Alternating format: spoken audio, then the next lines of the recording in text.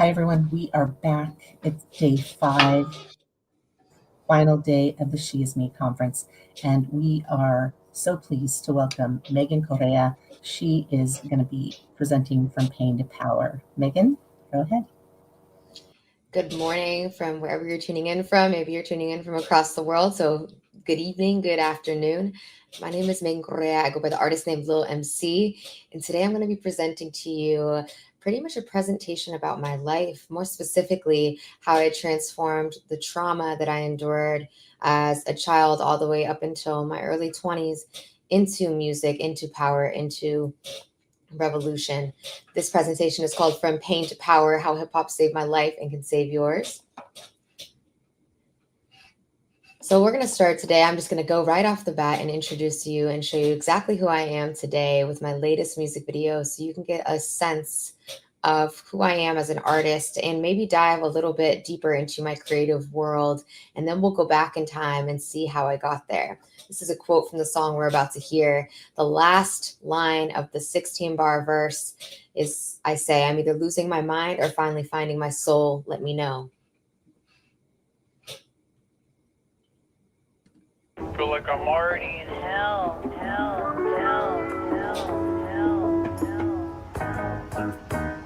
Yeah. Look. Big stepping out the Garden of Eden. Scarlet letter on my sweater got the mark of a heathen. I could hardly believe it, you pardoned all of his demons. Regardless of who we fathers, he keeps watering seeds. And we forever dishonor daughters of Eve. Scarred by darkness, but our trauma sparked the heart of a genius. Found the Ark of the Covenant, started parting the seas. Removed the armor, we no longer anemic. Well, time kills, I lie still in lavender fields. Woke up inside a dream within a dream and saw the Vatican sin. The inception of God, creating atoms to build. Genetic matter so extravagant, the past was revealed. Why are you praying that the rapture is real? The devil lives in reverse, but your vernacular heals. Seek no evil, feed no egos, that's the sign of the growth. I'm either losing my mind or finally finding my soul, let me know. Watch my seeds grow from the roots in lavender fields. Taught to grieve, hope for the truth in the lavender fields. Bury bodies and dress up the dirt in lavender fields. Curse the godly, I'm blessing the earth in the lavender fields. Lavender fields. Watch my seeds grow. I'll stop there before my co-creator and collaborator Vel9 steps up and shares her verse just to keep things moving. But that's a track called Lavender Fields, produced by one of the youth that I now mentor. His name is 10 Beats, and that is my collaborator Vel9. I was obviously the first one that spit, and let's keep going. Sorry.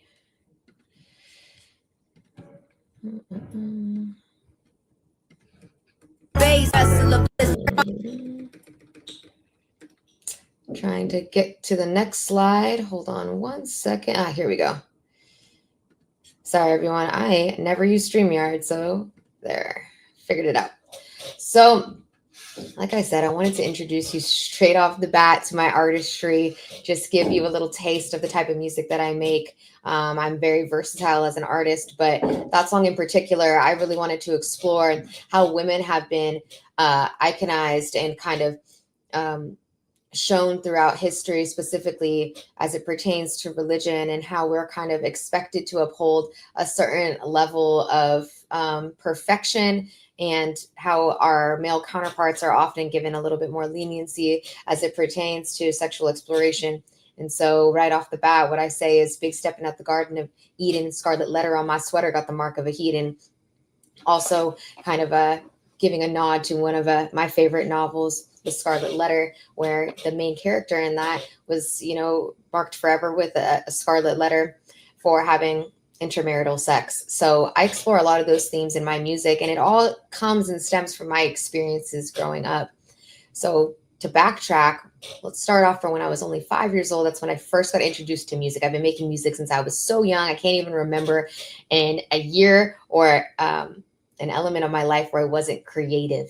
I've been writing songs, writing plays. I was getting my entire family, all my friends to participate with me. And then when I got into elementary school, when I was about 6 years old, I started playing piano. I was in love with piano, and I played that all the way up until high school, and then took a break, and I'm now picking up keys again. But aside from playing keys, I also dabbled in clarinet and percussion, all the while still very much engaged in theater and music. It wasn't until I was about 14 years old that I first experienced sexual trauma. It was ancestral sexual trauma, so it really, it just kind of completely derailed my course as far as where I was going academically, what was a priority for me. I was really on track to have what some would consider a very successful career. I had really great grades. I was in all the AP honors classes. I was on varsity cross country and soccer as a freshman in high school. And when that happened to me, I just kind of downward spiraled, and no one really understood what was going on with me. I repressed the memory. I kept it a secret for many years. And the way that I was able to cope with it and just kind of function throughout high school was through drugs or alcohol, and then later drugs. So I would go to parties and I would just get blacked out fairly regularly. And what it did was it created this really vicious cycle of abuse where I was now sucking myself back into the same spaces where I could allow myself to be a victim, and I was targeted by many predatory men. And so the cycle of abuse continued. Now we're adding alcohol and drugs to the mix, so it was worse. So that cycle continued for many years, and it wasn't until I was about 17 that I discovered freestyling. Freestyle is a form of hip hop. Hip hop has 5 different elements: emceeing or rapping, DJing and beat making, break dancing, graffiti art, and the 5th element is knowledge. Within the element of emceeing, there are also other elements. You have performance, you have call and response, you have song creation, and you have just the ability MC, which is where I get my rap name from. Master of ceremony is the ability to control a crowd. And within that is also freestyling. So freestyling is literally listening to an instrumental, maybe not even listening to one. You could just do it a cappella, and being able to create rhymes off the top of the dome is what we call it. So freestyling became my superpower. My boyfriend at the time introduced it to me, and I became so infatuated, so obsessed with it. All I ever wanted to do was freestyle rap. And I was doing terrible in school. I was failing all my classes. I actually didn't even end up graduating high school, even though I started with a 4.0 GPA, so my parents and my friends were really like, whoa, what's going on with you? But I still had like a really tight knit friend circle. And I was now kind of immersed into this world of hip hop. However, like I said, the trauma continued. I ended up dating really abusive men. And eventually it led to me, everything kind of came to a head when I was about 19 years old. I had taken Molly, I had taken ecstasy, and all of those repressed memories from when I was 14 years old, for whatever reason, came rushing back. And I was awakened to what the truth of my life was, which was that I was sexually abused and raped as a 14-year-old by a relative. And I had been repressing it. And that was why I had been using alcohol and drugs for so long. And the knowledge of the truth of what had happened to me was so overwhelming. It caused me to be extremely depressed and extremely suicidal. And when I was 19 years old, I committed my first suicide attempt in a car. I tried to drive my car off the road, but I ended up surviving. My car spun around 3 times. I ended up hitting a fence. And my car was, when it was found by California Highway Patrol, I was about a foot away from wrapping around a pole 2 separate times. However, I walked off the scene unharmed. All I had was a couple of scratch marks from the seatbelt when it had stopped me from getting into the collision. And so I walked out of that a different person. And again, my life is crazy. About 2 months later, I found out I was pregnant, and you can see my son there in the bottom corner. So I found out I was pregnant.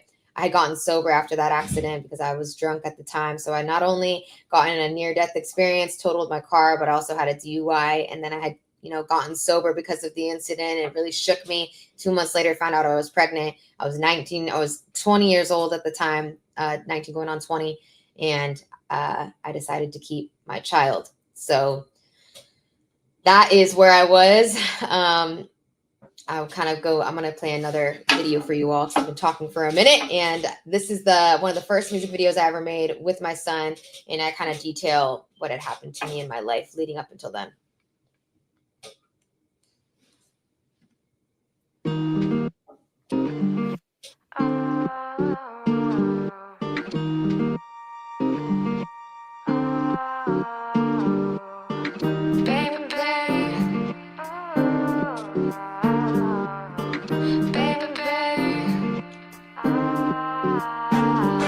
Been going crazy lately cause I'm stressed out, can't rest till I get this off my chest and confess why I'm bent out of shape. I take it all out on the ones I love the most instead of the ones that I hate. Cause inside me, I'm still writhing with the pain of being raped. Still surviving cause beside me is the one that I made. And he sees me always fleeing from the past I chose to shake off. Take a shot and take off to the next day. Swear I'll never go back to that place, baby, I promise that. Never watch a cop roll me out in a body bag. The reason why I'm always failed taking my life, the same reason why I'm standing up to every fight. But I'm still meeting demons, they're the reason why I'm screaming when I'm dreaming. And I'm waking up trying to fight the same feeling that I'll never be the same way before I went insane. But they say the night is darkest before a new day.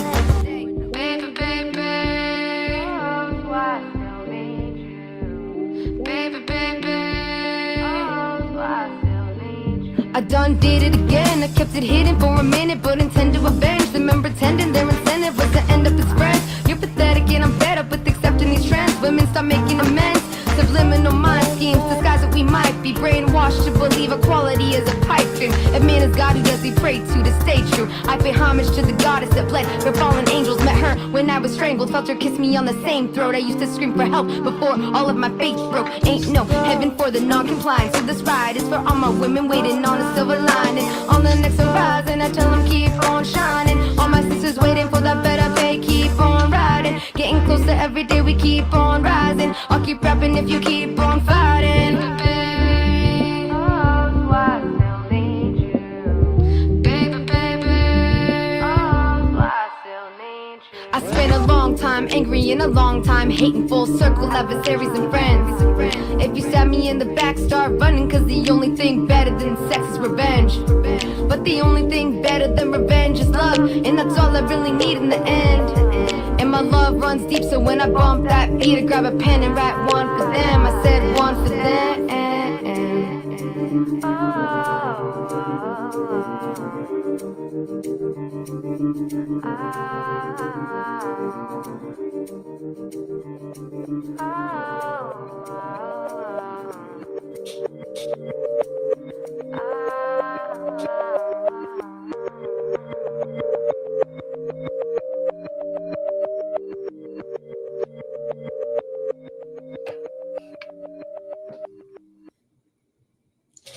So that was a song called I Need You off the very first solo mixtape that I ever dropped. Obviously, you could see the difference between the first video I played Lavender Fields and that one. I look very different. And that was my son in that actual video. So I guess picking up from where I left off, after I had my son, I had actually gone back to college. So I was in community college and I was actually taking classes at the time that I was pregnant, and even I didn't even take a break. A few weeks after giving birth, I was still taking classes online and eventually back in person.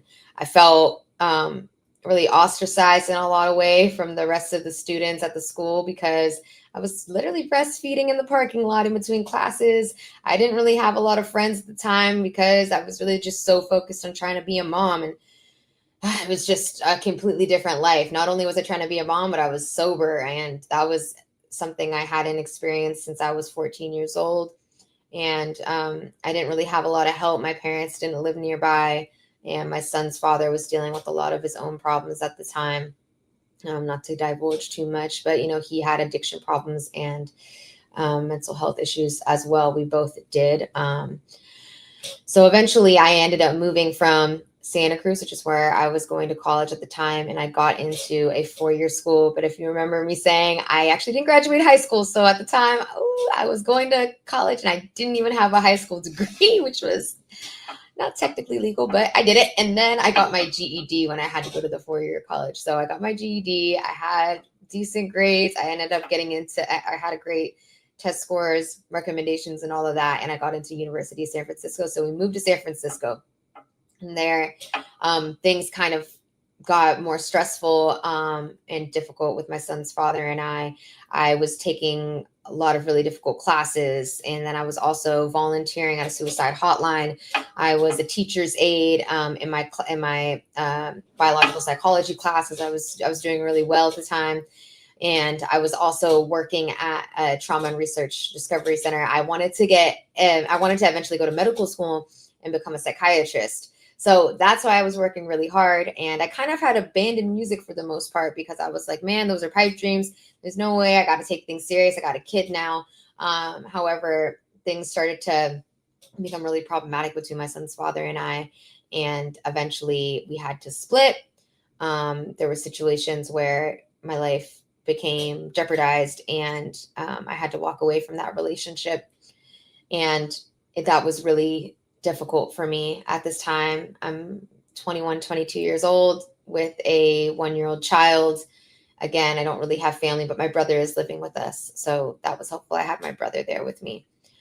So we eventually split, and that was such a traumatic breakup because of everything that led up to us splitting without me getting, divulging too much information out of respect for my son. But it was a situation that I had never really visualized myself being able to raise my son on my own.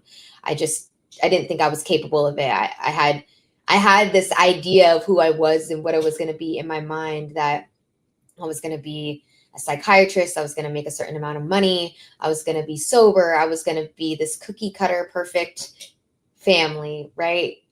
For whatever reason, I was just, societal conditioning is wild. It really has all this effects on you that you don't even realize that it has.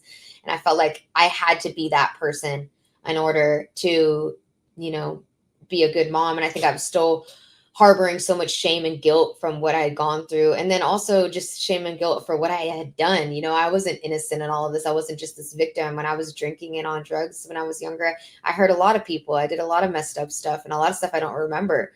It was never to the degree of what people had inflicted on me, but nonetheless, it was still not stuff that I'm proud of. And so at this point, I still had never even gone to therapy. And so I was holding on to all of this. And after the split with my son's father, I had to figure out he was, not able to care for him very much at the time because he had to go and deal with his own health issues.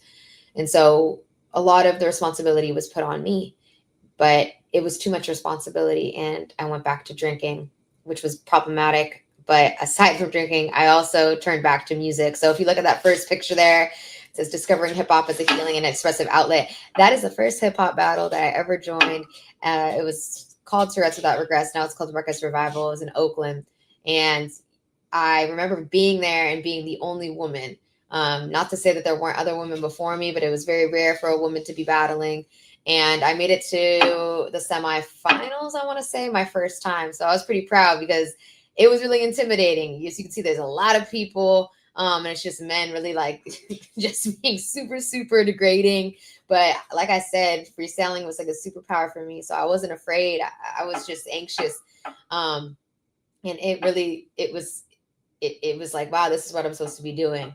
So I'm still going to school, and now I'm winning all of these competitions. I start winning rap battles. I start winning all of these freestyle competitions in San Francisco and in Oakland and throughout the Bay Area. Now I'm really tapped into the hip hop community, and I'm getting booked for shows. I'm now working more on music. I'm collaborating more with people, and I'm starting to really like find my footing there and be like, wow, hip hop is what I want to do. I'm still having a lot of issues. So I'm having panic attacks. I have a lot of depression, a lot of anxiety. And I end up throughout this time period of still going to school, still being single, still having my son, still doing music. All of that shame and guilt and trauma is starting to really, really, really catch up with me now. And it's even more because now I have the physical abuse as well as all of the sexual abuse. And again, because I'm drinking, I'm putting myself into situations. I mean, honestly, it's sad to say, but I've probably been abused and assaulted 10 to 15 times throughout my life. Some of them were by people that were my friends, because you're just put in situations where you're asleep and people put their hands on you, or, I would get into a lot of fights. I would get concussions, and my friends would bring men home and they would abuse me when I was, concussed. Like there was just so many situations where I had really horrible things happen to me, but it was just because of the environment that I was in and because of the frequency I was vibrating on. I was just vibrating on this really low frequency of unhealed trauma. So at this time, I had 2 more suicide attempts. I was 51-50'd, and I was pretty much forced and mandated to go to therapy. And at this time began my therapy journey. So I was probably 24 at the time, and I discovered a lot about myself. I discovered how to kind of address and deal with the shame and the guilt from all the abuse that I had been through. And, it was a lot. It was really hard. It was really difficult, but I was able to at least finally get treatment. And, I'd been diagnosed with all of these different things, bipolar type 2, PTSD, complex PTSD, generalized anxiety, major depressive disorder. So they were just giving me all of these different diagnoses, panic attacks. I was passing out and fainting all the time. But ultimately, I kind of, over the years, I've realized like I don't really care what the diagnosis is, because now I sit here, I've never been medicated, and I don't feel like there's a hindrance on my life. I feel like ultimately I had complex PTSD, and with that comes a lot of really confusing symptoms that can look like a lot of other diagnoses, because CPTSD is not as commonly studied. But I've done my own research on it, and so I was able to really, over the years, try all of these different therapeutic methods and find a way to cope and to heal that works for me. Throughout this time, I'd also moved to Spain because I was, like I said, still in college. Now I had a support system, my family, my friends. We were living with another really close friend of mine and their son. So I did have a really strong, tight-knit community of support at this time. I wasn't out here solo dolo like I was when I was in Santa Cruz. I went to Spain to study. I brought my son with me. But while I was out there, I was like, man, I had dropped my first mixtape. I didn't really know what I wanted to do. I was single, and I was like, dude, I don't know what I'm doing right now. I'm about to graduate college. Like, am I going to go down this route of going back to school, trying to work in a psychology field? Like, I really just want to do some music stuff. So I got back from Spain, and I ended up getting another DUI. And I was like in a super duper low. I was so low at this time. I was just like rock bottom. And, I was working at the time. I graduated college. Again, didn't know really what I wanted to do. I was working like as a nanny, as a bartender. I was working like picking up dog poop, like working at a dog kind of kennels type place, like all of these jobs that I hated. And one day I saw one of my close friends. He posted on Facebook, and it was him teaching hip hop at an assembly at a school. And I was like, yo, that is amazing. Like, that is what I want to be doing. He was standing in front of a crowd of 500 kids, rapping, educating them on hip hop history. And I was just like, man, that is so inspiring. And I immediately hit him up, and I was like, yo, I don't know what it takes for me to be able to get involved with what you're doing, but I'll do anything. I'll start from the bottom. I'll be unpaid. I will intern. And he was like, well, I'm actually looking for an assistant. So this man, his name is Marlon Richardson. He's now my life partner. He goes by the artist name Unlearn the World. And at the time, he was the education director for an organization called Hip Hop for Change. And I worked as his assistant and got trained as an educator there. Flash forward now, I'm now the program director there. I've, created so many different programs, worked with hundreds, probably thousands of students across the world, teaching them the power and just the I don't even know, not even the power of hip hop, is just the transformative nature of hip hop, how it can ultimately change your life, change your reality, change the way that you view the world. So I got involved with Hip Hop for Change, and that was kind of like the first stepping stone into this new version of myself. And, my parents and my friends were like, so you went to college and you're not going to do anything in psychology? You're just going to become a hip hop educator? And I was like, yes, that's what I'm going to do. And then over the years, I started developing a women's empowerment program with a collaborator and my colleague, Amani Jade, where we focused on the women pioneers of hip hop. And I had experienced so much as a woman, let alone a woman in hip hop, let alone a woman in the music industry, where there's so much predatory behavior, so much exploitation, you just give a target on your back, because there wasn't a lot of women at the time. Now we see so many women rappers, and it's amazing. But we still have still so much to overcome. There's still so much work to be done as far as achieving true equality and equity in the hip hop space and in the music industry. But if you look to the right, this picture here is me performing on stage at another organization that I ended up founding, which was called Queens of the Underground. Queens of the Underground is an all-women hip-hop performance platform I founded back in 2021.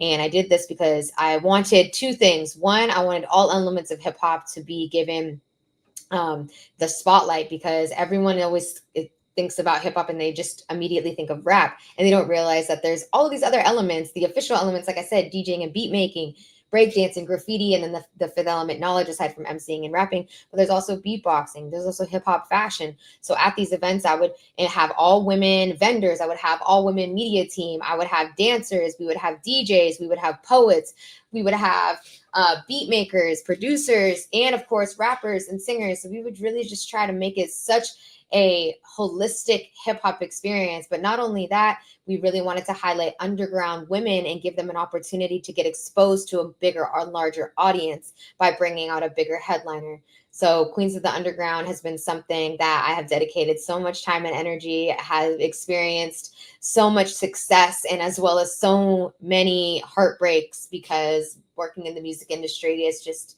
can be really vile. People can be really selfish and really misleading and deceptive and exploitive. But I'm still so proud of the strength and resilience that I've used because of my own experiences and in life to be able to overcome these challenges and persevere through it in spite of a lot of setbacks. And so Queens of the Underground, that's something that, is really near and dear to my heart, that I'm very proud of. And aside from that, I had continued on this journey of sobriety. And I finally, in COVID, said to myself, after another abusive incident happened, I was like, yo, I'm 28 years old and I'm tired of this happening. I'm just so tired of me being in situations where I've drank too much and, I had been drugged.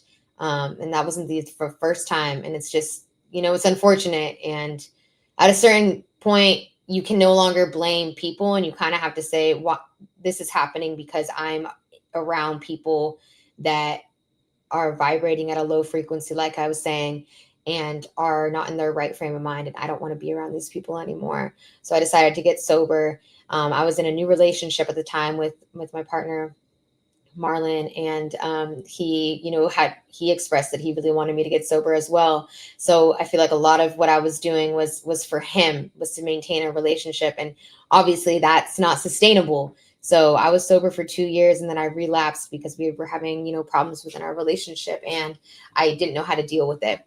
So I relapsed, and then was about a year and a half after that where I had been drinking, but I hadn't really been doing drugs. And I did drugs on my birthday.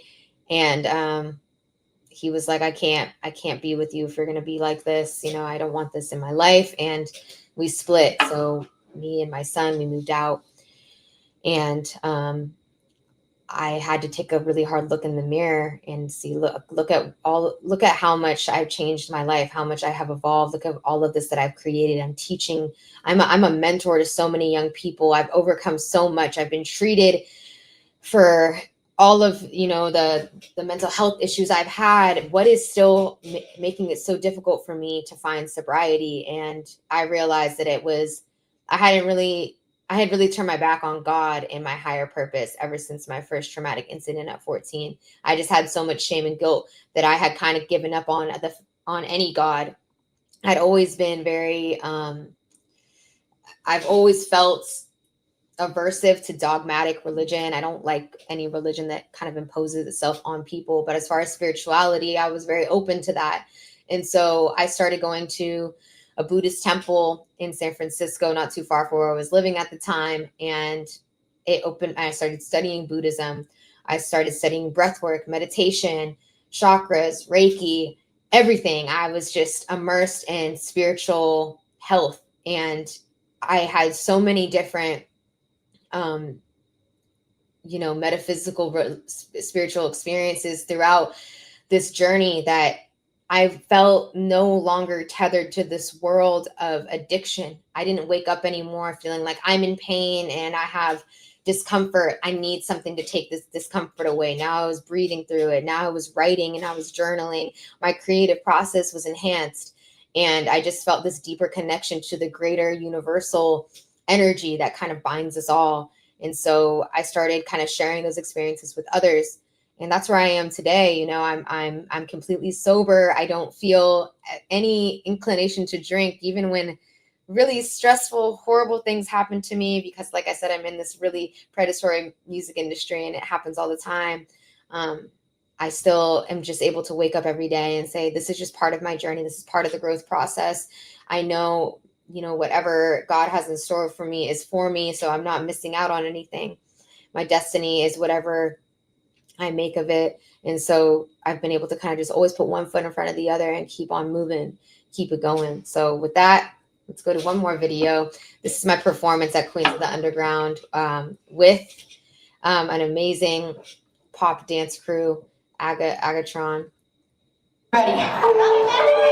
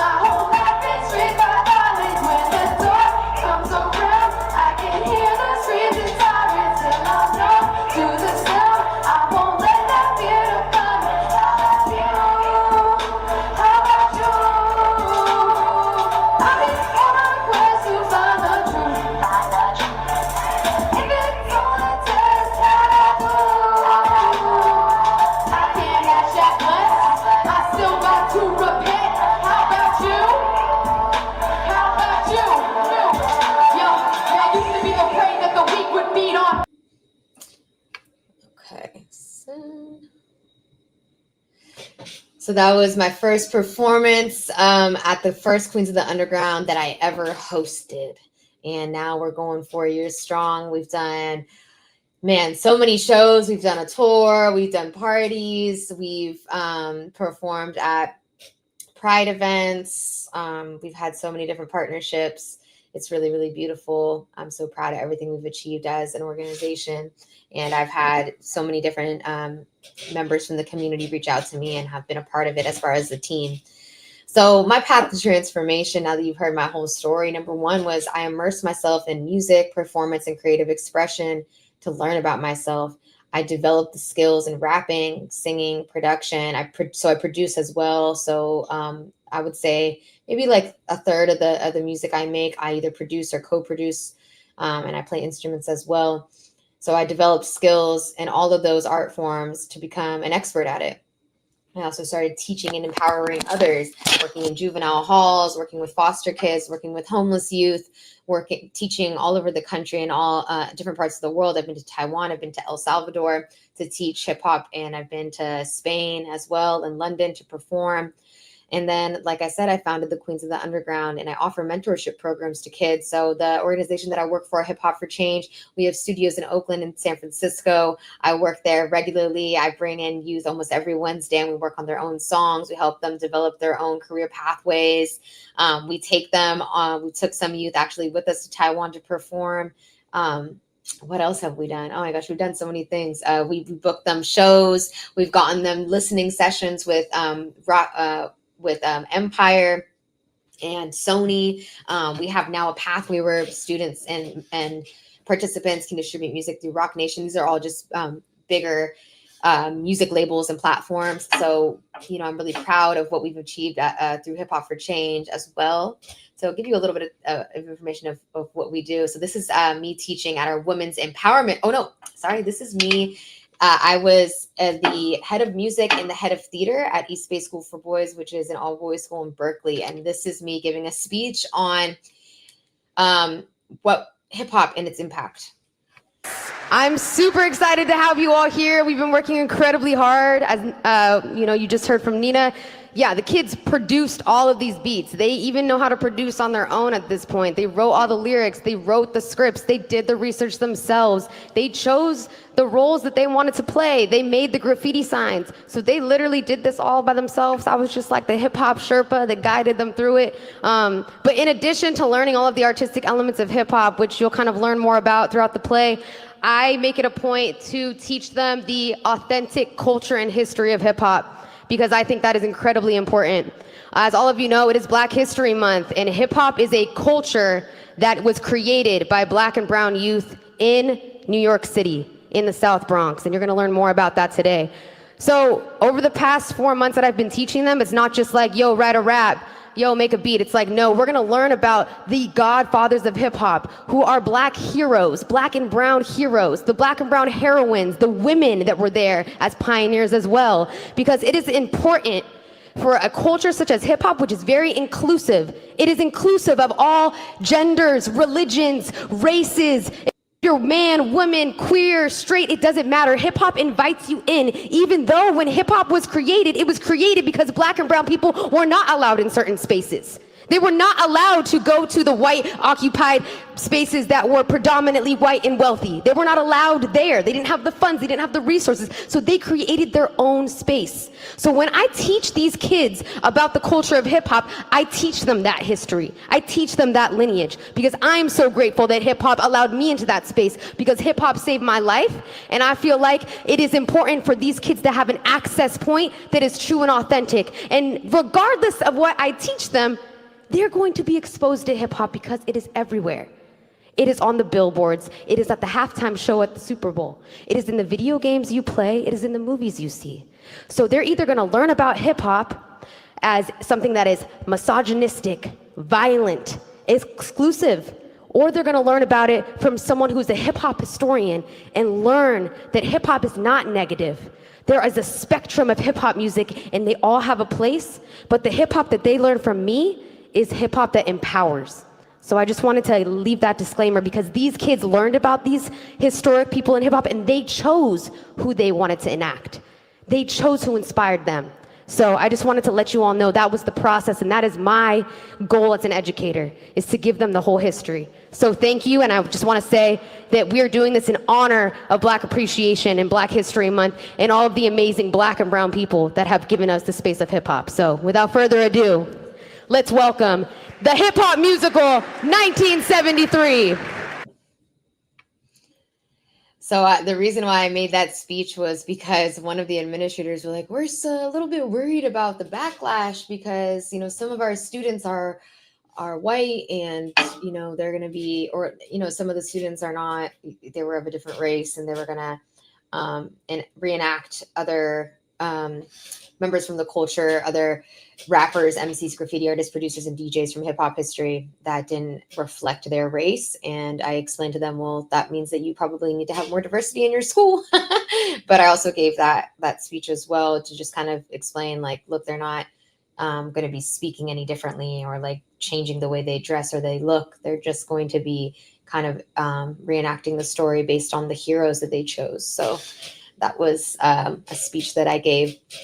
So, we're going to wrap it up here pretty soon, but I just want to share how important and how integral hip hop has been for me in my path to healing. It wasn't the only healing tool that I used. I had to definitely go to a lot of therapy, find spirituality and all of that. But if it hadn't been for hip hop, I wouldn't have found community. I wouldn't have found my voice. I wouldn't have be able to process all the things that I had been through, and I wouldn't have been empowered. I wouldn't have built this community, and I wouldn't have found value in who I was. And I probably, wouldn't be standing here today. So hip hop helped me process trauma, rebuild confidence. It helped me empower young women and gender diverse youth and mentor the next generation of creators. So the last video I want to share with you all is our women's empowerment program, Hip Hop for Change. This is a recap video.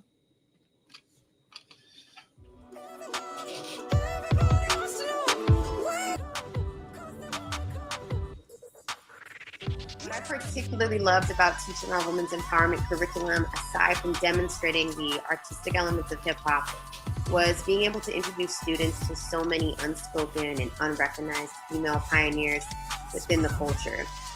I loved hearing them react to the stories we told of the obstacles that so many female pioneers had to overcome being women in male-dominated spaces. That by centering the narratives of pioneers who are women, it gives us all clear access to the content, the questions, and ourselves reflected. And mostly what I love is just that we encourage critical thinking, pairing it with creative energy, and that allows us to break down barriers in art and in life. One thing I learned about hip hop for women, that they could do a lot more things that more men thought they couldn't. Remember Charmin 65 was the first female graffiti artist? What would she do that was so cool? She used her disadvantages to her benefit. Yeah, she wore specifically feminine clothes, and the people just assumed that a woman wouldn't be able to do graffiti, so she was able to spread a lot of graffiti that way. Remember the girl, Roxanne Shante, that won all the rap battles? What happened with her? Tell me a little bit about this. The judge made her lose because they didn't want a woman to be the face of hip hop. She signed the first mainstream hip hop contract ever. Underground is like where no one usually knows, and mainstream is popular. Everyone does it. It's a trend. Ready, go!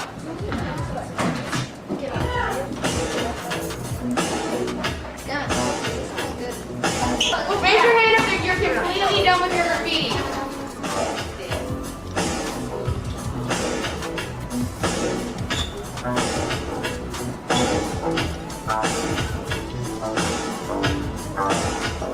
All right, y'all, clap it up, clap it up.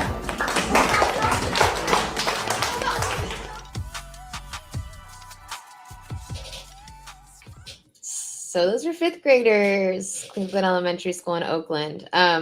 I know we're running out of time. I was going to have us do a couple of exercises, but seeing as I kind of went long-winded with my speaker series, we'll just kind of go right to the end there, and maybe in some other time I'll do more of a workshop presentation and show you guys my writing process.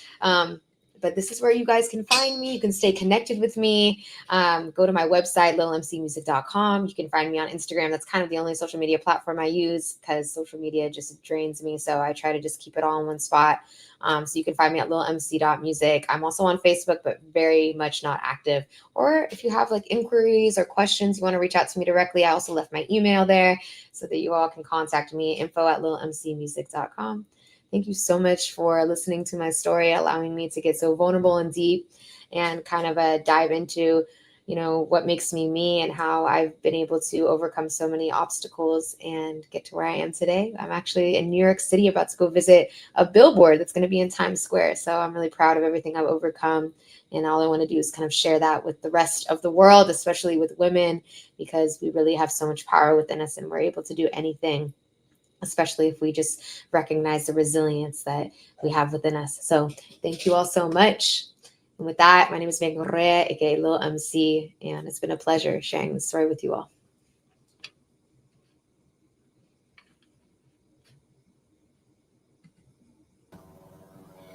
Megan, thank you so much. That was amazing, and you're amazing. Thank you. Thank you for being so honest and telling us your story. It was inspiring, and I love watching you and your talent and the kids, and it's just amazing. And I'm an East Bay girl too. I'm from Pinole, so I know all of the things you're talking about, the places, and I miss the East Bay. I live in Seattle now, so but lots of friends, musicians, and amazing people in the area down there. So thank you. Rarely do we, I mean, lots of people come here and tell their stories, but rarely do people, are they as real and as raw as you were today. So I appreciate you. And I know that your story is going to have a huge impact on our community. So thank you so much. Thank you. Thank you for inviting me. It was an honor. I'm so excited to check out all the other speakers as well. Great. Thanks, Megan. Okay, we're going to be back with Sheena Yap Chan in about 10 minutes. Stay tuned.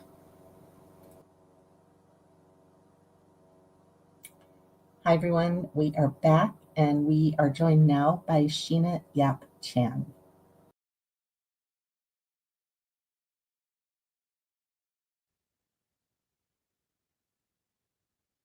Hi everyone, welcome to the SheisMe Conference. My name is Sheena Yapchan. I'm super excited to be one of the speakers, and today I will be talking about visibility is leadership, building confidence to rise and thrive.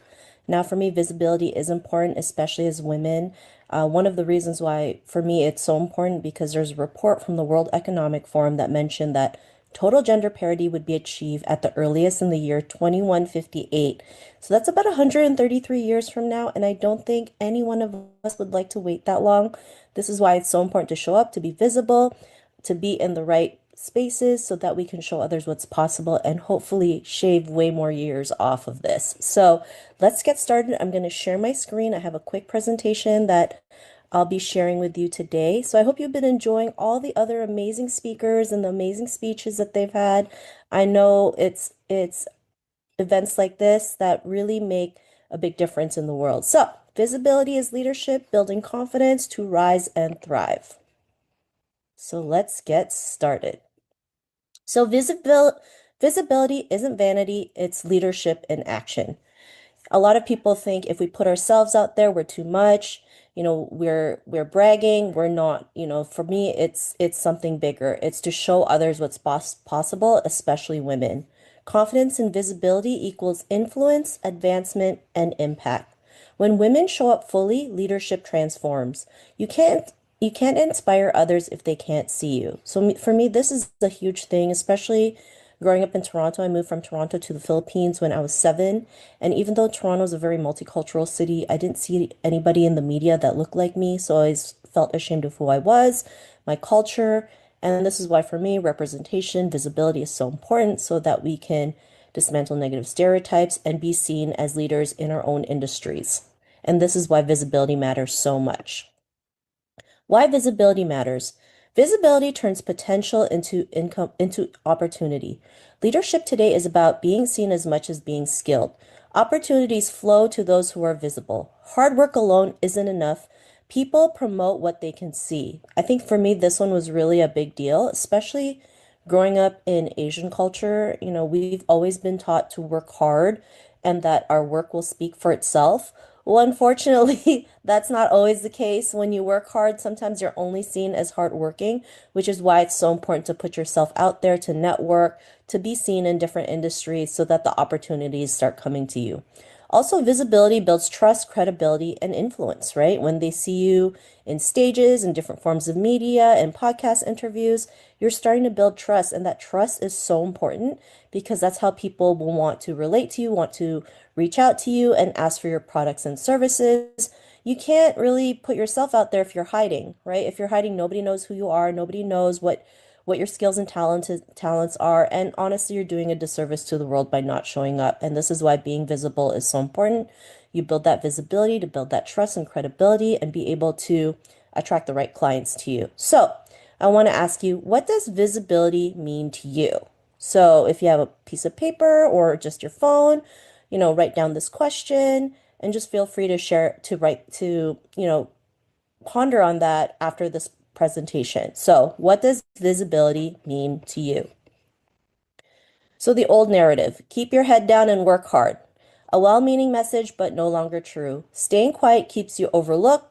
Work speaks louder when you speak for it, right? It's important to work hard, but it's also important to work smart. It's important to put yourself out there, to be seen, to show people what you've accomplished so that those opportunities can come to you. Like I mentioned before, what I've been taught that if you work hard, you reap the rewards. Well, unfortunately, that doesn't always mean that working hard equals opportunities, promotions. Sometimes it just means you work hard.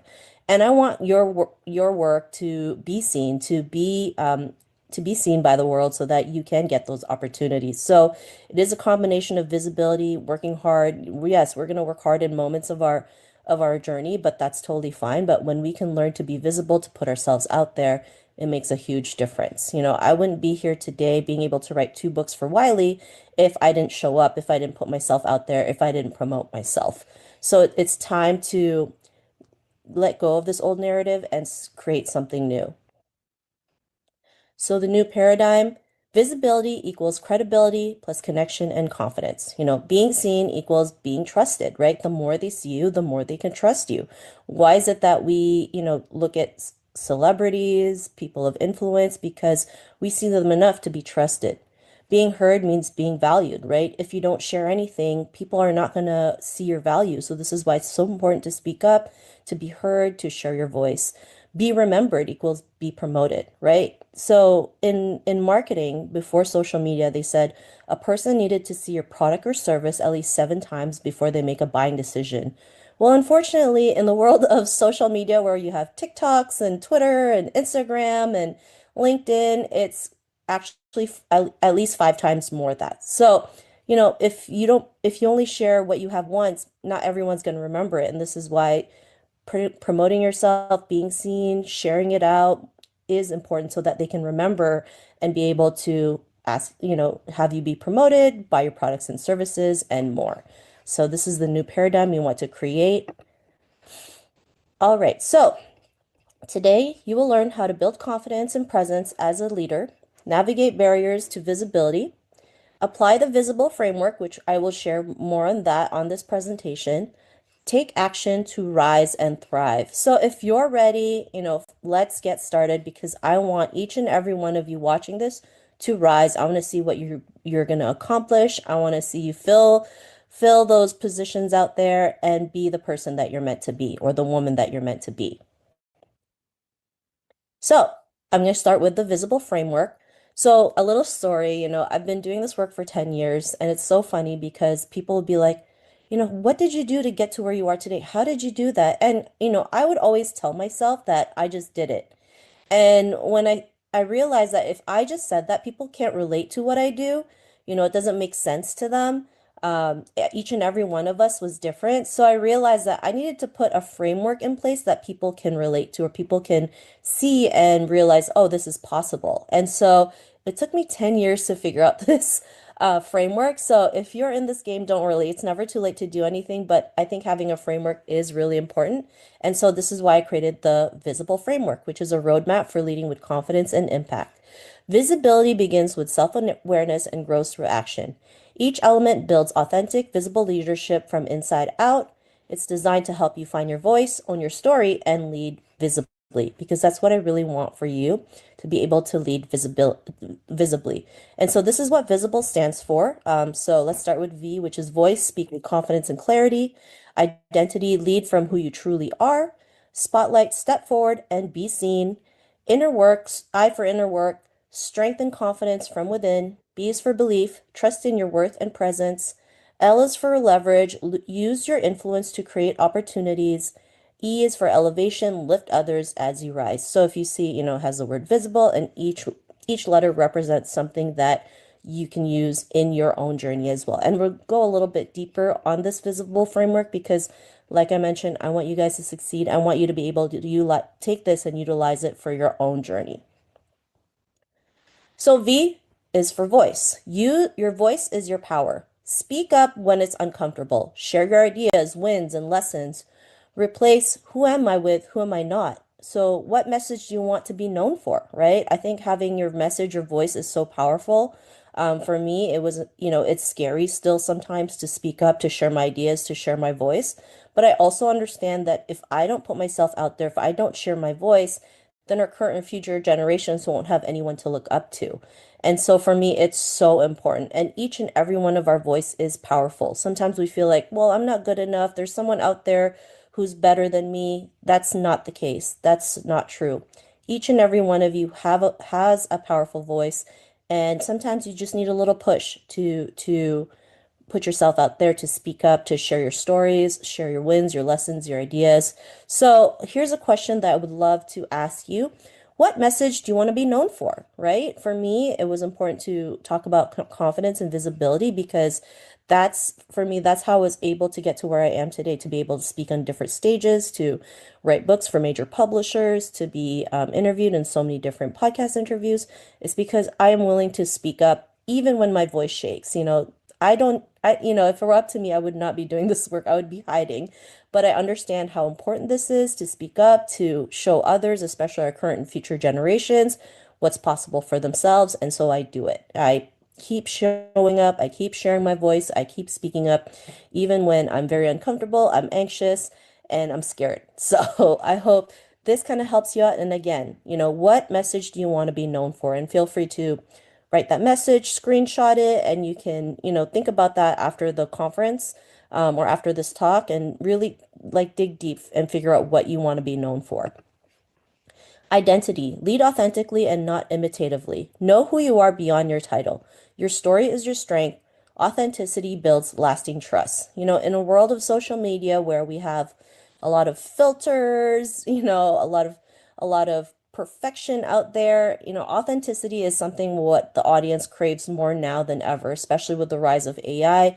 People are looking for something more human, and this is where you can come in and lead authentically and be your authentic self, right? Being able to talk about the culture you grew up in, the stories that you had, the experiences that you had. I know it feels like being different is not a good thing, but being different is, right? Because it sets you apart from everybody else. Like I mentioned, I was really afraid of embracing my own culture, especially growing up in a country where I thought in order to be beautiful, you had to look a certain way. And I had to let go of that notion, knowing that I was more than enough. I was good and I was more than enough to go out there and be my authentic self, talk about the stories that I've been through, the experiences, talking about my culture, being proud of who I am and where I came from. And you'd be surprised how many people will gravitate to that because it's so important to um, share that, you are beautifully and perfectly yourself, and that's what people can relate to. People can't relate to, perfect filters, having, perfection, which is not attainable. People can love seeing, the beautiful mess that you've created. This is why reality TV shows are so popular because they see that mess, right? They see the good, the bad, and the ugly, which is something that can relate to. So this is why embrace your identity, embrace who you are beyond the title, who you are, what you stand for, what do you like, what are your dislikes, what's your message, what are your stories, what are your experiences, and more. Spotlight. Step into, don't wait for the spotlight. Seek moments to be seen. Meetings, panels, posts. Visibility grows through consistency. Celebrate your wins unapologetically. I know this is easier said than done. Even for myself, stepping into the spotlight is still very uncomfortable for me. But like I mentioned, because I have a bigger purpose, I'm willing to push through that, and be seen, to show up, to show others what's possible. And also, in my culture, we're not taught to share what we've accomplished because it's seen as too braggy. But I want you to put yourself out there, share every win that you have, share all the amazing things you've done, celebrate those wins, show up in as many stages and meetings and interviews as you can because you deserve that spotlight. You have a certain skill or talent that nobody else has, and the world needs to see it, right? So don't be afraid to do that. Don't be afraid to step on it. Be okay to be in that spotlight because it's the spotlight that helps you start getting the opportunities you want to see, right? So, if it's being on different podcasts, being on TV, applying to different stages, sharing on social media, promoting your products and services, do that. Even sharing testimonials, right? Spotlight everything that you have because men do it and, they do it with no, they don't care if people might think they're too much or that, they're too braggy because I understand too, they don't get as much flack as we do, but in order for us to move past that, we have to keep on showing up consistently so that we can break away from those negative stereotypes and be seen as confident and courageous and be celebrated for all the things that we've accomplished. And to be honest, every time I put myself out there, I share something, a win, I get way more celebrations. It's very rare someone will say something negative, but if you're not doing, if you don't have haters, you're not doing anything. That's what they say, right? But start stepping into that spotlight. I is for inner work. Confidence starts from within. Address self-doubt and fear of judgment. Build habits that nurture self-trust. Growth happens outside the comfort zone. In order for us to show up as our best self, the work has to start from within. And, it's important to work through our traumas, what we fear, the self-doubt, the imposter syndrome. I know it's easier said than done. This is why it's important to do this daily work, but it's important so that we can show up as our best self. So if there's a certain trauma that is stopping you from moving forward or you're not even aware, start asking the right questions. Is there something that's stopping me from moving forward? Because a lot of people want to build confidence and they don't realize that, maybe there's something that's stopping them from stepping into that greatness, from stepping into their confidence. And so we have to work from inside out. So I'll share a story like in the Philippines, I failed kindergarten for coloring outside the lines of a photo. So, I was given a photo, I was told to color it within the lines. I colored it outside the lines, and then I tried again. They gave me a brand new photo, and it was the same thing, right? And so I failed kindergarten. I had to move to another school and redo kindergarten all over again. And that actually went into my adult life. I felt like everything I touched, I was an instant failure and I wasn't good enough. And it wasn't until a personal development seminar that made me realize that into my mid 30s. So it's never too late to work through that.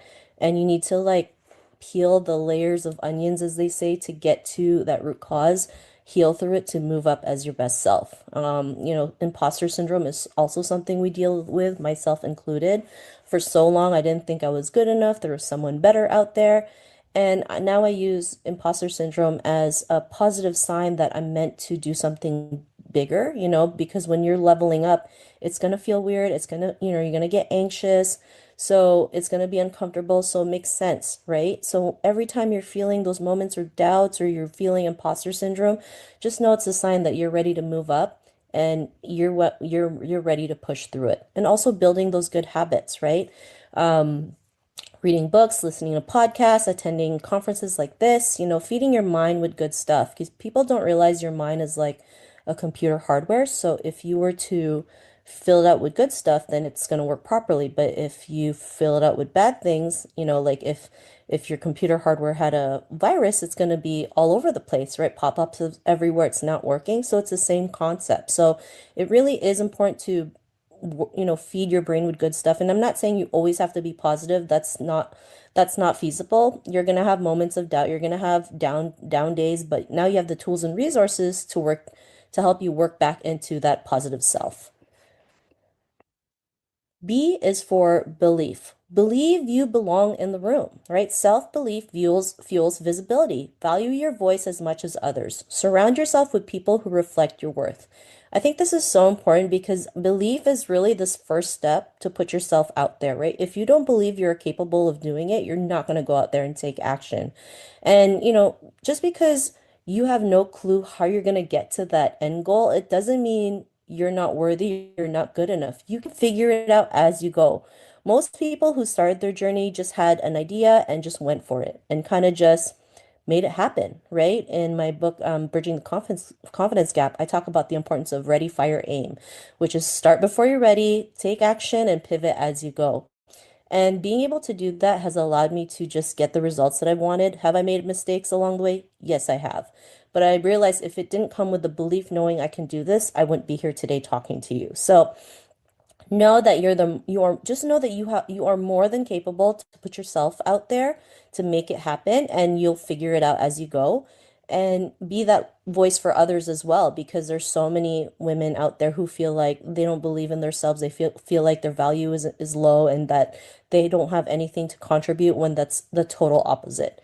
And of course, surrounding yourself with people who can help you lift yourself up, that is so important as well. Sometimes it's the belief from other people that they see in you can also jumpstart that, right? So start building that belief, because really belief is that foundation where it can propel your confidence, can propel the actions that you need to take to be the person that you are today.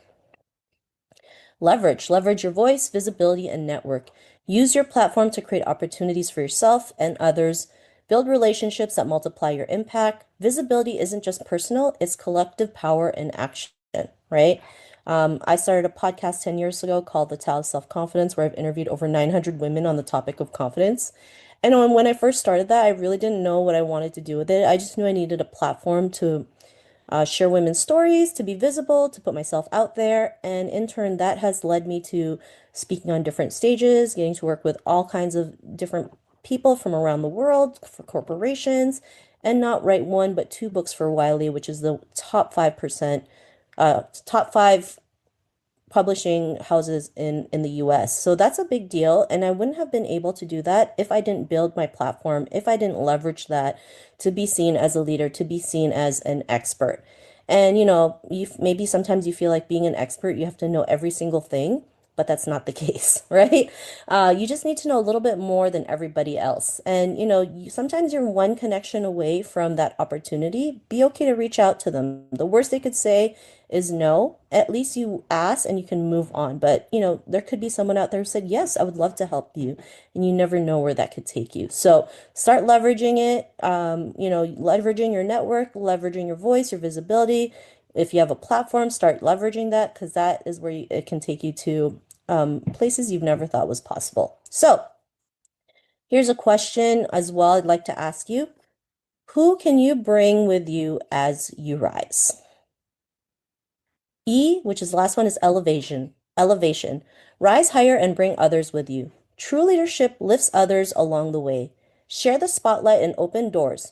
When women elevate women, everyone wins. This work is not something to be done alone. This is something that we need to do together, because it's better together and it speeds up the process when you're not the only one doing this. I know it's sometimes really hard to ask for help or receive help, but if there's someone who's lending a helping hand, be okay to take that, because, men do it all the time. They work together, and this is why they're able to elevate each other more and take it to the next level, because they understand that they have talents that they're not good at, and they're just going to collaborate with someone who do that. And then in return, just kind of trade off their talents. And so as women, it's important to be in groups where we can lift each other up and really share the spotlight. So how can you use your visibility to start elevating others, right? So here, I want you to just kind of marinate on this question, and you can answer this later on. But yeah, this was a little bit of a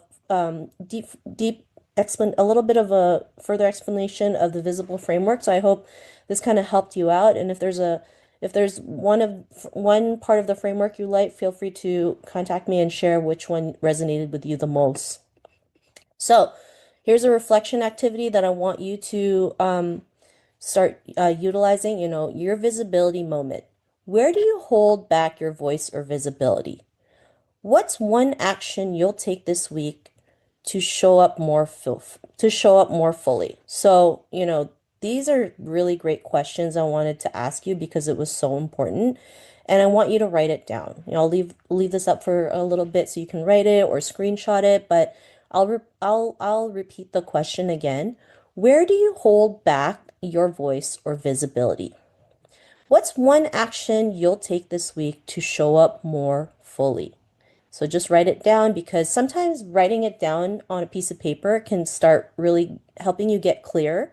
And there's just something magical when you write something down. Like, yes, you can put on your notes, you can type it out, but there's something there's just like this magic. I can't even explain it when you just write it and just you see it from like a notebook.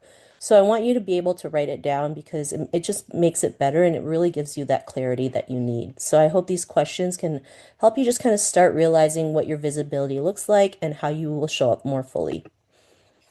So here's an action plan.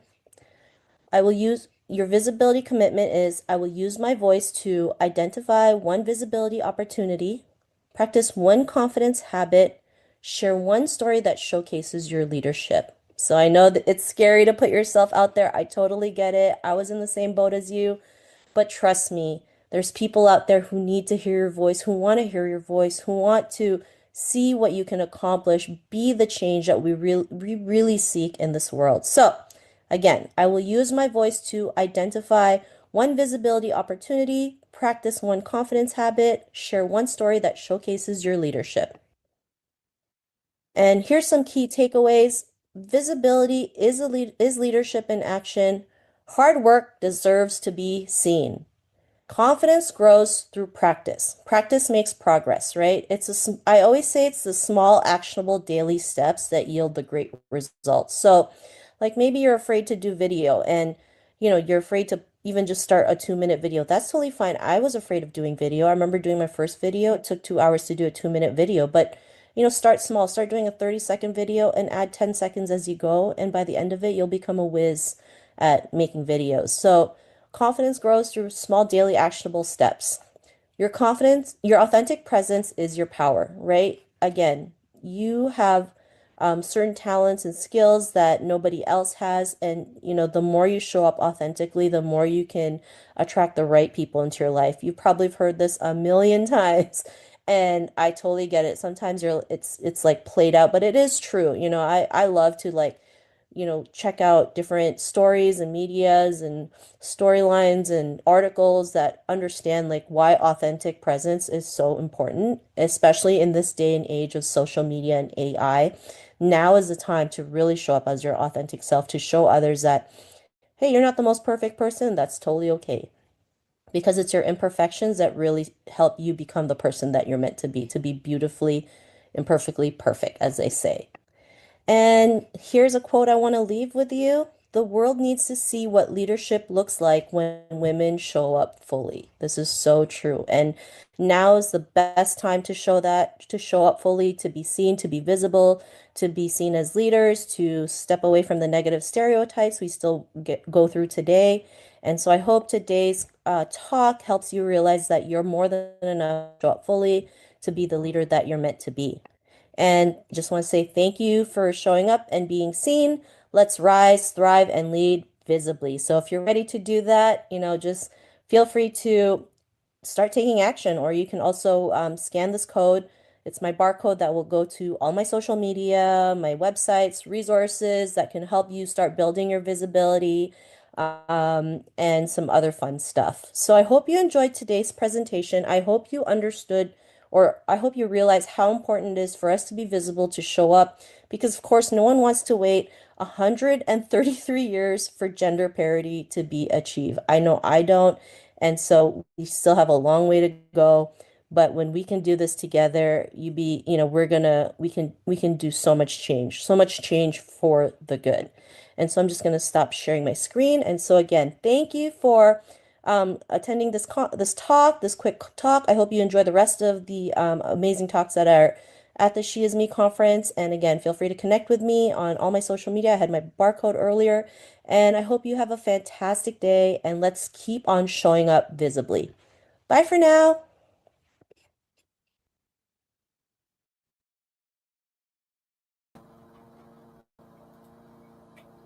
Thank you. That was Sheena Yapchen, and she is amazing. So I agree with her 100%. Let's show up. Let's change that date. Let's bring it back to soon. Let's bring it back to 20 years from now. Let's do this. We can do this. I know we can. So we're going to take a little break. We've got about a half an hour, and we will be back with Yvonne Chotzen. You're going to enjoy her. All right, we'll be back soon. Hi, everyone. We are back, and we are pleased to have Yvonne Chotzen back with us. She was a panel participant last year, and this year she's a speaker. So, Yvonne, thank you and welcome. Thank you, Lisa. It's a joy to be here. And I want to start by just acknowledging the amazing work that you're doing in the world as a speaker, and a speaker who gives all of us as women the opportunity to tell our stories, because your unique story makes you unforgettable. I'm going to start mine in the federal lockup in downtown Honolulu. Arrest! Arrest! They shouted to me. I was the duty attorney in Honolulu at the Federal Defender's Office. Rare to have a murder case, and even more rare to have somebody arrested who is a female charged with a crime like that. I raced as fast as I could to the U.S. Marshals lockup. You see, when you're a defense attorney, you have a few minutes before your defendant, who's just been arrested and probably been hauled like this person was across multiple states, planes, trains. You have no idea how they got there, because I was practicing in Hawaii, as I said. And so I met with her and got a little bit of her story, as much as I could in a short time. She was a young blonde woman, and the first thing she said to me was, "I'm innocent, but I know I'll never be able to prove it. Never, never, never." In a few minutes, the U.S. Marshals pulled us all away. We didn't even have time to find out what the nature of her case was. But unfortunately, when we got into the courtroom, I found out that, in fact, yes, not only was there a murder involved, there was a triangle love affair that involved a child kidnapping. This was a case where it would be very difficult to get a client bail, but I was a vociferous advocate. I argued on her behalf, and although we didn't get bail that day, I got some concessions from the judge that would make her life easier as she was held in the lockup. I wasn't always an advocate with a voice that could speak powerfully on behalf of others. But that day was the beginning of a new journey for me. Let me take you back to the day everything changed for me when I was a little kid. Like all of us, I was what you would call just an innocent child. Here's me at 4 years old, and I'm blowing out a dandelion. I'm so in touch with the memory of that and the innocence I felt, because all I had to do in my life was play. My mom was a portrait photographer. She was called across the country to the funeral of her father. And I don't know if her judgment was poor on the way back, or if she was grieving for her just newly departed father. But she came home that day all excited about the fact that she'd met a lovely elderly gentleman on the train who lived by himself. He was an artist, and she was going to incorporate him into our family as a newfound friend. Well, one day I was taken by him to be babysat. That was a fatal mistake in the trajectory of my life, because he took me to his locked private apartment, put me onto a bed, pulled down my little red corduroy pants, dropped his pants, and put his fleshy, white, hairy thighs in my face, and uttered these words: "This isn't going to hurt you."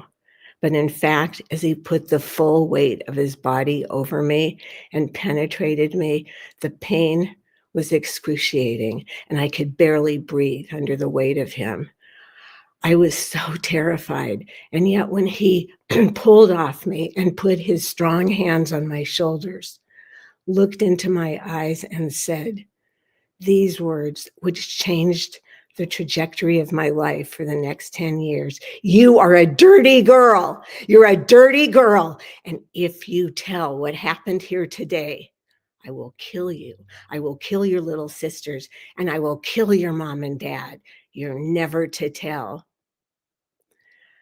In the next weeks and months, and even over a year that followed, Clark Sherman, that was his name, he was around our family a lot. I stayed away from him, but it was a challenge for me because my voice had been silenced. Why don't mom and dad see that he's a bad man? Was the thought that I always had inside me. I was more and more numb as the weeks went on, the fear, the presence of him. But there was one saving grace in my life that made me feel so safe. And that was that every single night, without fail, my father gathered all his children. At that point, our family was a family of 4 siblings. He gathered us into his big armchair onto the bed and wove stories, made up stories. And I lived for that safe time of fantasy and began telling stories during the day to the little ones. And gradually, as the family grew from a family of 4 to 5 and 6 and 7 and 8 brothers and sisters, it became my job to be the storyteller. And so those strategies that I learned as a storyteller became cemented early in my life. Storytelling is the through line of my life, and that's where it started. Because as you know, if you're around children at all, to corral them and bring them together at bedtime, especially when there's 7 running around, I had to call out, story time, brush your teeth, come to the bedroom. And everybody would come running. And then, of course, I'd have to start a very exciting story that would bring them all together. But the purpose of the stories and my responsibility to put them to sleep required that the story get slower and slower and sleepier, so that by the end of the story, everyone was sleepy or asleep already. What a great training ground. We, as a family, my siblings, we got cardboard boxes and we cut holes in them, and we did puppet shows on the weekends. We took burned out light bulbs and covered them with paper mache, and we were known as the Chotzen birthday party club. And we would go around to birthday parties and we'd get money for it, and we'd get birthday cake and storytelling. But besides the world of stories that I plunged into, I would say my voice was very silenced. And that went on for a decade. And as I grew more aware of my feelings, I went to college. I had problems being touched.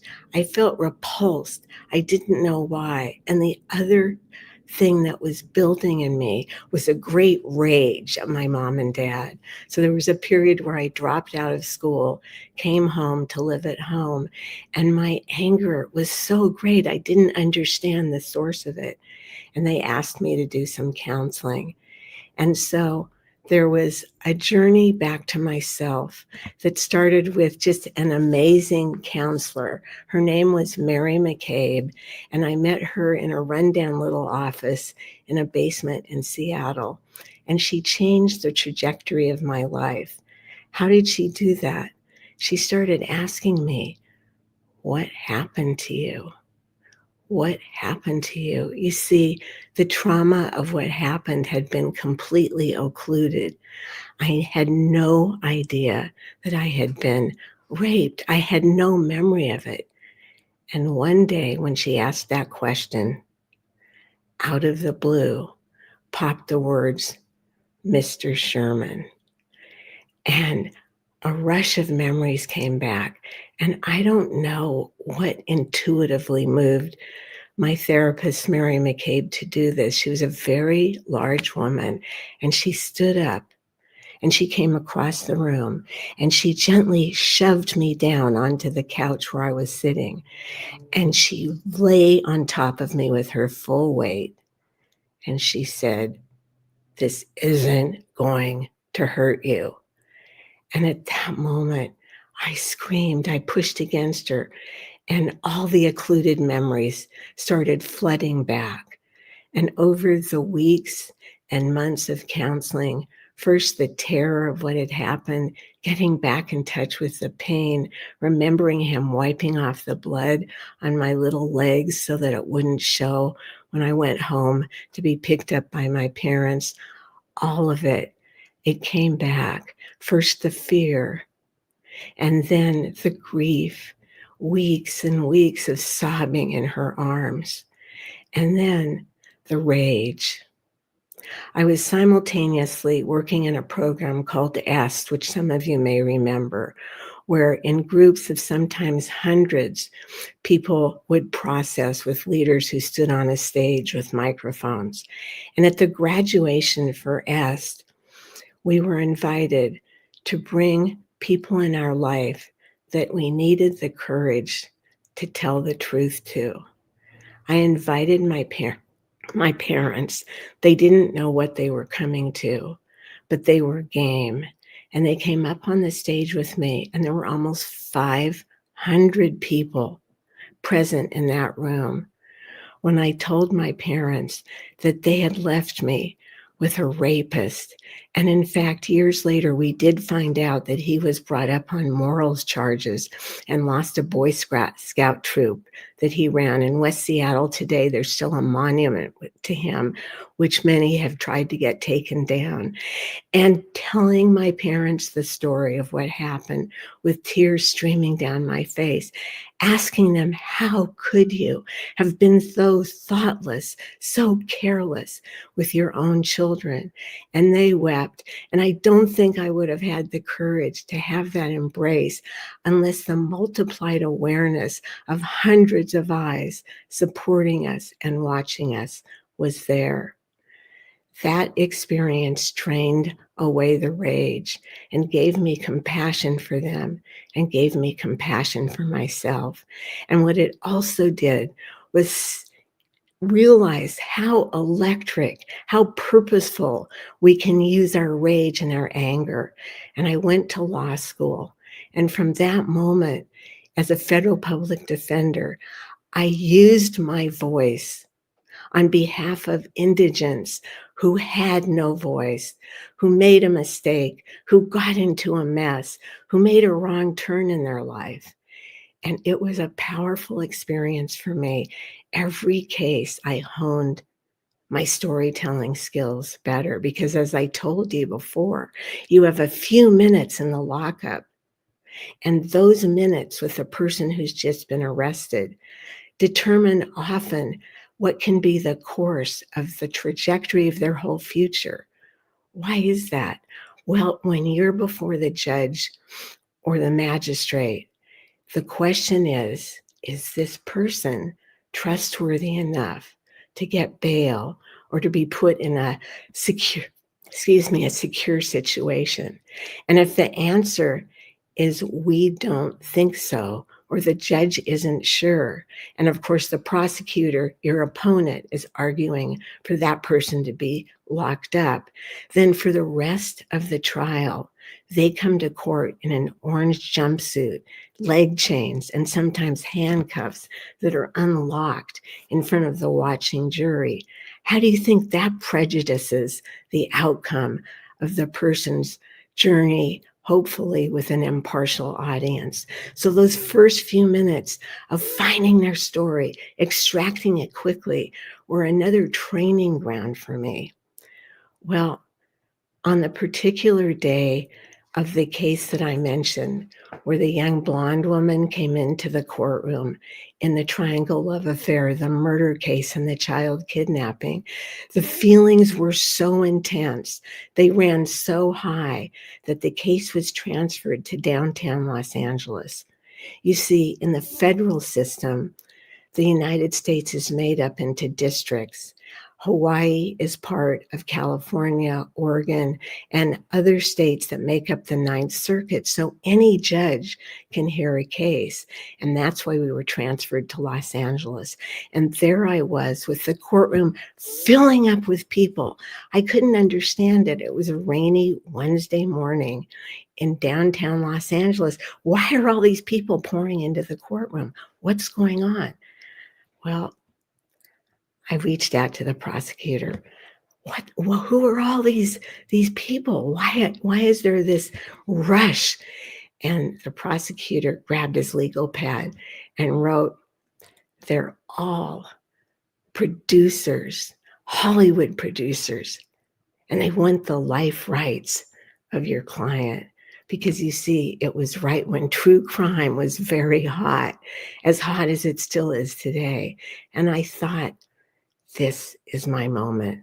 Because you see, after over a decade of advocating on behalf of the indigent with all my heart and soul, I wanted to tell my stories to an audience bigger than a jury of 12.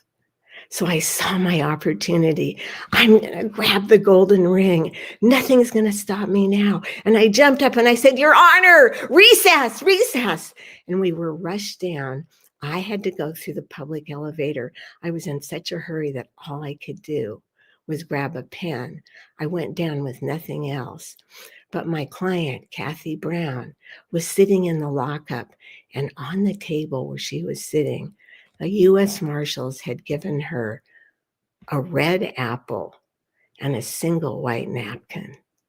And I said, Kathy, what do you want to do? There's producers circling like vultures. They want your life rights. And Kathy took a deep breath and she looked at me and she said, Yvonne, she said, I know I'm not going to get out of this situation. I know there's going to be jail time. And she told me details of the story. You see, the kidnapping was the kidnapping of her little daughter, Christy, because what had happened was that on Kaneohe Air Corps Marine Base, she was a lonely Marine wife. Her husband, Chris, had been shipped off for months and months, and she ended up foolishly, sadly, having an affair with his best friend. And unexpectedly, after months, without notice that she saw, Chris walked in to their little apartment on Kaneohe Air Corps Marine Base and caught them in bed. A terrible fight ensued, blood everywhere. Chris ended up dead. Fortunately, little Christy, their daughter, was at a nursery school on the base. Kathy lost custody of Christy because her mother-in-law back in Alabama got an adultery ruling that because of the adultery, she was an unfit mother. Her mother-in-law was named Mary Brown. And Mary was very powerful in the small town where she lived and had a huge mansion that far outsized what everybody else lived in. And over, Kathy tried to get access to her little girl for visitation. She went to the home several times and the police were called. She was hauled away. And then Mary Brown and her husband, Jack, they even put up barbed wire walls, very high walls. Kathy just couldn't get access to her little girl, even though she tried hiring an attorney. She tried everything she could. But she knew, like all Southern small towns, there was one day of the year where everyone poured out into the community. What day do you think that was? Of course, the 4th of July. So Kathy covered her blonde hair with a black wig, and her sister did the same thing, and they hid in the bushes. And her sister's boyfriend had a car running that was also hidden there. And they waited and they prayed. And then their moment came. Little Christy, who is now 6, came running across the field, chasing a ball. And that was Kathy's moment. And she dashed out into the center of the field and grabbed little Christy and said, "Mama's here, baby. I've missed you so much." And she grabbed her daughter and ran back to the waiting car, and off they took. And if you know anything about federal law, it's this. Once you cross a state line, a federal case begins. And Kathy fled from state to state to state across 7 state lines. And during the weeks and months that Kathy was moving from shelter to shelter, Mary Brown rounded up all her volunteers in a rage, and they printed wanted posters with huge pictures of Kathy and Christy, because Mary knew Kathy had no resources. And it was just a matter of time. And sure enough, one stormy night, Kathy had to pull into a shelter. And unbeknownst to her, it was raining. She was wet and bedraggled, and she had Christy in tow. Unbeknownst to her, behind the desk was a wanted poster of Christy Brown and Kathy Brown. And so Kathy was given warm clothes and a hot bath, as was Christy, and some food, and shown to a room. But she was locked in. And before dawn, the FBI were there. She was extricated back to Honolulu.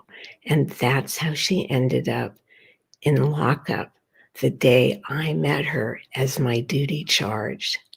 And so she told me this case, and she said, "Yvonne, I know when she turns 18, she's going to have been filled with hate by Mary Brown about me, because she was also charged with conspiracy as a participant in the murder. I, to this day, believe she had no knowledge of Chris coming home.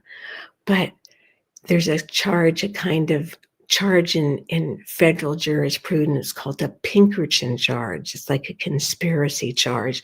And if you're present when a murder takes place, you can be charged as well." And that was the charge that was laying on Kathy. And she knew she was going down probably for years. And even if she came out, she wouldn't have access to her daughter ever again until she turned 18. And she said, "Yvonne, get lots and lots of money for my baby, so when she is able to leave the Brown household, there'll be a gift for her from her mama, and she'll know that I love her deeply."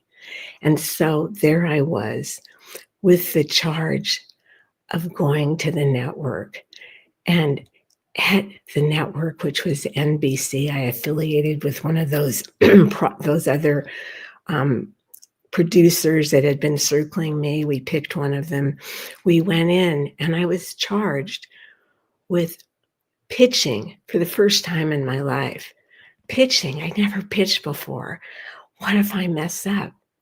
And then I thought to myself, I've been fighting with my voice on behalf of those who are voiceless for over a decade. Their freedom was at stake. All that these executives who all had like $300 black Armani t-shirts on and black jeans and black high top tennis shoes, it seemed like that was the uniform of the NBC executives. I thought all they can do is say no. And so I went for it, heart and soul, and told her story. But they didn't say no. And not only was it a movie, it was a 4-hour movie, what they call a mini-series. And it was called A Matter of Justice. It starred Martin Sheen there on your screen and Patty Duke. And it was NBC's highest rated movie miniseries in 8 years. And my phone was ringing off the hook. Overnight, I was a Hollywood producer, all because of a story. And I was riding high. it was like exhilarating. I took a leave of absence from the Federal Public Defender's Office, and I reached out to other attorneys around the country because of federal practice. Public Defender Office is a nationwide law firm, and people sent their stories to me, and I was pitching stories. It was an exhilarating time. But then all of a sudden, it was like over. I didn't know anyone. I was the new kid on the block. I couldn't get a phone call returned. I couldn't get into a movie lot. I was turned away. I thought, I've left law for this. I was despondent. How can I break in to this closeted world of Hollywood? Then I heard that Mrs. Rosa Parks and her team were looking for the right producer to bring her story to the world. And I remembered growing up in inner city Seattle, Mrs. Nelson in my 4th grade classroom had put a picture, it was actually a poster of Mrs. Rosa Parks. She put it on the bulletin board, and underneath was the word courage. And she told us the story of Mrs. Parks and how she had come out of Montgomery Fair department store on a busy December night during the Christmas rush and gotten on to the segregated buses. The buses were set up by law in Alabama that only people of color, they had to sit in the back. Then there was a middle section where if no one was in that section, a person of color could sit there. White people only could sit in the front. On that evening, Mrs. Parks sat in the middle section, but it was rush hour and she was on her way home. And after a few stops, a white man got on and stood over her, expectantly waiting for Mrs. Parks to get up. And she was holding her black handbag. She was dressed primly. She had on a little hat and a gracious coat, and she didn't move. And he said, "Ma'am, are you going to get up?" She didn't respond. She didn't move. And then in a moment, because this passenger had gone to the bus driver, burly Mr. Bates, the bus driver, "Are you going to get up? You know the law. Get up or I'm calling the police." And then Mrs. Parks, in her quiet, respectful, reserved way, said 4 small words, which now we know changed the course of history. "No, I will not." The police were called.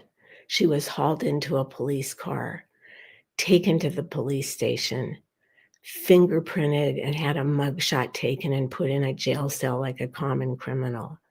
And what we know today is that her quiet action of civil disobedience started the civil rights movement, which swept around the world and brought untoward change.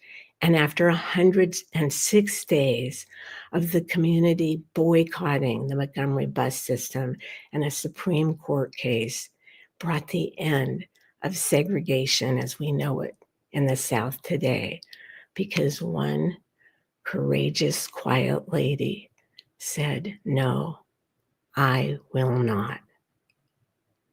And that story, as I looked at it all year, my 4th grade year, just gave me chills. Mrs. Nelson herself was a great storyteller, and I remember thinking, Mrs. Parks must have been so scared. She must have been terrified. And so I wrote that story in a letter to Mrs. Parks, and I said, "May I have one of these pitch meetings?" And I got the call that I was going to be given a 30-minute meeting with her to tell her why I should get to make her movie. But 3 weeks later, when in my beat up little Volkswagen Bug, I pulled into the lot, I was so intimidated on all sides of me.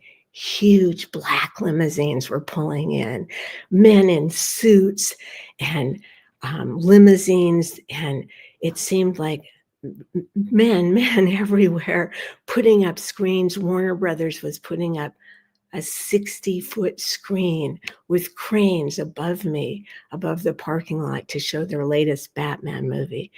And I thought, oh, do I even have a chance? And I went into that office, and that was when I found out, oh my goodness, Mrs.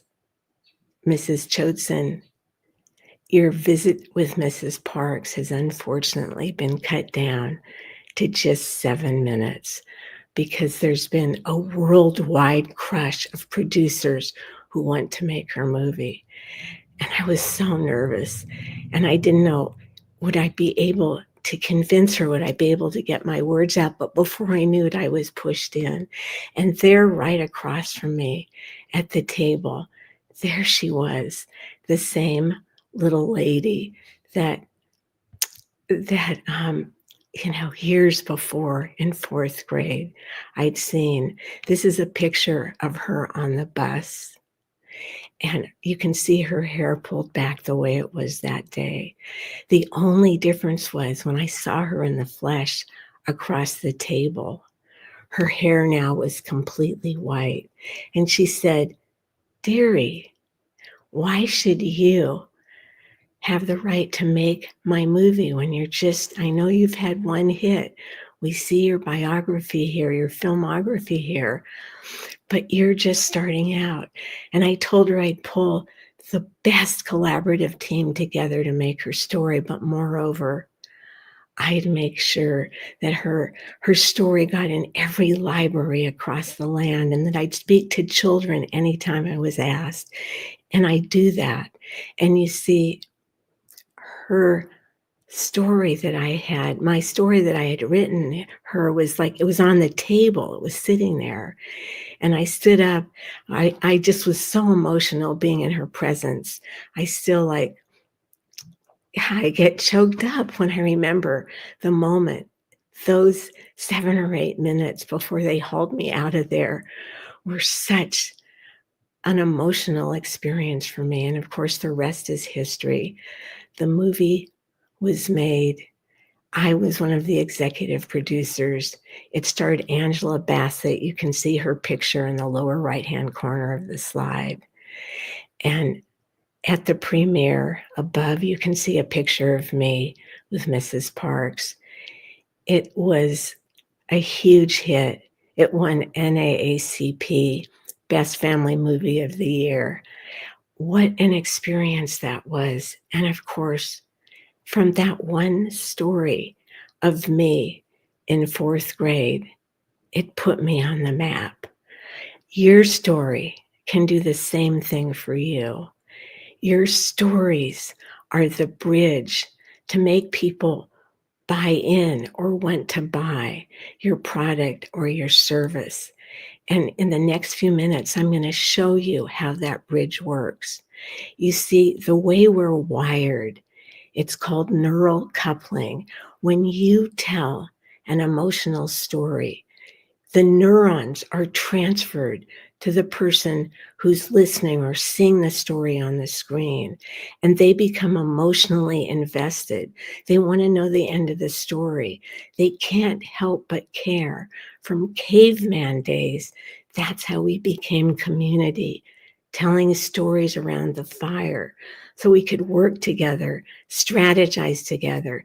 That's how the human race overcame the huge creatures and dinosaurs that were much more powerful, because they could use their brains, they could collaborate, they could work together, and stories do that for us today. It's called neural coupling. And what happens is it causes a connection that's heart to heart. An example of this, the way your story lands and becomes unforgettable, is a client I had. She was a nurse, and she'd had a practice with a partner for years, trying to get traction, trying to get people to understand what she did for other nurses. And until she told the story of how when she worked in the NICU, she had on occasion, but especially one day, to hold a dead baby in her arms and tell the mother that her child had deceased. And the grief of that followed her out into the parking lot. And she told the story of how when she grabbed her motorcycle to go home, she wanted to commit suicide. She was so filled with grief, and there was no way for her in this profession where nurses are expected to always be there and hold people up. Who holds up the nurses? And she told this story of how she wanted to crash her motorcycle on the freeway, so filled with pain of her profession.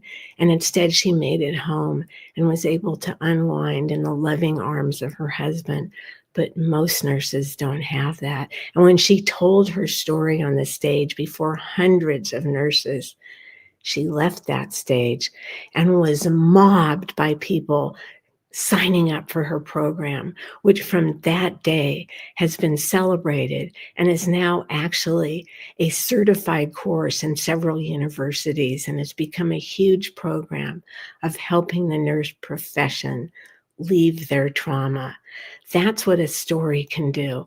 And your story, your signature story, can be the bridge to help you not be salesy, but have people completely connect with you, completely want to align with you, because story is the most potent tool you have to make connection with people.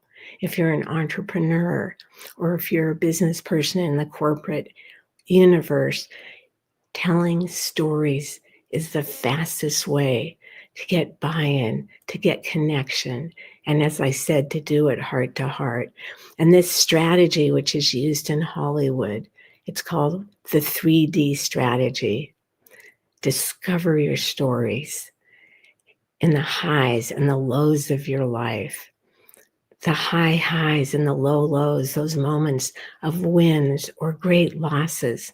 Why is that? Because if you share those shadow sides of yourself, those pits, like I did, those times when I was so rage-filled, I was so alone, I had to drop out of college, I couldn't go forward. Those times, tell people, attract people, because now you're on the other side of it. So it attracts your just right tribe to you when you tell the lows and when you tell the highs. The time you were crowned cheerleader, or the time you won the game, or the time you turned in a paper that got 100% and got acknowledged, whatever it is. Those emotional peaks and lows are where our signature stories come from. You design them, the second D, to be colorful, these colorful characters. You start in the center of the conflict, and don't be afraid to be vulnerable. And finally, your delivery. You deliver it with presence. You put your emotion into it. You use wonderful eye contact. This strategy, these 3 simple steps of finding your signature story, designing them to rocket into the heart of your listener and to be delivered with passion and authenticity. This is what you need to do if you want to make your project sell.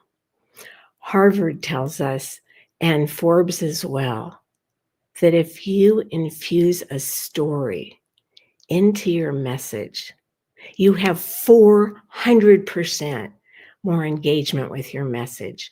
400%.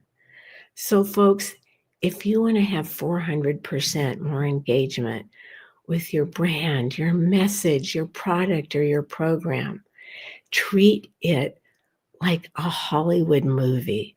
We all love movies. Treat it like a movie. As a movie producer in Hollywood today, on my 14th movie, after millions of views, I can tell you that whether you're pitching in an elevator pitch for minutes, whether you're at a networking event, whether you're before a corporate board or up for promotion, or whether you're selling as an entrepreneur or just a leader like we are in SheisMe, your story is your gold. Tell your stories. Steve Jobs tells us if you tell your stories with passion, if you tell your stories like he did to launch Apple on a dark stage, just standing there by himself in his black turtlenecks, so iconic that you can change not just a product or a market, but the world. He says the most powerful person in the world is the storyteller. And that's you, that's me, that's all of us. The storyteller sets the agenda, the vision, the values for an entire generation that is yet to come. So I urge you, I ask you, consider working with me or another story strategist. Here's my brothers and sisters, each of them from that time when they were little. Each of the 7 of them was inundated with stories by me, and they all grew up to be storytellers in their own lives, real estate agents, another attorney, a doctor. But along the way, every time they were up for something, being considered for something, going after a goal or a dream, stories got them across the finish line. Stories will do the same thing for you. And it would be so my huge pleasure to work with you to discover your magnetic story. So I offer a completely gratis, complimentary opportunity for you to have an opportunity to begin your story journey with me, to find your signature story. I offer a complimentary call. You can sign up and Lisa will post a little QR code, or you can see it here on this slide, or go to Yvonne at YvonneChotzen.com and sign up on my website. And for those of you who just want some tips and strategy, I've created a PDF of the 3 top secrets to tell your story like Hollywood. So if you want to be unforgettable and your story that only you can tell, I promise you, is unforgettable, then learn some of these strategies, incorporate them into your work and into your messaging. So many people that work with me feel like, oh, I don't really have a story like so-and-so or so-and-so. There was nothing unusual about my life. I tell you, every life has an unforgettable story that only you can tell. And so I have these strategies: discover, design, deliver. It's the discover piece in which I can help you find that signature story that's going to catapult you into the heart of your clients, your listeners, your audiences. Tell your stories like Hollywood. They'll make you unforgettable. They'll ignite your tribe to action. They'll draw your just right clients to you. Tell your stories like Hollywood, and they'll make you and your brand and your message and your program the star. Thank you so much.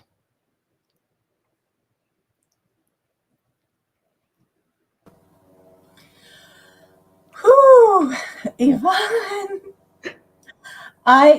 Some stories, some of the speaker sessions go by really quick. I mean, everyone has the same amount of time, right? And some go by really quick, and some go by in real time, and some seem like they're taking forever, right? But I was so enthralled with your story, and you caught me right there in the first 10 seconds, and I've been glued to the screen. I didn't even take a video of you, which I normally do because I was just sitting here focused and listening. Wow, thank you so much for coming here and sharing your story. It's the first time I've heard your complete story, and I am so honored that you came to our platform and shared everything with us. It is amazing. And if I could just say, anyone listening, if you get the chance to work with Yvonne, please do take advantage of her free time that she's so generously handing out. I think I will actually. I would love that, Lisa. I'd love to hear your story. I know a little bit of it, but I know it's amazing. I'd love to hear more. Yes. Thank you so much. Thank you. Thank you for this opportunity and for what you're doing, using and giving a platform for all of us to tell our stories. It's healing the world. I applaud you. Thank you. Thank you. Yes, it is my mission on this planet to raise as many women's voices as possible and to give everybody the opportunity to speak and tell their story. So thank you for joining us, for being part of this amazing community. You will forever be close to me because of it. Thank you so much. My joy. And stay with me, Yvonne, just for a second. We will be back in just a few minutes with Kristen Corral, so stay tuned. Hi, everyone. We are back with Kristen Corral, and she is going to talk to us about going from showgirl to serial entrepreneur. Kristen, you have the floor. Thank you. So a few months ago, the internet tried to cancel me over free lemon-infused water. I know this sounds absolutely ridiculous. I could not make this up if I wanted to, but I have restaurants, and for years we had this lemon-infused water that used to sit on the counter customer facing. And for a variety of reasons, we decided to move it from the front to the back where customers had to request it. So I went to bed that night, and I woke up the next morning, and there were hundreds of comments. There were dozens of posts. There were memes that said, "Give me liberty, give me free lemon infused water, or give me death." I kid you not, this was what was actually happening. So for a minute, I started to panic, and then I was like, okay, what's actually happening? Are these people really my community? Are these the people that are really buying for me? They had created a hashtag Watergate. As you can see here, my full slide's not coming through, so you can't see all the chaotic posts that were on this slide, but you get the idea. So I went to my business partners and I said, listen, guys, this is a small Las Vegas vegans Facebook group. I don't think these are all of our customers. I think these are trolls. So we have to push back. We can't let them cancel us, right? So they agreed. So we worked quick. We created a Watergate special for that weekend. It said, save water, drink margaritas instead. And everyone who bought a margarita that weekend got a free taco. We made t-shirts for the staff that said, give me, keep calm, we still have free water. And we posted all of that back in the same Facebook group saying like, hey, we're in on the joke, right? People went nuts. There was more memes about how great we were, and we completely turned it around. We had one of the busiest weekends we had in months. So why am I telling you this story? Because it has to do with community and knowing who your community is and knowing who your community isn't. As entrepreneurs, as business owners, we often get hung up on focusing on the likes and comments. Likes and comments don't pay the bills. Community, not comments, decide your revenue, right? People first, platform second. I'm here to tell you today that your community will always convert for you if you do it right. You do not need a huge marketing team to win. In fact, it's quite the opposite. The more small, the more niche, the more DIY you can be within your business, the more nimble you can be, the faster you can make decisions, you can pivot quickly, where large corporations don't have that luxury. So today I'm talking to small business owners, maybe those who are starting with nothing, who have never marketed a day in their life. I'm talking to small business owners who have been marketing for years, but just feel stuck and don't know how to grow their business. Right now, we're so focused on AI and technology that we're starting to lose the humanity behind our businesses. People want to buy from those they know and love. They want to be able to relate to your business. They want to see themselves in your business. They want to feel like they are part of your brand. So the more that you can do that, the more that you can invite people in and stop shouting at them, you will build a community of ride or die fans that will always support your business through thick and through thin. So today I'm going to give you 3 plays that you can absolutely start immediately that will help you grow your community of ride or die fans in the next 30 days. Now I'm going to give you this as we go, but you don't have to screenshot every screen. I'm going to give it to you at the end with a QR code, so don't panic. But let's talk about the stats. As a rule of thumb, small businesses on average spend 5 to 8% of their total revenue on marketing. So if you're grossing $100,000 a year, that's 5% of your marketing budget, right? So I'm sure many of you are sitting there being like, Kristen, if I had $5,000 to spend on my marketing right now, there's so much I would do. And I get it. $5,000 sounds like a lot of money, but it's not. When you start to factor in platform fees, tech fees, and all of these other things, it goes very, very quickly. And again, customers want to buy from people they know and love. So how do we make this marketing budget stretch out so that you can do a lot with very, very little? But before we get into the 3 plays, let's go to my favorite slide. The one about me. Everybody loves to talk about themselves, right? But before we start, I am not a guru.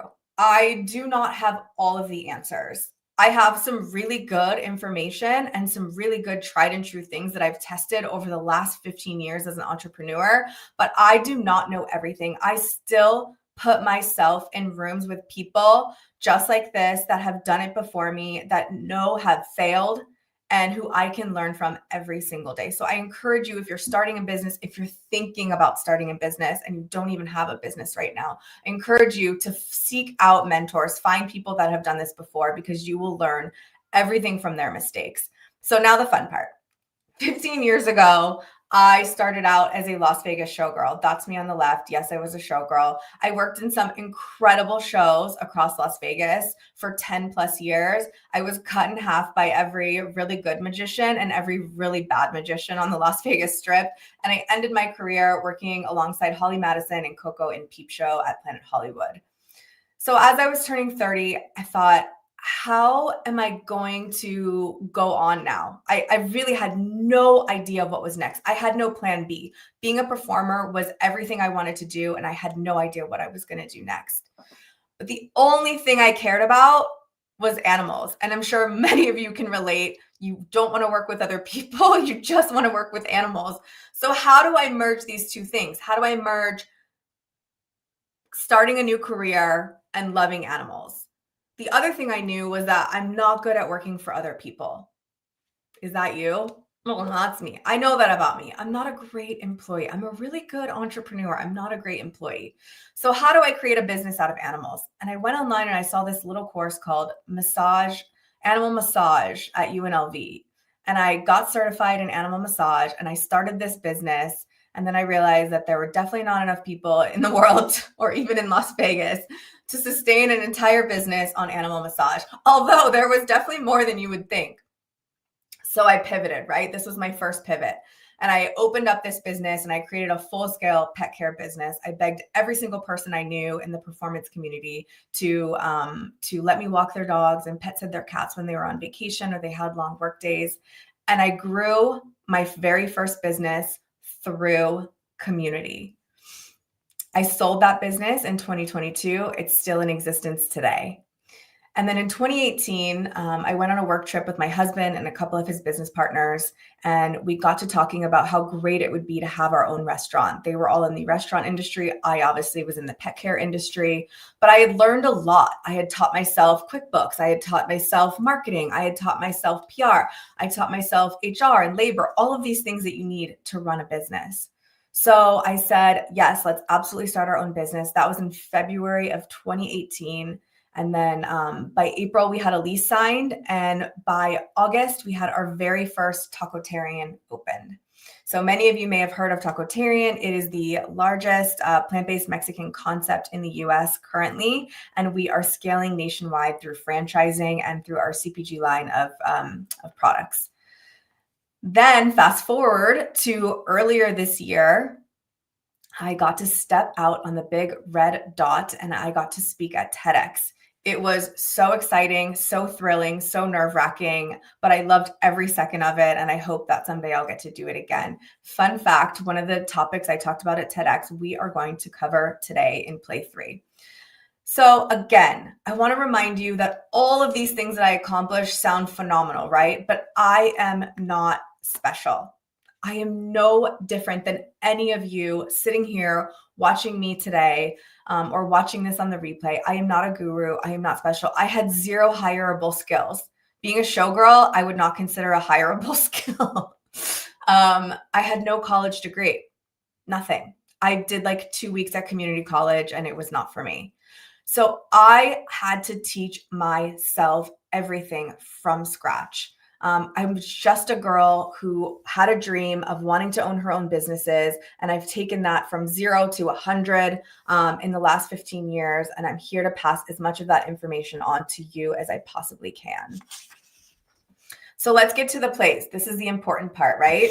Play 1, be visible every single day.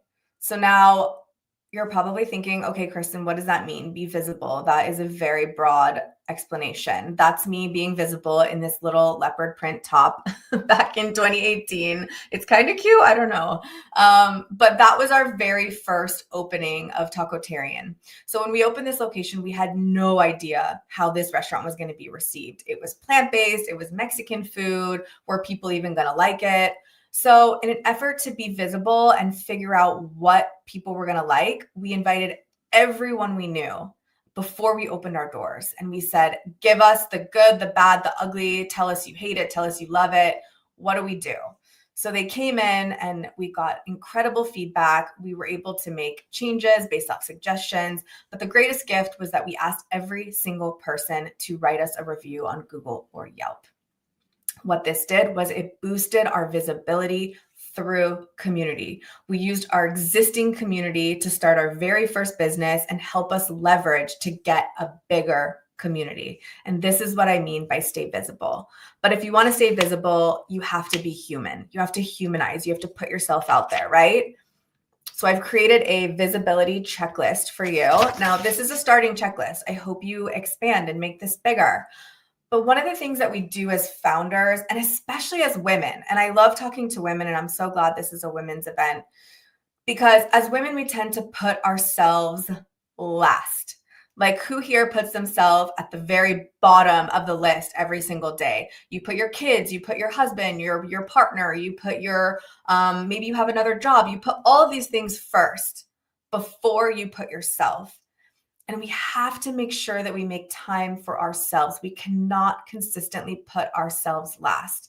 And I really started doing this more and more in the last 3 years. And I've seen such a significant difference in just the networking that I've done and surrounding myself with the right people and having a network of women to bounce ideas off of. It's been detrimental to not only myself as a human being, but as a business owner, to have another woman that you can go to and say like, hey, are you having these same struggles? And it's detrimental. So here's your daily and weekly habits checklist. Don't forget, you don't have to screenshot all of this. I'm going to give it to you. Be the face. Put yourself on your website, emails, and socials. Gone are the days, ladies, where we can put ourselves behind our brand and hide. I know it sucks. The first time I had to get on camera, I was like, oh, I don't want to do this. I hate it. But it gets easier and you have to do it. Remember, People want to buy from people they know and love. They want to relate to you. They want to feel like they are part of your business. And the only way they can do that is if you put yourself out there. Next up, learn 10 customer names a day. Now, if you have a brick and mortar business, this is super easy. Be in there, chat with people, tell them they look fantastic. Remember slide 5? That's my favorite slide because it's about me. People want to talk about themselves. That is human nature. So if you capitalize on that and you ask them like, hey, what's your name? I love your glasses today. You look fabulous. They will love you. They will remember that forever. One time some girl gave me a compliment on my jumper and she remembered that I wore that jumper 2 years ago. And she said it gave her the confidence to wear a jumper. It seems like the most ridiculous thing, but I will forever remember that she had the confidence to wear a jumper because of me. It's so ridiculous, but it works. Send 2 DMs to potential partnership plays. This relates to play 3, so we'll skip that and get to it later. Tell one story or ask one question by email every single week. Ladies, email is a 2-way communication. Let's think about that. Email is a 2-way communication. Are you forgetting to ask questions in your email? Are you verbal diarrheaing all of your promos, specials, and nothings all the time to your customers and wondering why they're not coming in to buy your product? It's because you're not talking to them, you're talking at them. So we'll get to that. Focus on growing your email list weekly. Your email list is your most valuable tool and it costs you almost nothing. It will convert better than any social media platform, better than any viral post, but you have to get people signed up. Use QR codes, use signs, use auto DMs on Instagram, and just move people to your list. Absolutely almost nobody is moving people from the social media following to your email. I can't see you, but if you're raising your hand and you're doing this, good for you. But if you're not, work on it. There are tons of ways you can do this. We live in a time where you can learn almost anything for free on the internet, so Google it. Start moving your social media following to your email. Your social media following is rented. It is not owned. Your email list is yours forever. So if TikTok disappears tomorrow, I don't want to hear you crying about why you don't have a business anymore because TikTok went away, because you had plenty of time to move all of your TikTok followers to your email list so you can continue to sell to them. Network at least 1 time a week. Blech. Who else hates networking? I hate it. I get it. But it's a muscle. You have to practice and you never know who you're going to meet. I was at an event a few weeks ago and I met one of the VPs of Coca-Cola. Now, if you know me, you love that you know that I love Coca-Cola. I am a ride or die for Coca-Cola. Pepsi sucks. Give me the Coke challenge. I will win it every time. And so I went up and told that to her. And I said, I will never sell Pepsi at my restaurants. I will always sell Coke. I will die on this hill. And she laughed. And then she asked me, what's your business? What's your restaurant? And then now she is coming in to my restaurant in a few weeks because I went up to her and I introduced myself with a funny story. So get on that. You never know who you'll meet. You never know who knows who. You could meet somebody and they know somebody else that could change completely your business. And then I highly encourage you to join a chamber of commerce, a women's group, or something along those lines. If you hate those ideas, join a running group. You like to run, meet people where they are. You never know who you're going to meet. So now I'm going to give you an example of my unhinged email that I sent out and why you should be using email as a 2-way communication and why email is so incredibly important in your business. So I know this print is extremely small, so I'm going to give you the very abbreviated version of this email. It basically says, hey fam, we love you. Thanks for being such a loyal customer. Now, as we're growing, we want to make sure that we are doing everything correctly. So give us your feedback. Tell us the good, the bad, the ugly, what you love. Be kind to us.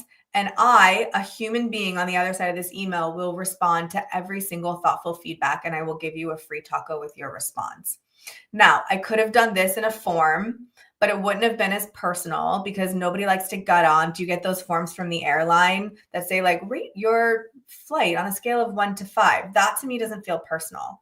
And I wanted to make sure that everybody understood that these were not an automated email. I wasn't a bot that was going to respond to every email. I was a human being. I put a photo of us saying like, hey, look at us. We're still real. We're still here. Even as we grow, it's just the 4 of us that own this business, and we want your genuine feedback. So I sent out 33,369 emails that day. That's our entire email list right now. I went and got 14,824 opens. That's roughly 50%, right? So if 50% right off the bat are opening your email, that is a very good sign. And then from there, at the time that I made this deck, that drove 2,753 visits to one of our locations, which accumulated $73,194.24.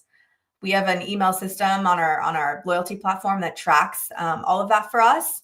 Klaviyo also does a really good job of tracking that if you have an online store. But who wouldn't want $73,000 extra in their businesses, right? And that's because we look at email as a form of two-way communication. So now let's move on to play 2. This statistic might shock anyone. Who here watches local news? I do. It's cheesy, but I kind of love it. 64% of people still watch local news. 64%. I know it seems crazy, but in addition to that, local news posts all of their newscasts online. So you're talking about potentially millions of impressions on each local news story.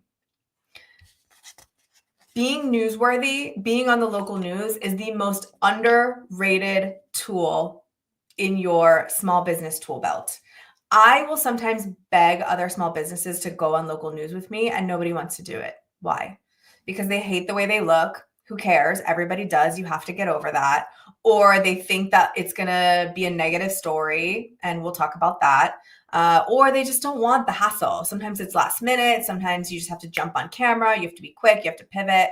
And a lot of people just don't want to do that. But I will tell you, if you do that, you will see significant increase in your community. You will have fans, not customers. And who doesn't want fans instead of customers? Let's talk about an example. So this was a year ago. It was a time when we were getting broken into a lot in our downtown location. Other locations are in the downtown area. Other businesses were getting broken into. And I felt like the city wasn't listening to us. I felt like we didn't have any connections with Metro, that nobody was hearing us and nobody was helping us. So I went to local news because I already have been doing this for 10 years at this point, working with local news. And I said, hey, here's the story. We were on the news every single day that month. We probably did a dozen stories about what was going on in our community. And in return, I got tons of emails. I got tons of messages saying, oh my gosh, I'm so sorry. How can we support you? I can't believe this is happening. And we were extremely busy that month. We saw a significant bump in revenue because people wanted to support the underdog. People will always support the underdog. Now, what is the biggest reason that you're not getting on the local news and I am? I'm here to tell you. Because you're being selfish with your pitches. Nobody wants to talk about you except for you, unless there's a story about it, right? So how do you make the look at me, my business is so great into a story about something that everybody cares about? You have to pitch stories, not ads. And this is the number one question that I get from small business owners. Like, how do you get on local news so much? How do you get so much attention? How are you so visible? And it's because I pitch stories, not ads. They have to be highly relevant. They have to be timely. They have to be community minded. Those 3 things have to happen for a reporter to pick up your story. Now, if you don't have the reporter connections when you get started, it's okay. You can pitch directly to the news desk. You can use Google or ChatGPT to find those connections and pitch directly to the desk. But eventually you start to make connections with direct reporters. And from there, you can start to text them your pitches directly. That's exactly how I do it. I bypass the desk. So let me give you an example of highly relevant, timely, community-minded stories that you could pitch for your business right now. The first one is traffic. every city has traffic, right? So do you have a business that maybe is in the middle of a construction zone and you're trying to figure out how to work around or how to get customers through traffic, or your foot traffic is down? This is an example of a highly relevant, timely, community-minded topic. If you have an online store, tariffs. Tariffs are a great example. Are you making a product overseas that is now hit by tariffs? Highly relevant, timely, community-minded. People are going to say, oh, wow, now I understand why she raised her prices, because she's getting hit with tariffs. So it's also an education piece. Is there a government policy or ordinance or a state law that's affecting the way you do business? Right now in Las Vegas, we're working on passing a law that would allow us to allow restaurants to sell alcohol. That's very important. So I've been an advocate for that. Now, you're probably thinking, okay, great. Like, these stories sound great. I could pitch that story, but how is that really affecting my business? Because you're humanizing yourself. Because you're humanizing yourself. You're reminding the people in your hyper local communities that you still exist. You're reminding them that you're human, you have a family, you have a business, you put everything into this passion to build this business. And when they have to make a choice, and as many people are having to do right now, make a choice between where they're going to spend their money. Why are they going to spend it with your business over the same type of business down the street? If you have a hair salon, why would they go to your hair salon over the hair salon down the street? Well, because I know Sally that owns this hair salon, and I see her on the news, and I know that she's struggling, and I know that, she has 2 kids and this and that. If they feel like you guys are friends, then they're going to support your business over the hair salon that's invisible or that's not putting themselves out there. And that is the absolute one takeaway that you need to take away from this today. So let's get into play 3. This is the one that has to do with my TED Talk. So this is my favorite one by far. Play 3, be partnered. What does that mean? So 2 audiences are always better than 1, right? So there's 2 ways you can collaborate, and I'm going to talk about both. And I absolutely think that every business owner should be doing both if you have the opportunity. But the first one is collaborate with your competitors. We think of, like I just mentioned, the hair salon down the street as our competitor. But what if they weren't? What if they could be an asset? What if they could be a collaborator to your business? If you could leverage 2 audiences to drive traffic for one thing, and you guys could both split the profits. I want to give you an example of how we do this oftentimes in our restaurants, but this could be replicated for any kind of business. So we have a restaurant in the downtown Las Vegas area, one of our Tacotarians, and then we are next to this place called Yukon Pizza. I'm obsessed with Yukon Pizza. They have the greatest pizza. They have like a 120-year-old sourdough starter. Don't get me off on a tangent. It's delicious. So I went to them and I said, what if we did a collaboration pizza? We have this birria that we're promoting now for our retail stores that we want everyone to try. And you guys have this incredible pizza. What if we created this birria pizza? You sell it, I'll give you the birria, and then we split the profits. So we set out to tell both of our audiences about this collaboration between Tacotarian and Yukon Pizza. Now, tons of people at Tacotarian had never heard of Yukon Pizza, and tons of people that love Yukon Pizza had never heard of Tacotarian.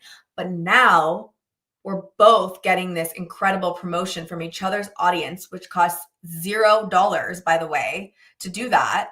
And they made this incredible pizza. It was like a birria pizza with like a chili lime. Oof, so good.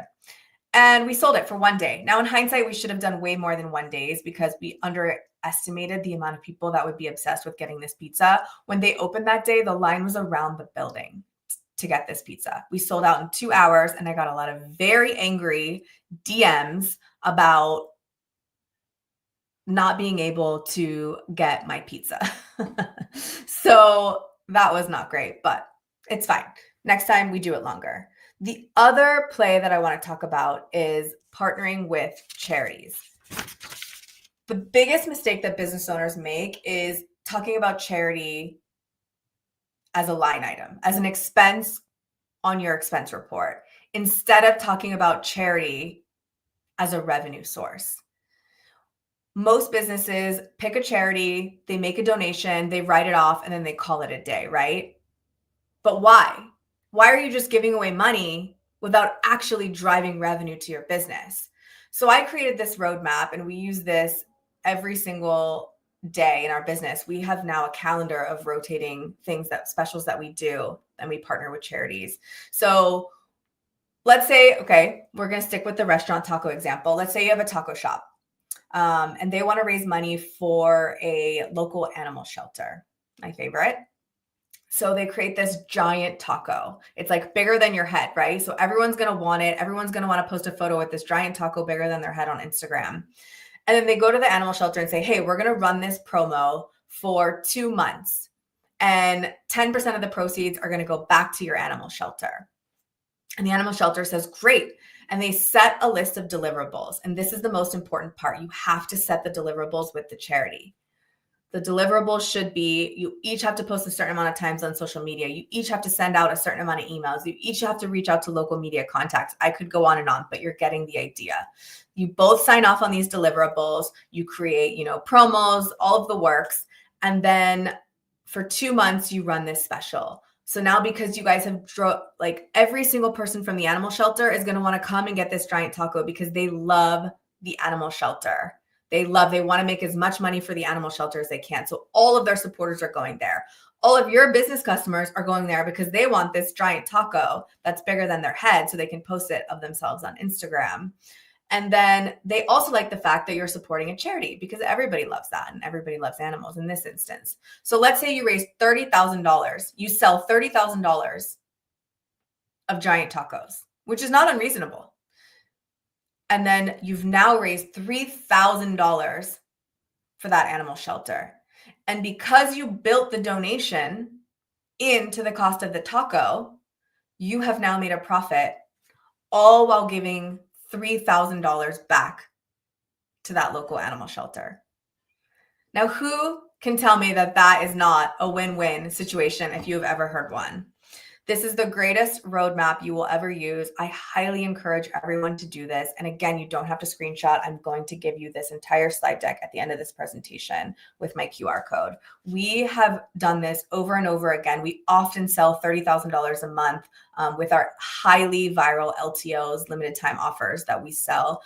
It doesn't have to be food. You could do this with anything. You could do this with a lipstick. You could do this with a hairstyle. There's so many different ways. You just have to find something that people actually want and something of high value to your business. And then you can do this easily. We've donated more than $50,000 to local charities in Las Vegas and San Diego, and we're really proud of this roadmap that we've created. So all of this ties back to people first, platforms second. Now I know what you're thinking. I have no time, I have no money, I have no team. I get it. I started my first company with less than $500. I still, to this day, with multi-million-dollar companies, have a marketing budget of less than $2,000 because most of our business is generated from our community, our loyalty programs, our organic traffic. We are putting so much time into investing into our community. That's why we are able to spend so little on marketing. I have no time. This is the biggest thing that I hear from business owners, and I want to challenge you on this because we get bogged down in I have to focus on running the business. And we stop to forget that if you're doing the $12 an hour or $15 an hour job in the business, you can't focus on growing the business. For a long time, I did not want to hire any dog walkers because I was like, they're not going to be able to walk the dogs as good as me, which is so ridiculous. Of course they can. Of course they can walk the dogs as good as you. But I didn't want to give up control. But when I did, I immediately scaled. When I gave up control and I hired my first employee, I immediately started to scale. And I scaled to 6 figures in 6 months by applying all of these things and other things to my business and working on the business. So make the time. This could take you 90 minutes a week, 3 hours a week, max. I have no team. That's okay. Being an entrepreneur is hard, but most of these plays are very simple and you can easily execute them yourself using this 30-day community sprint that I'm going to give you. head to networking events, meet people, create women's groups where you can work on these things together as a team, so you don't feel like you're completely alone in the dark. People first, platform second. You do not need more money in 2025 and 2026. You need more community. You need to humanize yourself in a way that reminds people why you're important. If you have a dream, if you have a passion, if you have no college degree, no hireable skills, it doesn't matter. Like I said, we live in a time where you can learn almost anything for free on the internet. And again, I don't know why my slides are not loading correctly, but it doesn't matter because you're going to get all of the slides at the end of this. I'm going to give you the QR code to scan it. So that's why I'm so glad I did that QR code. But anyways, I want to remind you to invest in yourself. And in this time of AI and technology and everyone racing to the digital finish line, we cannot forget that we need human beings to purchase from us. And we need to remind those human beings why they should purchase for us. You know, digital tools are great. They can help us do a lot quickly. But if we use them and we forget to humanize our brand, you will struggle far more than the business next door that is humanizing, that is being transparent, that is being honest about their struggles, that is talking to their community, that is out in their community. So I encourage you, if you took one thing away from my talk today, then it's to be more visible and to put yourself out there. Start small, do this 30-day community sprint and reassess where you're at, set KPIs, track what you're doing, and really, really just remember that nobody can tell your story better than you. You are your greatest asset to your business because no one else is doing it like you. Download my 30-day community sprint to implement these plays in your business right now. Scan this QR code. You can find me on LinkedIn at Kristen Corral. You can find me on Instagram, the Kristen Corral. And again, community is the greatest currency. So please get out there and spend it where you live. Thank you so much.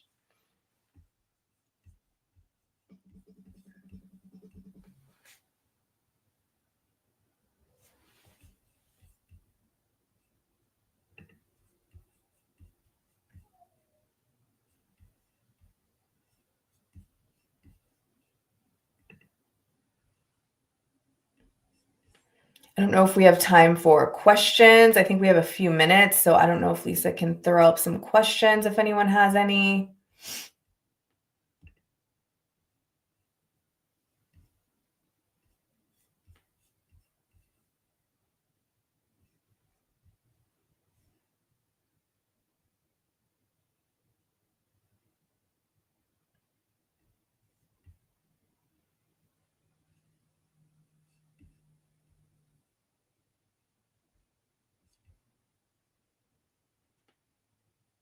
No? Okay.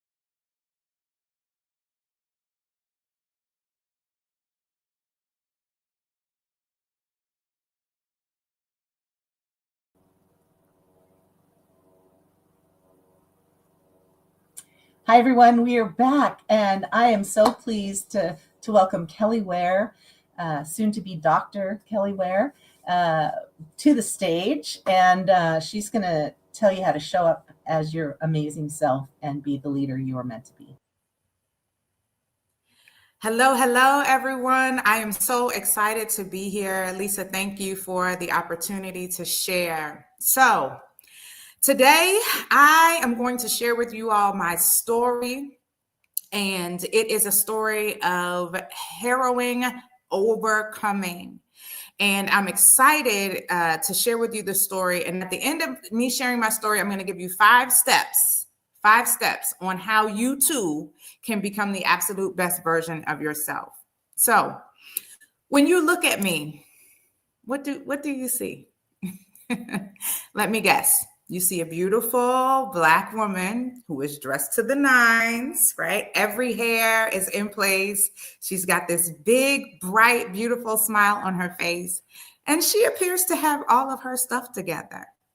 And I'm sure if you've read somewhere my bio, so you've seen a little bit of my resume, you heard Lisa introduce me as soon to be Dr. Ware. But things aren't always as they seem. You see, I come from a 2-parent household. My dad is an Army soldier who is tall, he's tan, he's clean cut, very handsome. My mother, well, if you're looking at me, you are looking at a picture of her. And she was the tall package. She too was beautiful. She was brown. She had the brains. My mother was highly, highly intelligent.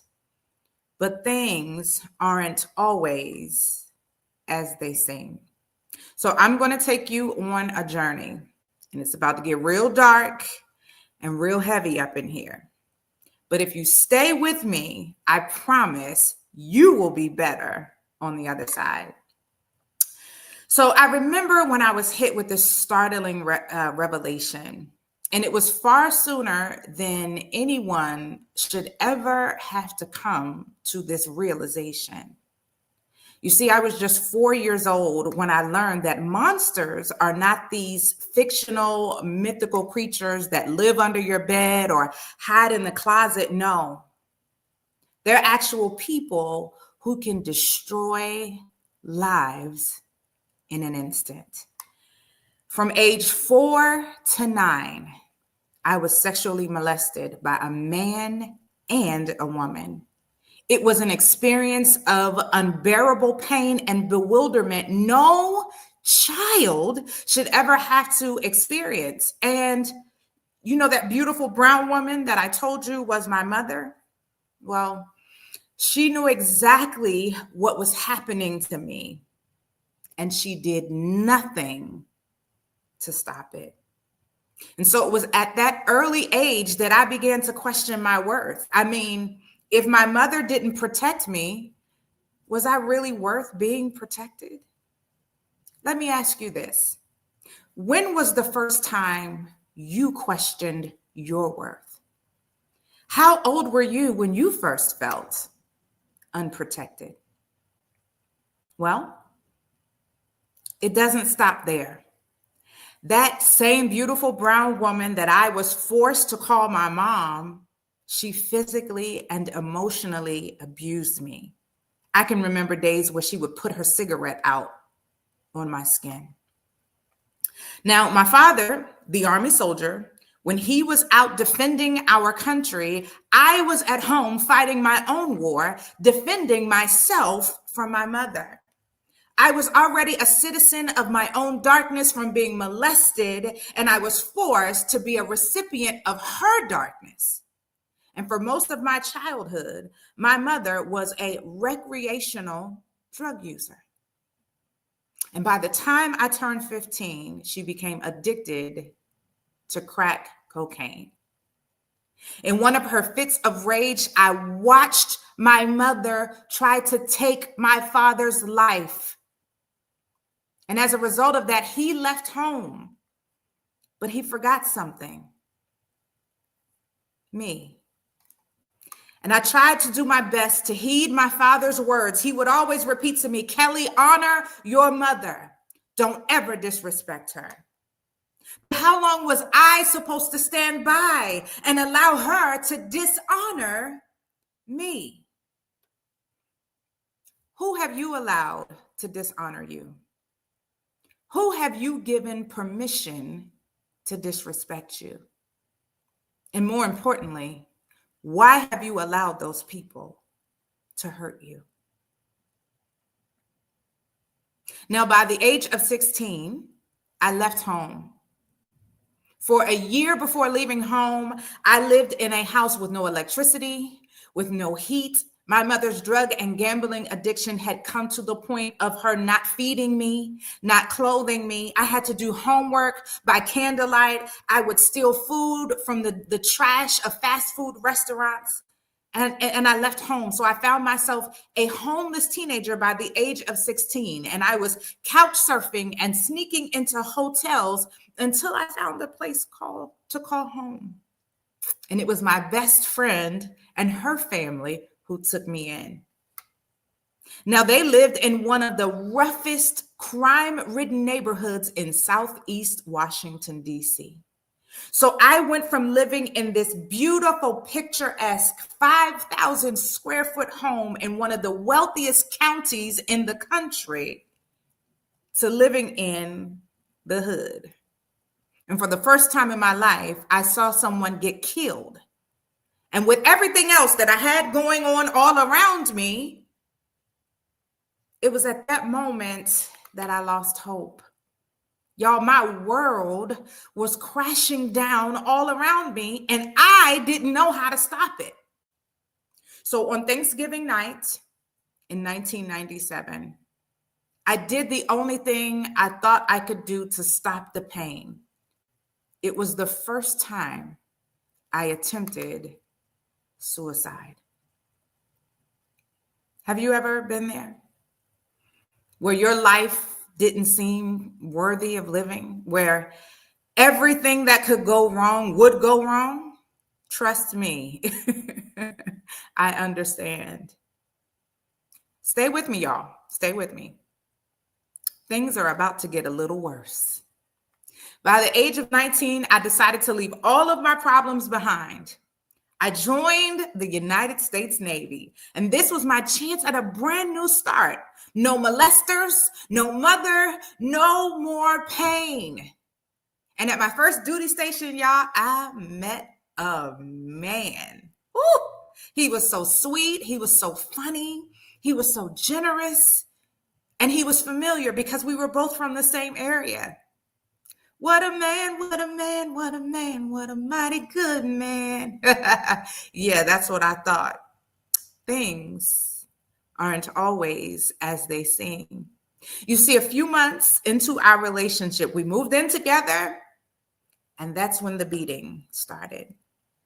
And as if it couldn't get any worse, he would become high out of his mind, and then he would force me to have sex with him at gunpoint. I tried to leave him. I tried, but he threatened to kill me and my family.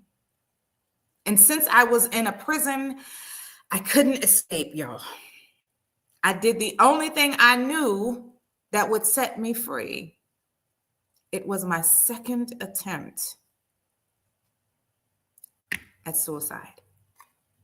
Have you ever felt trapped where you couldn't see your way out? Maybe there's a few of you in here now that feel trapped in the same kind of prison, but let me stop right here, right now, in the middle of me sharing my story, and let me say to you, this too shall pass. I don't know when, I don't know how, but I know one thing. I am still alive today. I made it through all of that to be in this very moment to show you the picture of possibility. If you just hold on. So fast forward a few years, I made it out of the abusive relationship and I met another man. And this time we went half on a baby. And since neither one of us wanted to be a baby mama or a baby daddy, we decided to get married. And this was my opportunity again, another fresh start. I was 28 years old. And I thought I was ready for marriage. I mean, My husband was tall, he was dark, he was handsome. We were both in the military. He was a preacher. I was a leader in the church. But things, they aren't always as they seem. My marriage was bad. Y'all, we argued the entire honeymoon. And by the 6th month of my marriage, we were separated. I was still haunted by the unresolved trauma of my past, and I made a terrible decision. And while my husband and I were separated, admittedly, I started seeing another man. Now, I never wanted to have sex with this man, never wanted it to be anything serious. I was just looking for some semblance of love, acceptance, and relief. Well, one night while we were cuddling on the couch, he began to touch me in ways that I never experienced with him before.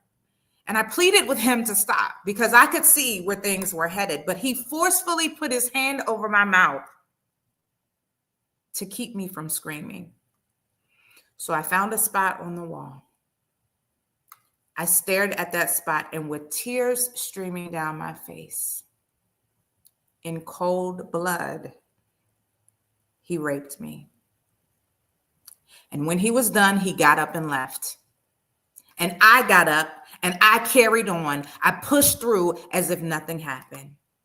And if life couldn't get any worse, 6 months later, I was diagnosed with breast cancer. I thought for sure, y'all, my life was over. Shortly after that, I was divorced, and yet again, my world came crashing down. Y'all, my life has been hard as hell. Devastation after devastation, disappointment after disappointment, and I wore a mask to try to hide my wounds. But what I didn't realize is people could still see them. I tried to suppress the pain, but the more I pushed it down, the harder my pain pushed back. And here's a lesson right here. If you don't deal with your trauma will deal with you. I wanted to die. But since I could not find a way to die, I had to find the will to live. And after all of this, I found the resolve to stand tall in the version of the woman that you see before you today. Now, it required me to do the work. I had to see myself as the single common denominator in all of my stories. I was both the prison and the key to set myself free. And I had to make a decision as to who I wanted to be. Now, the things that happened to me were not my fault, but it is 100% my responsibility to do the work to heal. You see, while I was a homeless teenager dealing with the trauma of molestation and devastation, losing everything, I still graduated on time and on the honor roll from high school. Things aren't always as they seem. People wrote me off. They gave up on me. They thought I would succumb to the trauma and end up as a drug addict like my mama. But not only did I survive every storm, I am a successful life coach, an award-winning author who has helped countless people achieve their goals. Things aren't always as they seem. There were others that tried to muzzle me and mute my story and shut me up, y'all. But I am an award-winning author of many books that share my story, that help others overcome their obstacles and live a life of purpose. Things aren't always as they seem. They called me ghetto. They called me ignorant. They told me I wouldn't amount to much, but I earned my MBA, graduating with high distinction, and I'm currently pursuing my Doctor of Business Administration with a 4.0 GPA, might I add. Things aren't always as they seem. Y'all, life has tried to take me out. But not only did I survive, but I am the picture of possibility. Now, I know what you're saying. Kelly, that's amazing. But how? How did you overcome all of that? Well, I'm glad that you asked. I have the cheat code for moving beyond your pain into a life of purpose. And I can promise you, if you lean in and take these action steps, you can begin living your best life too. So what's the first step I did? The first thing you have to do is own your story. You have to own your story. Regardless of what you've been through, your story is yours. Own it by acknowledging your pain.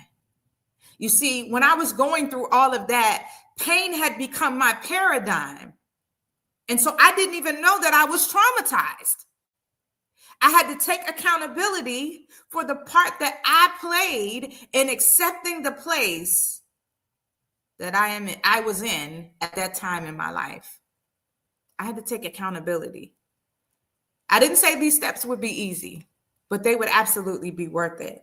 So owning your story is acknowledging your pain, taking accountability for the part that you played in it. Now, here's the thing.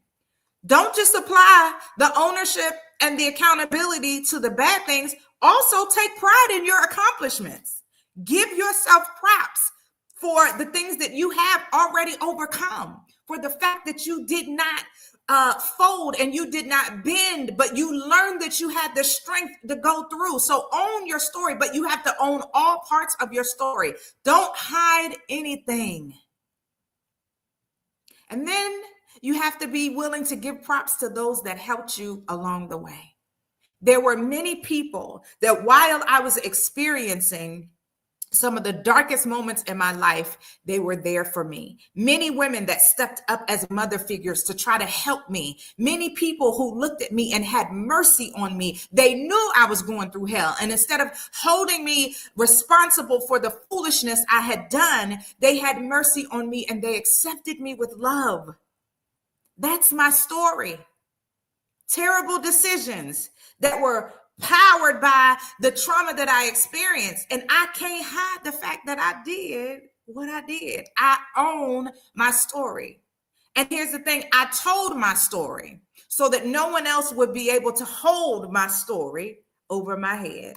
So the first thing you must do is own your story, your complete story. The second step, free yourself. I'm about to drop the F-bomb. Free yourself through forgiveness. Now, I know. What they did was deplorable. It was despicable, and it was downright evil. But the only way that you can live the life that you were designed to live is to forgive. I hate to break it to you. When I started my healing journey, I realized that the power of forgiveness was for me. It wasn't my offenders. Forgiveness is not saying that what they did was okay, but what it is saying is that I'm not going to allow what they did to have power to push me into things or push me into a life that I was never supposed to live. When I chose to forgive them, it set me free. Remember, I told you I was the prison and the key to set myself free. What is the key? It is in forgiveness. So I have fully forgiven my mother, fully and completely. I have fully forgiven the man that raped me, the woman that molested me, the man that molested me. I've fully forgiven all of them. In fact, they follow me on social media now. They encourage me now. They send me messages of well-being. I have fully forgiven them.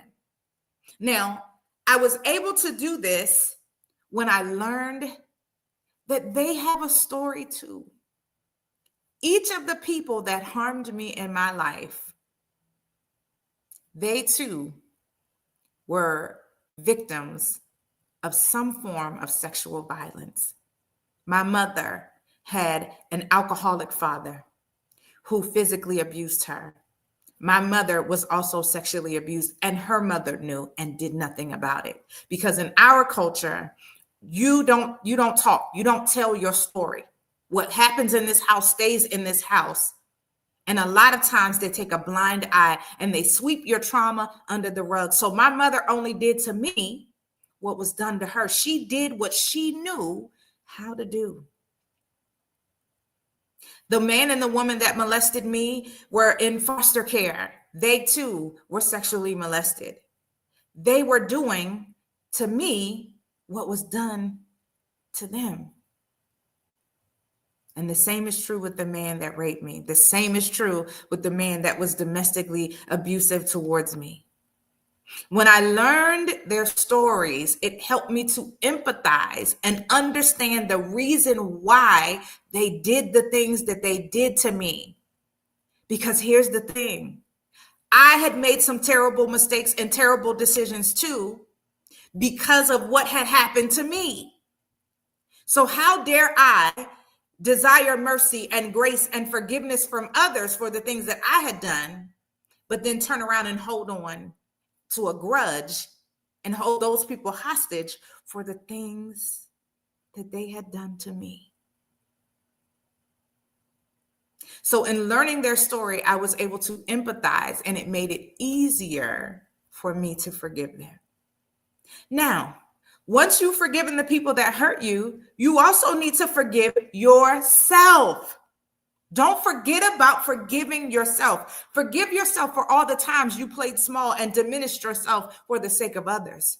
Forgive yourself for all the times you kept the peace with others, but waged war within yourself. Forgive yourself for the terrible decisions that you made. Forgive yourself. Forgive yourself. You are not your past. And while forgiveness can be a painful process, it is worth the freedom that you gain. So first, you must own your story. Take accountability, right? Next, you must free yourself through forgiveness. And the third step, you have got to flip the script. It's not what you remember, but it's how you remember. Are you the victim or the victor in your story? When I look back over my life and I see everything that I have been through, I have a reason to operate as the victim because I've been a victim many times over. But I decided to flip the script. And baby, let me tell you, the fact that I am still here today, I am alive, I am well, I am in my right mind. That makes me one bad mama. Shut your mouth. I choose to tell my story from a place of an overcomer. Life tried to take me out. It gave its best shot, but it didn't work. I am a victor. I am a conqueror. I am an overcomer. I am not a victim. How are you going to tell your story? When you show up to others, do you show up expecting them to have mercy and throw a pity party for you because of all of the things that you've been through? Or do you show up saying, that may have happened, but I'm still here? Do you show up saying, yeah, I went through hell, but I'm still here? Do you show up saying, yeah, it hurt, but I am still here? I might be limping, I might be broken, but I am still here. You have got to flip the script. The way you see yourself determines how you will show up in life. I choose to see myself as a victor. And because I see myself as a victor, I show up in every room as a victor. You got to flip the script. You got to change how you tell your story. And when you change how you tell your story, the life that you are living will begin to change. It will adjust to the story that you tell. So step one was to own your story. Step two, You have to free yourself through forgiveness. Step 3, you flip the script. Step 4, you have to get clear on your core values. The quality of your life experience as an adult is solely dependent on the decisions that you make.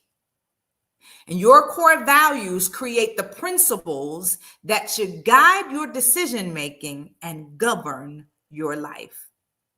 I remember when I first learned my core values, it was the biggest aha moment I've ever experienced in my life.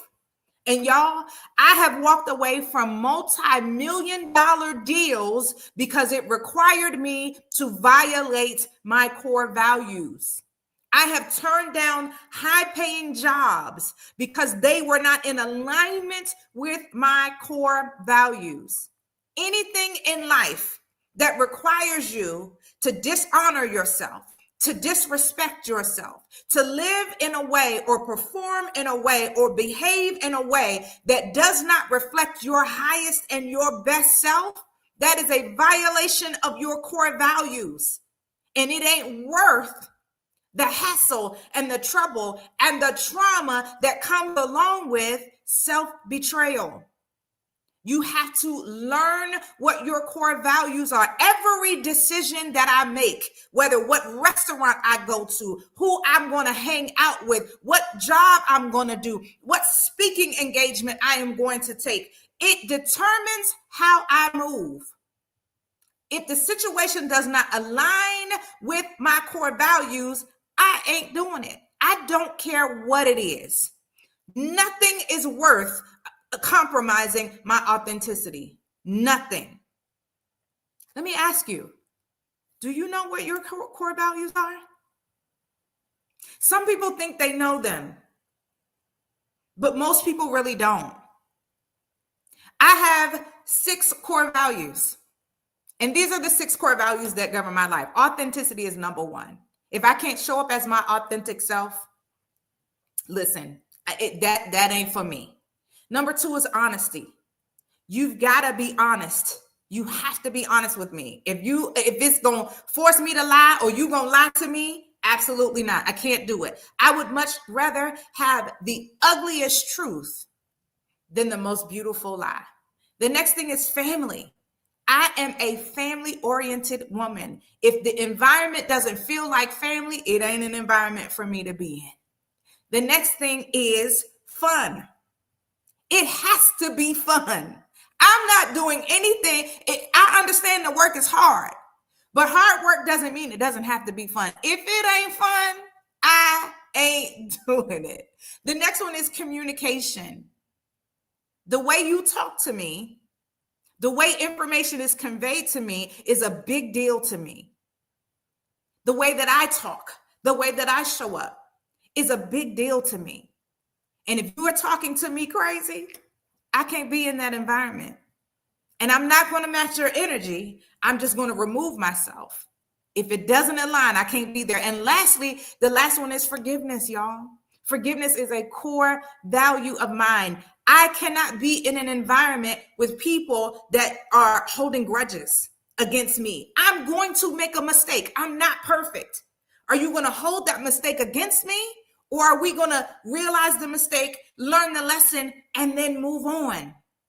So if I'm in an environment, in a relationship, in a friendship, in a job, whatever it is, that is full of people that hold grudges, that don't know how to communicate, that are dishonest, these things are not in alignment with my core values. Therefore, it means I am not supposed to be there. I am not supposed to be involved. Do you know what your core values are?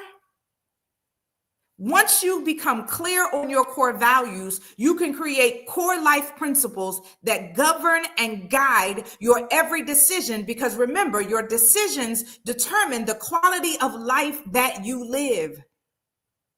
And after having understood and gotten clear on my core values, y'all, I don't do anything that does not suit me. And I am okay with that. I don't have FOMO. I don't have fear of missing out. because there's nothing that I am missing out on if it does not align with my core values. You have to become clear on your core values. So remember, step 1, you have to own your story. Step 2, you have to set yourself free through forgiveness. Step 3, you have to flip the script. Step 4, get clear on your core values. And finally, step 5, you have to recognize that you are the secret sauce. The world needs you. All of you, just as you are, the real you, not the you that you pretend to be, not the you that you think others want you to be, but the real you, not the watered down, the diluted version of you, not the version that you shrink to make everybody else comfortable, but the real you, your whole soul, your whole spirit, your total story. We need it all. My grandmother would say this: honey, whenever you walk into a room, you show up as your complete self, and either they can chew on you or they can choke. Neither one of them is your responsibility. Your authenticity is your superpower. Y'all listen, my grandmother makes the greatest sweet potato pie I've ever had in my life. I mean, y'all, it is good. People during the holidays come from miles around to get my grandmama's sweet potato pie.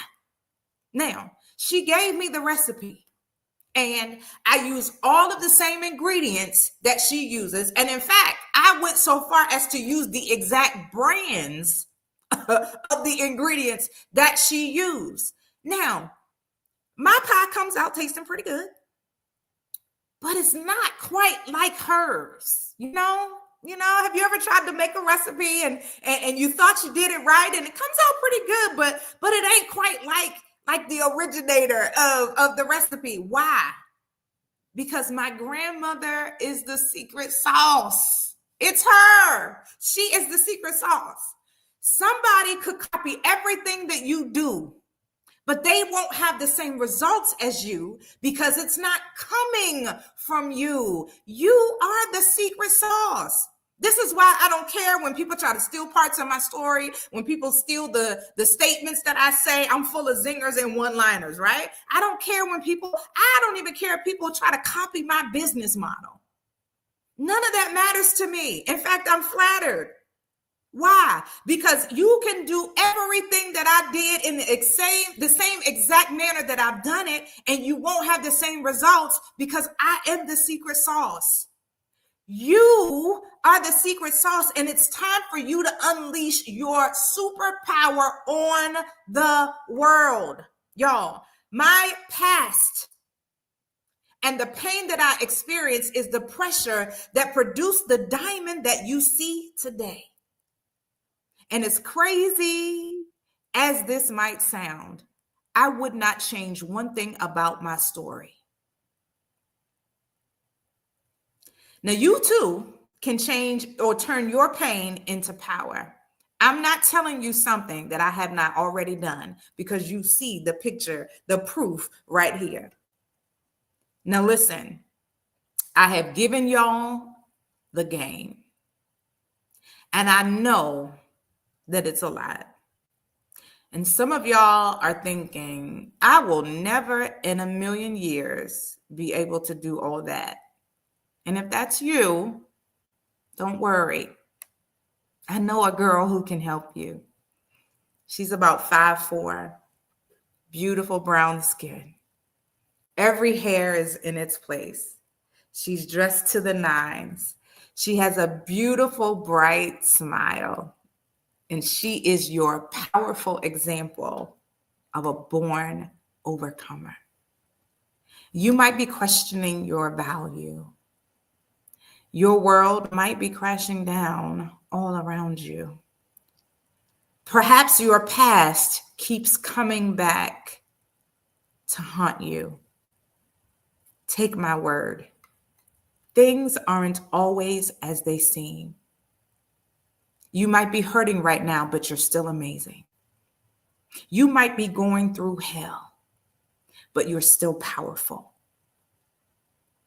They might have harmed you, but you are still capable. And since you are still breathing, there is a major purpose that is still designed from your life. And if you can learn from my experience and follow those 5 steps, I believe that you too can live a life that is far better, far more fulfilling than you ever imagined.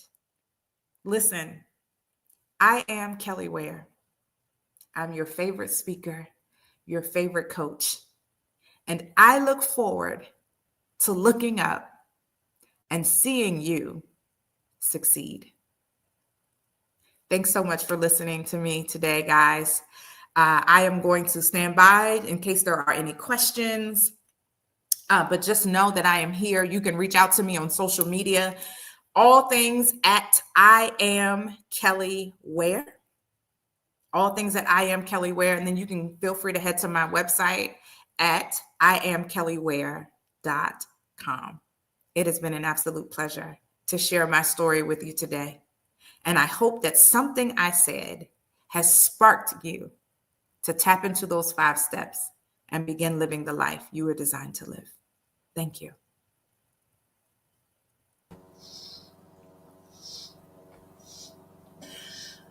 I'm so energized right now. I'm so energized. I'm so happy. Like, thank you, first of all, for telling your story and for reminding us. I mean, that they can chew on you or choke. That is something that will stay with me. But also reminding us that if you own your story, no one can hold it over you. That's it. No one can hold you prisoner with those secrets, right? I think that was absolutely amazing. Thank you so much for joining us.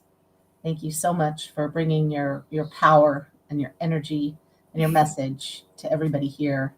I know you will continue to inspire our audience for many years to come with your words of wisdom. Thank you so much. Thank you for having me. It's been my absolute pleasure. We'll be right back with Silka Harvey from Bulgaria. So stay tuned. Hi, everyone, and welcome back. We are joined today by our special guest, Silka Harvey. She is the founder of Female Leaders Rising, and she's coming to us today from Bulgaria. Welcome, Silka. Thank you, Lisa. Wednesday, 14th December 2022. The day I almost died. A freak accident. A hernia gone bad. By the time I got to the hospital, I was near the end. The doctor told me, if you'd waited another 4 hours, you wouldn't be here. Christmas came and went, a quiet affair. Still weak and recovering, I got a phone call from my mother's neighbors in Germany. They were worried. Something about her didn't feel right. These people had never called me in 30 years, so I didn't hesitate. I got in my car and I drove 18 hours to see Mum. When I walked through her door, I knew Mum was dying.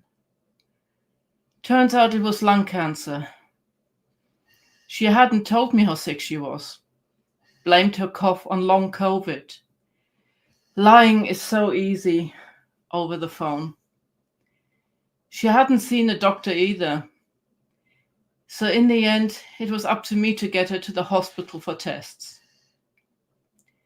I called my husband of 31 years to tell him the news. 1 week, 1 month at the most. His reaction was cold, cynical. Well, she was a heavy smoker after all. What did you expect? There was no compassion, not a single word of comfort. Instead, he sent me a message on Facebook. I'm leaving you. I won't be there when you return. That was it. No call, No explanation. No goodbye. Not even to the woman he'd called mum for 3 decades. And in that instant, a deep, black void opened under my feet. So I did what any daughter would do. I put on a brave face. Said nothing. I lied. I told my mum his father was unwell, that he couldn't travel right now to see her. I sat at her bedside, smiling through heartbreak, so she wouldn't die wondering why he never came. The months that followed were a mess. I returned home after sorting Mum's affairs to be greeted by an empty house. The silence made the loss even more palpable. I got sick. Still physically weak from my operation, I was an easy target for depression. Too sick to work, I survived by selling off his belongings one by one. He wasn't coming back for them anyway. In one brutal moment, I lost everything. My mum, my marriage, my health, my career, my money. Even my so-called friends vanished with him. It was as if my entire life had been wiped out in a single text message. All I had left were my dogs, a house that no longer felt like a home, and a mountain of grief sitting right on my chest like a demon. But something inside me refused to die. My grief counselor thought I should get out of the house for a while. So I took a break. Just me and my dogs, camping alone in the woods. And in that silence, embraced by Mother Nature, I found a spark of my old self, and I made a decision. I sold the house and most of my belongings, packed up what was left, climbed into my old Land Rover, and drove across Europe towards a little homestead in Bulgaria that I'd once bought as a holiday home. I went to start over, alone, from scratch, no safety net, just me and the dogs and the land. And for the first time in my life, I felt free. Hi, I'm Silke Harvey, speaker, publisher, best-selling author, musician, energy healer, and founder of the global movement Female Leaders Rising. I've walked many paths, from backpacker and indie musician to corporate translator, translation agency owner, energy healer, and publishing house founder. But after losing my health, my mother, my marriage, my career, and my closest friends, all in a single month, I packed my dogs into my Land Rover and drove across a continent to begin again, alone. That was the moment of my rebirth. But it wasn't the beginning of my story. It was only the latest chapter in a life that's always been about finding freedom and creating opportunity where none existed. From that new life, Female Leaders Rising was born, not as a business, but as a movement rooted in every lesson I've lived through, the resilience to rise, the courage to pivot, and the power of women lifting each other into prosperity. And here's what I want you to know. The life you built or were forced into may be gone or no longer fit, but the woman you were always meant to become, she's only just getting started. When I was 16, I dreamed of life at sea. I applied for a maritime career, which was a bold move for a German working class girl. But the answer came back swift and sharp. We don't take women. Not because I wasn't qualified, not because I wasn't capable, but because I was female. That rejection carved something deep inside me, a determination to never let anyone tell me what I could or couldn't be. So I did the only thing that made sense to me. I hit the road. I backpacked across Europe on cheap bus and train tickets, living on next to nothing, chasing freedom and the horizon. Somewhere between one country and the next, I found music. At 19, in the UK, I met the man who would become my husband. Together, we formed a rock and roll band. He was the frontman. I was the bass player, the backing vocalist, the band manager. The one behind the scenes keeping it all together, in other words. I built an indie record label, got grants from the Prince's Trust, and even got us online in 1995, where most people didn't even know what a website was. We played the Millennium Dome, worked with musical legends like Albert Lee, and ran our band as a business before creative entrepreneur was even a term. Those years taught me something essential. Freedom is not given. It's built, note by note, gig by gig, decision by decision. But life has a rhythm of its own. By my late 30s, illness stopped the music. He couldn't tour anymore. So I pivoted again from musician to translator. I was hired at KPMG European headquarters purely on skill, no official degree. Later, I started my own translation agency, running a small global business from my living room. But another side of me was awakening. I became a Reiki master, trained in animal healing, chakra dancing, and creative visualization, and later became a Reiki drum practitioner as well. I performed at UK festivals, facilitated workshops, held sacred women's circles, and worked with private clients to help them reconnect to their energy, their bodies, and their purpose. It was magic.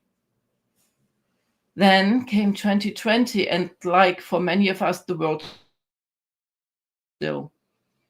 I took my work online.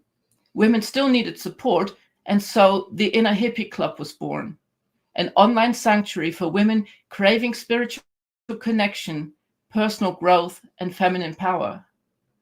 That eventually led to Inner Hippie Books, a publishing house for amazing women with extraordinary stories. 2 Amazon #1 bestsellers followed. But then life fell apart. At first, I thought I was just grieving my mom. But then I realized I was grieving my entire life. And what I've discovered since is this.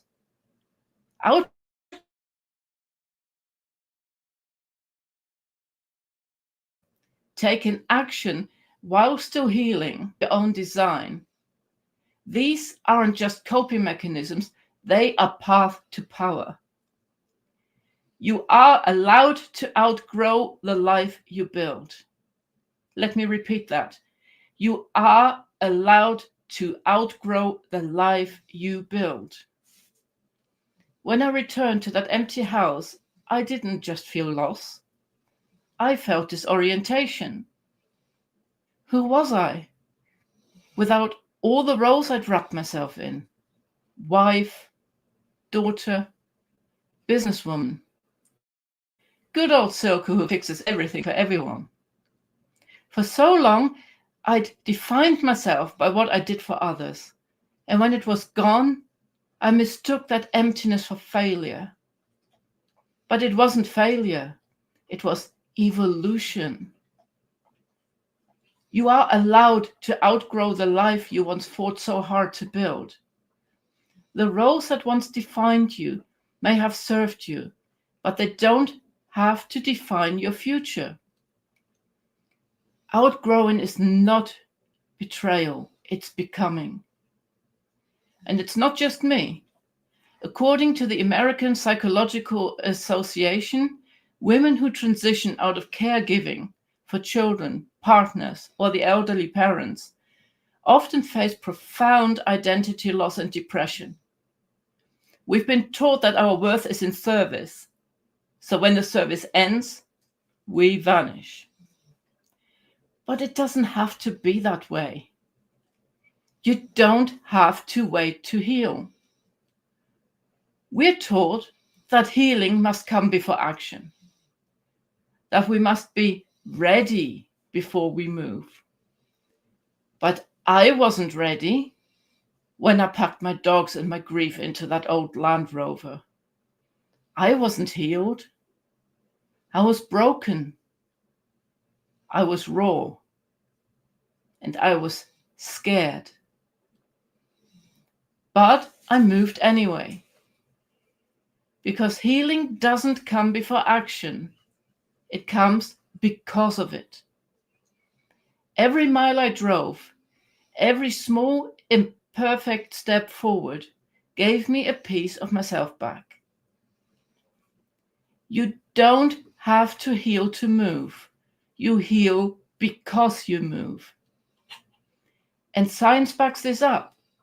According to research from the American Psychological Association, resilience isn't something you have before the crisis. It's something you build inside the crisis. Small acts of agency, even something as simple as making a decision, are shown to reduce trauma symptoms and build confidence in long-term recovery. Freedom isn't found, it is built. Today, I live on a homestead in rural Bulgaria. I grow food. I sing songs. I run a global movement from my kitchen table. It didn't just happen. I built it. And that's what Female Leaders Rising is about, building freedom from the ground up, one action at a time. You don't need permission. You don't need a 5-year plan. You don't need to be fixed before you begin. You just need to begin with what you have right now, from where you are. Loss is not the end. It's a clearing. But in our culture, women often go unseen in their grief. According to the World Health Organization, women aged 55 to 74 have the highest rate of untreated depression globally. And yet, they are the least likely to seek help. Often because they're still functioning, still showing up, still doing the invisible labor of life. The Pew Research Center reports that in the past 25 years, divorce rates for people over 50 have doubled, with women far more likely to experience financial instability afterwards. Add to that the care gap. According to the OECD, women still perform 75% of all unpaid care work globally. That means when a caregiving role ends, whether through children growing up or parents passing on, many women are left with nothing. No job history, no pension, no safety net, and no roadmap forward. But here's what I want every woman listening to remember. You are not your roles. You are not your relationships. You are not your pain. You are the person who survived it. And from that place, you can rebuild. Not by going back, but by going forward into something entirely new. Some people call it starting from scratch. I call it starting from wisdom. Starting over isn't weakness. It's courage. It's vision. It's leadership. A 2022 study from the Center for Women's Entrepreneurship found that 62% of women who started business over the age of 50 did so because they were pushed out of traditional careers or experienced major life transitions, like divorce, illness, or caregiving loss. And guess what? These women were statistically more likely to succeed than younger founders. Why? Because they brought life experience, emotional resilience, and a strong sense of purpose to their work. When a woman reclaims her direction later in life, she's not naive. She's focused. She's resourceful. She's done performing, and she's ready to lead. So if you're starting over, you're not behind, you are right on time. When women lead, prosperity grows. But this isn't just about personal growth, it's about collective impact. Because when women rise, prosperity doesn't stay personal, it spreads. The World Bank reports that women reinvest up to 90% of their income into their families and communities, compared to just 30 to 40% for men. The United Nations estimates that if women had equal access to financial tools, resources, and education, we could lift 150 million people out of hunger. And according to McKinsey and Company, closing the global gender gap in workforce participation could add $12 trillion to the global economy. And yet, only 2.3% of venture capital goes to women-led startups. Only 1 in 4 global leaders is female. And still today, in many places, a woman needs her husband's permission to start a business or open a bank account. Let that sink in. We cannot keep pretending that the playing field is level. But what we can do is build new fields and invite women to lead them. Because when women are trusted with power, money, and visibility, we don't just grow our own lives, we grow entire communities. And this is why I created Female Leaders Rising. It's not a program, it's not a membership, it's a platform and an ecosystem that reflects everything I've lived and learned, that women don't need saving, they need space. Space to speak, space to lead, space to build something bigger than themselves. We amplify women's voices through books, articles, podcasts, and television, and we create sacred spaces through global retreats. Spaces not just for healing, but for deep strategic reinvention.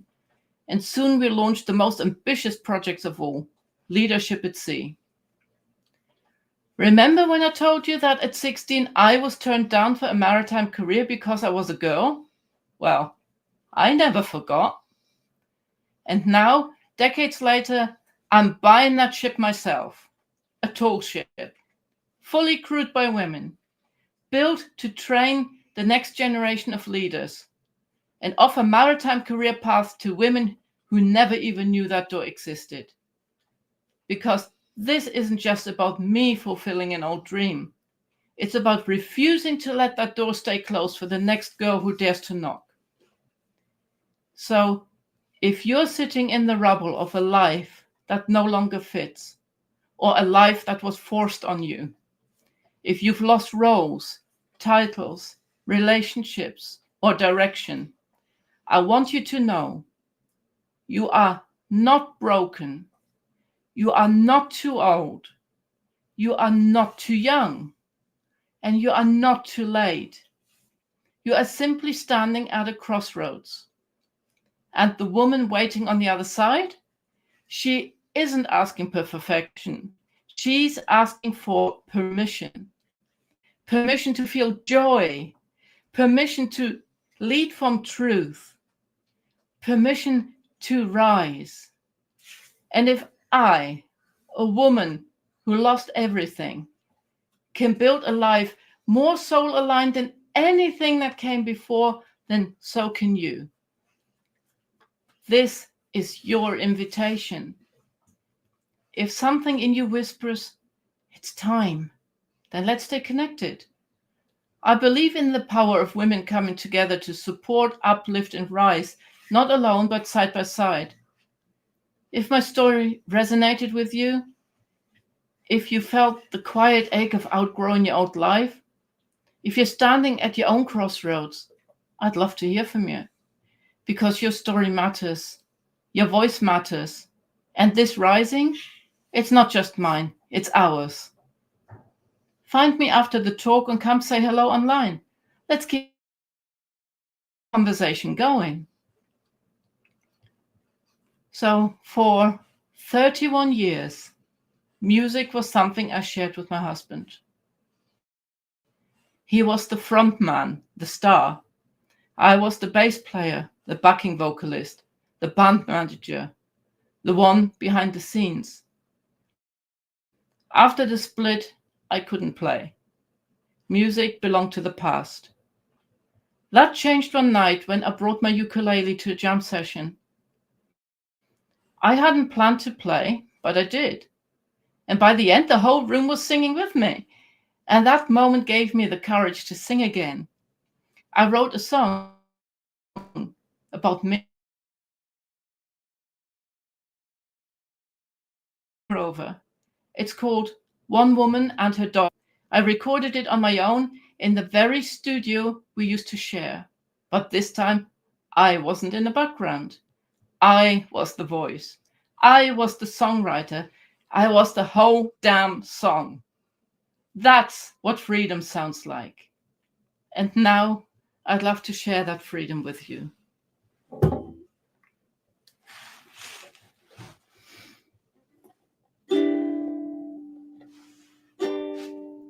London, Paris, Barcelona, Rome and Athens too. Here today and gone tomorrow, we keep driving through. Funza, Frankie, Wendy, Silke, 4 girls in a van. Summer, sunshine, wind and hair, beach and surf and sand. We all were one thing in common, we once were all ditched. Ditched by husband, ditched by people, leaving us sad and sing.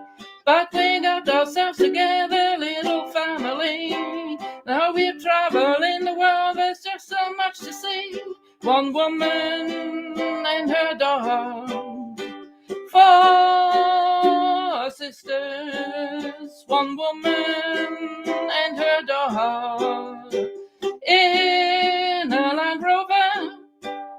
So if you find yourself in a bit of a mess, don't despair and keep the faith, life loves you nonetheless. Keep your head up and look tall under the sun. Life is what you make of it as long as you have fun. Na na na na na na na na na na na na. Na na na na na na na na na na na na. Na na na na na na na na na na na na. Na na na na na na na na na na na. One woman and her dogs. 4 sisters. One woman and her dogs. In a Land Rover. One woman and her dogs. 4 sisters. One woman and her dog. In a Land Rover. Thank you for watching. You can contact me on LinkedIn at Silke/Harvey, on Facebook at Silke.Harvey, and on femaleleadersrising.com. Blessed be.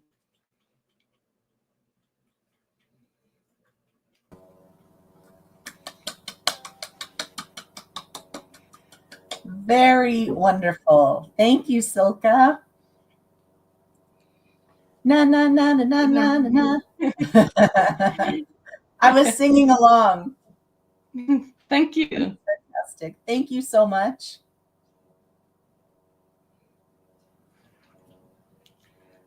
That went well, I hope. Well, yeah, that went well.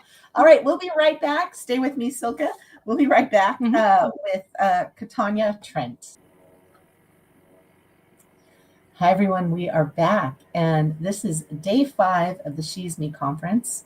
It is 1 p.m. Pacific time, and we are welcoming Katanya Trent from New York, and she's going to be presenting From Crisis to Calling.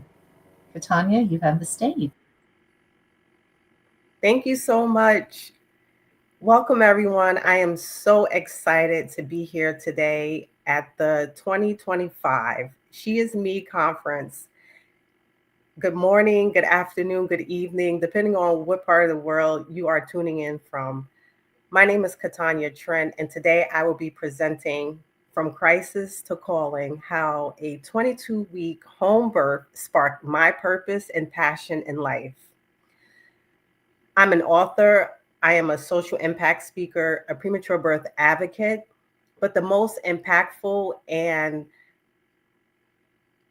joyful title that I carry in life today, everyone, is being a mom to a former 22-weeker whom I unexpectedly delivered at home alone. And he is now 7 and thriving, guys.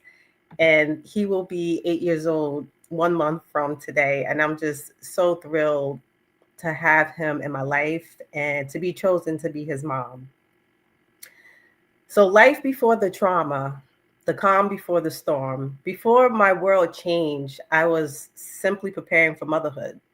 I was full of hope, plans, and dreams. What began as trauma began to spark, purpose and passion, and a mission rooted in my resilience, awareness, and connection.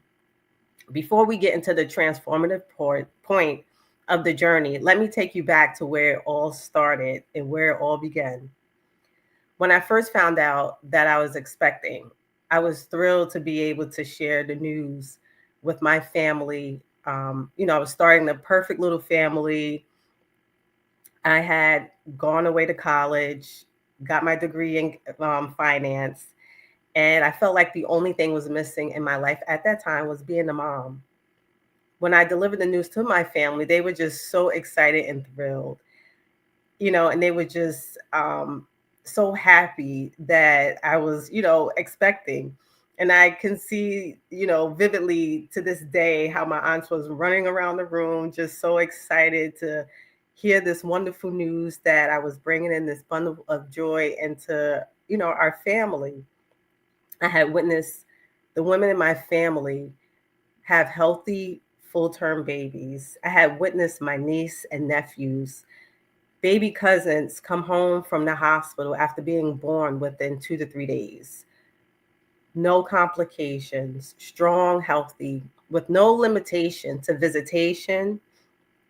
They weren't hooked up to machines, monitors, and with no one being afraid to, hold the baby, see the baby, or even know if the baby would live. But that was not the case for me. Unfortunately, I had endured it all and then some. So, what happened? Delivering my son at home alone, I know everyone is thinking, oh my gosh, how is that possible? I know. Sometimes I, wonder, how did this truly happen? And I even think, like, did that really happen to me? But it did.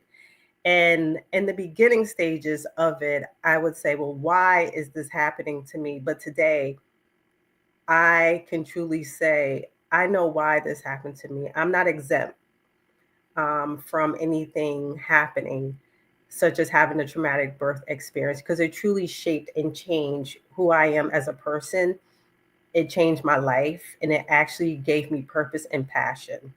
So the morning of, I woke up with mild cramping.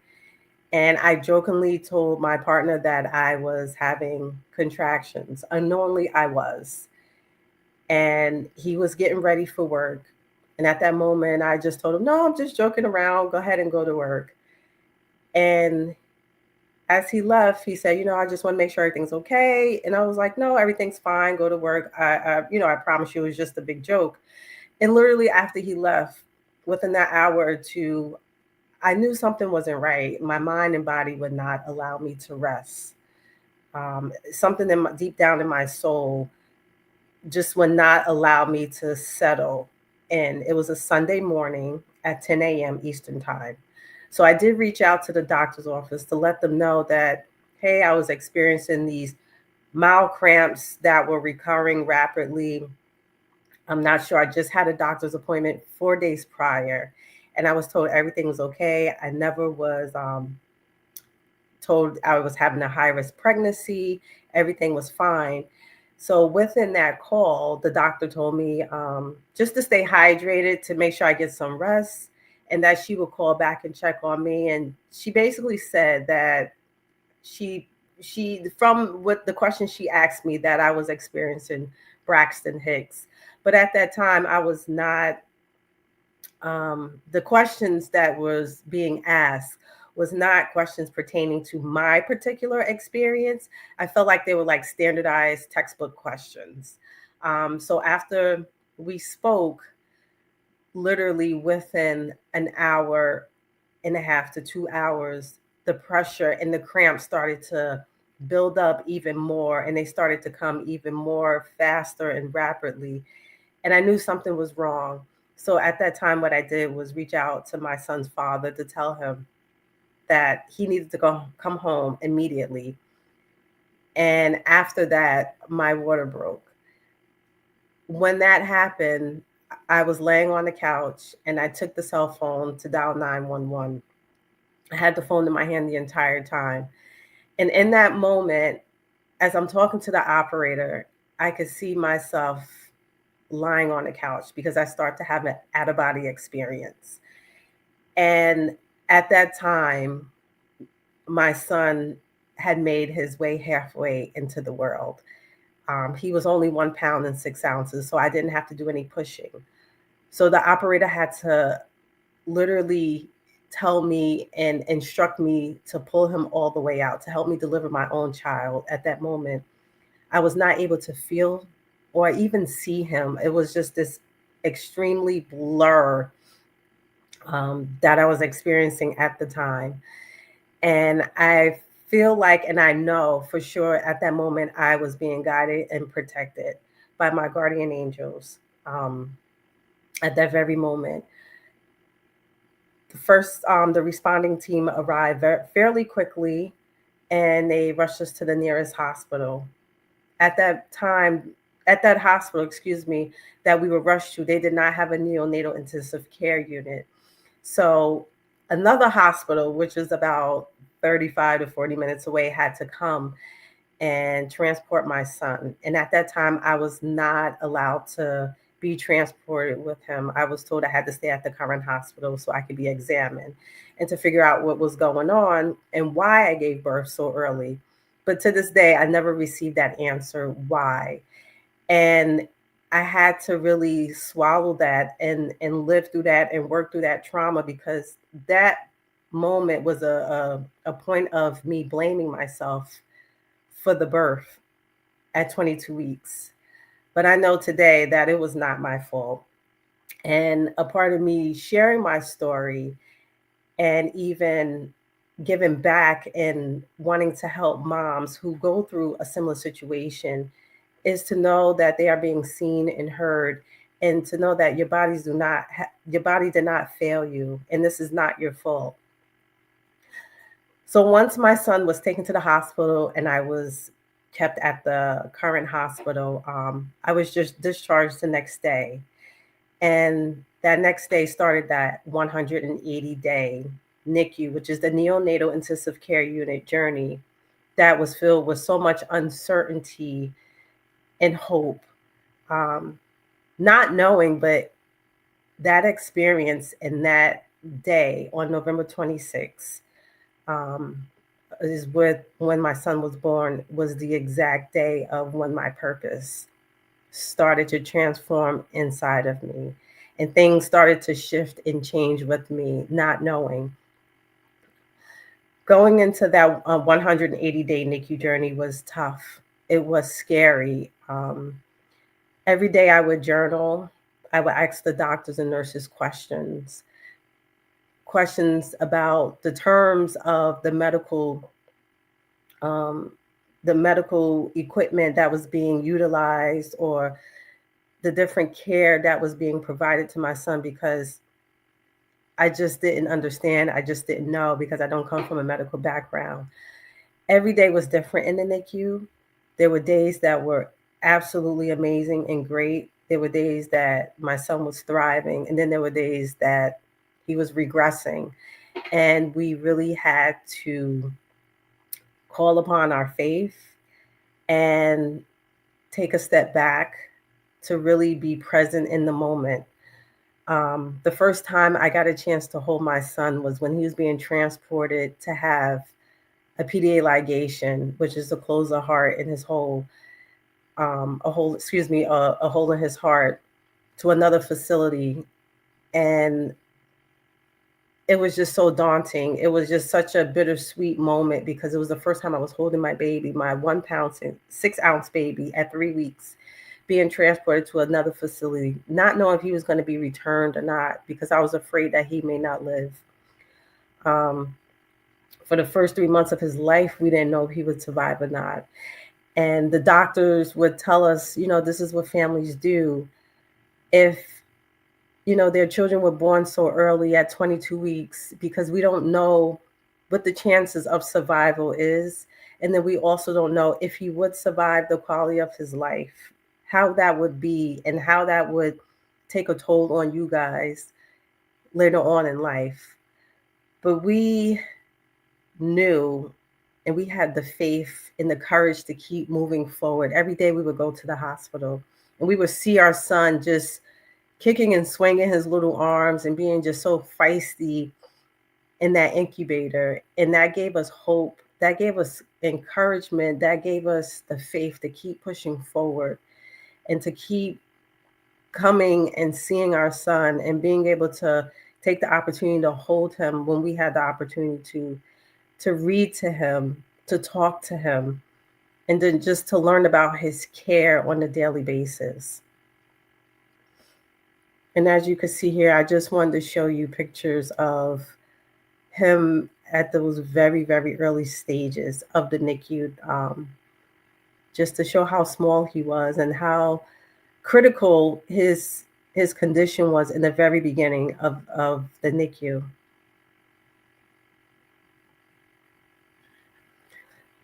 And I want to talk about the moment of truth, a realization. During the time in the NICU, like I said, we had to spend 180 days in the NICU. Again, it was a very long, hard, tough journey. And throughout that journey, I would say journaling helped, reading to my son and interacting and getting involved in his care. Those are the things that helped and helped me feel like a mom. Connecting with other families is the things that I felt like helped me throughout that journey. It didn't make the journey any easier, but it did ease it in some kind of way. It was so important to me to be able to connect with others that were going through a similar situation so I can be able to talk about it.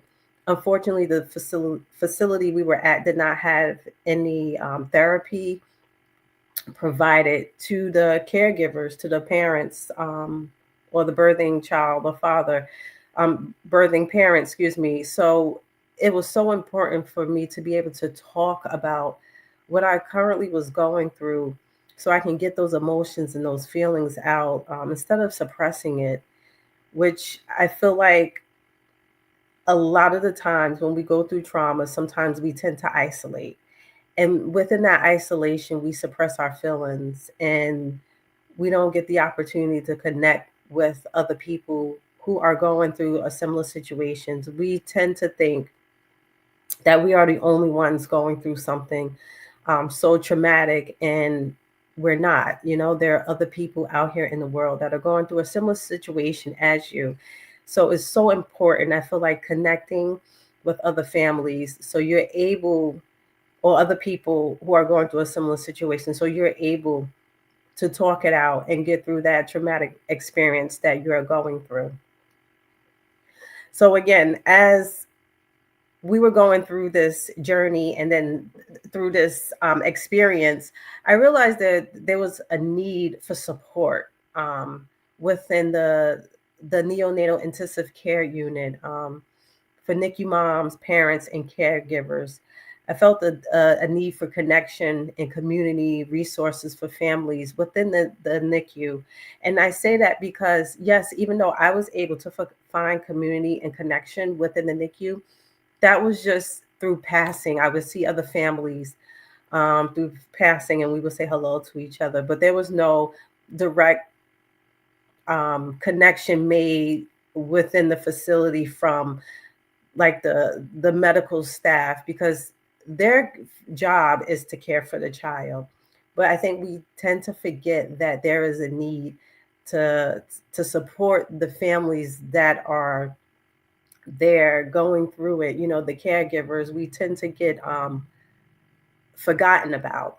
So in that moment of me going through that journey, it made me realize that there is so much that is needed for the caregivers, for the parents, for the moms like myself, and for the dads, and for the families, even outside of the mother and father, to understand what the families are currently going through, or understand what the families may need during that time.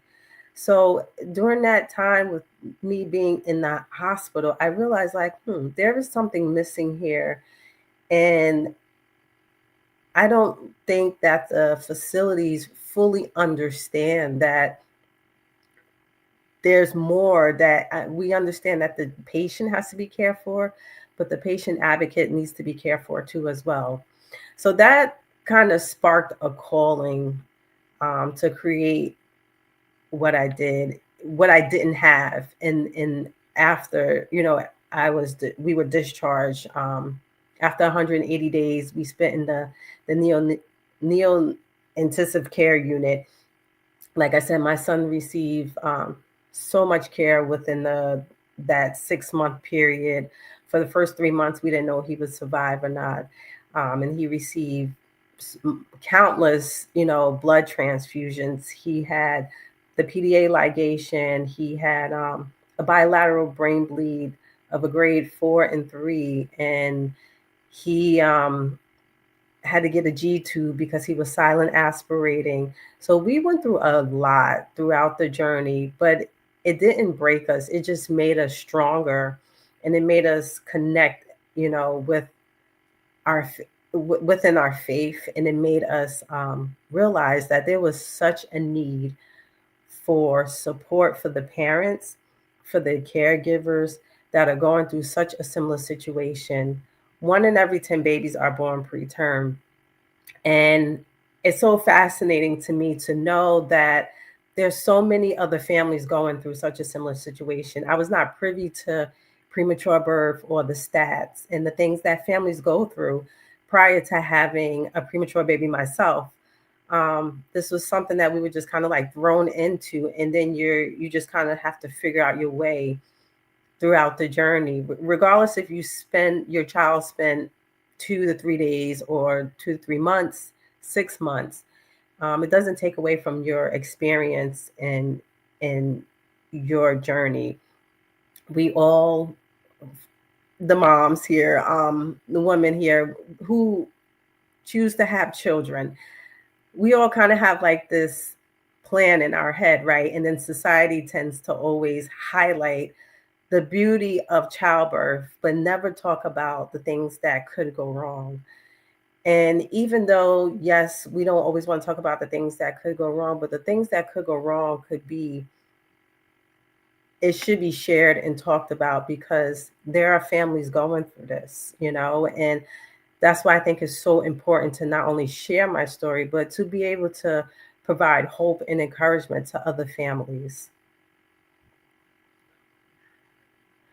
So the transformation, rediscovering life. So after my son spent 6 months in the hospital and we were discharged, I had to kind of like change my life, because he came home on like a liter of oxygen. He had a G tube, which was he was on continuous feeds in the beginning stages of our journey at home. And he had multiple doctor's appointments, multiple therapy appointments, and there was no way I could work during that time, because my job in that moment in life was to care for my son, to make sure he remained and sustained healthy, right? So during that time when I was in the NICU, I was just like in the trenches. But when I came home, that's when some of the feelings and emotions started to unravel. So I did start start therapy, and I started my healing journey because I needed to rediscover who I was outside of this trauma that I had gone through. Not only did I deliver my son at home by myself, I had delivered him at 22 weeks pregnant.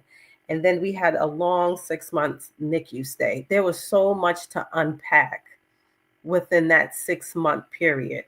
And it was so important that I get help to really pull all these things out and to be able to move forward in life and not get stuck in the trauma and not get stuck in the care that was needed for my son, and to be healthy so I can not only take care of myself but to take care of my child as well.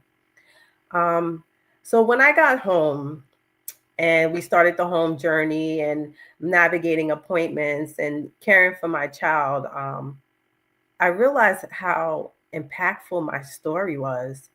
And I realized that I had never heard of a story like my own. And throughout the journey, I did a lot of journaling, just even jotting down my feelings. Like I said, I would just make notes of the daily updates we would receive from the doctors and the nurses or any questions I may had. And I also would just jot down some feelings and thoughts. So I started to wonder, like, I can really write a book. I have something that I went through that can be shared with the world. But of course, the imposter syndrome kicked in a little bit, where I was nervous because I'm like, is people going to really read my book? Is this a story people really going to be interested in? I come from a community where there are times where when you pour your heart out and you be vulnerable, that, you know, it's not taken is taken as a weakness and not as strength. And I just want to tell you all today, sharing your story and being vulnerable and authentic is a sign of strength and encouragement. It takes courage to share your story. It takes courage to really open up and tell people not only what you're currently going through, but what you're currently going through in every little detail of that journey. So what I did was actually connected with a friend who I actually knew was an author. And at that time, it was during COVID. So I was able to join a writing workshop online. And I actually was able to start like pulling my journals out and connecting the dots, which I didn't know at the time that my journals were a blueprint for my actual book, which was truly amazing. So I was able to get my book published. And from that moment, things just changed and shifted. And I knew that this was a part of who I was becoming. I started to give back to families in the NICU. I just started to, think about those times of when I was sitting in that hospital feeling alone and not feeling seen and heard, and I wanted to provide not only care packages. As you can see here, I have a picture of my son. This was the first care package that we kind of put together. I did it for Women's History Month in March. Put together about 20 to 30 bags, and I wanted to just kind of like shower the moms with just some items that they can utilize and be able to provide a little bit of self-care for themselves. And then after that, I just started to say, hey, I can actually turn this into something bigger. So this is actually turning my pain into purpose, into passion. So I started to collect diapers and essential items that families would get at a baby shower. Because when we were in the hospital, yes, we had a baby shower, but I did not want to have a baby shower. At the time, I did not want to celebrate life because every day I was fighting for life. So I thought like this would be a great opportunity to give back not only to the moms like care packages, but why not change it up and give back some essential items that families may need, like diapers, wipes, onesies. So I started creating diaper cakes. And I give back to families on a quarterly basis through the organization of Connected Through 22. And it has been truly amazing. It truly has. So discovering Connected Through 22. Connected Through 22 is an organization I started, provides a safe space for families to connect through stories and resources while uplifting and supporting one another. And what we do is we give back to families on a quarterly basis. Like I was saying, the diaper cakes, we create the diaper cakes and we stuff them with wipes and onesies and baby care, different things that we may receive donations of. Within Connected Through 22, it's a part of raising awareness of premature birth. Like I said, 1 in 10 babies are born preterm. And most of the time, families don't know or they're not privy to premature birth until they're thrown into it. So we want to raise awareness and have other families share their stories and just open people's eyes, not only those who are going through it or those who may go through it, but the families that are supporting you that are going through it. We want to just be able to provide a plethora of resources and tips and guidance for families going through the NICU journey, because it is truly a life-changing transformation. And it's so important to connect and to utilize your connections and your village and being able to build a village, because sometimes in these situations, your village is not your family or your close friends, because they may not understand exactly what you are currently going through. So being able to recognize who are the people that are supporting you and that are going to continue to support you throughout this journey, and who is not going to judge you, who's going to be able to allow you to speak freely and not place judgment upon you or not tell you what you should say or how you should feel, but truly be there for you no matter what. So it's so important, like I said, to find connection, find your community so you can be able to lean on them throughout your journey.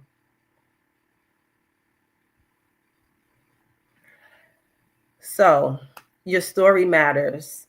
You know, too often we go through a traumatic experience, feeling alone. And I just want families to know that you are not alone. The whole purpose of creating Connected Through 22 is so families can feel seen and heard. There are individuals and organizations ready to walk with you throughout your journey. And that's not only through a birthing experience, but just anything in life. Recognize that there are people out there, there are organizations out there that are willing to support you. So don't feel like you're alone. And yes, you may feel that way, but start connecting, start getting yourself out there, because it's so important. Connection is key. And I know I keep saying the word connect, but it's so important that you truly find your people, your village, your tribe to really walk with you no matter what you're going through, because life is not meant to be done alone, you know? So it's truly important to find those connections. Yes, your story needs to be told and your story needs to be shared, because your story can save lives. You know, too often we go through traumatic birth experiences or we go through trauma just in general, and we tend to hide or not share those stories with our families or our friends. But those are the stories that provide hope and encouragement to not only your family, but to people out there in the world. Those stories can save lives. Those stories can be a blueprint for your family that are currently going through a similar situation. So it's so important that we share our stories, no matter how tough they are. And also, sharing your story is going to provide freedom within yourself, freedom in your soul, in your spirit. So again, don't be afraid to share your stories and the hardships that you have gone through in life, because those hardships, believe it or not, are transformations that help you grow into the person that you are today. So it's so important to recognize those dark seasons in life. yes, we want to run away from those dark seasons, but those dark seasons are the ones that shape us and mold us into who we are today. So it's so important that we share our stories with one another. I just want to thank you all today for tuning in and just being so open to me sharing my story and my journey. Again, my name is Katanya Trin. I'm an author of a memoir called 22 and 6, born on 11/26. I have an organization called Connected Through 22 that I currently give back to families in the NICU to provide them with hope, strength, and encouragement. And again, thank you so much for taking your time out today to listen and to really tune in into my story and journey. Have a great one.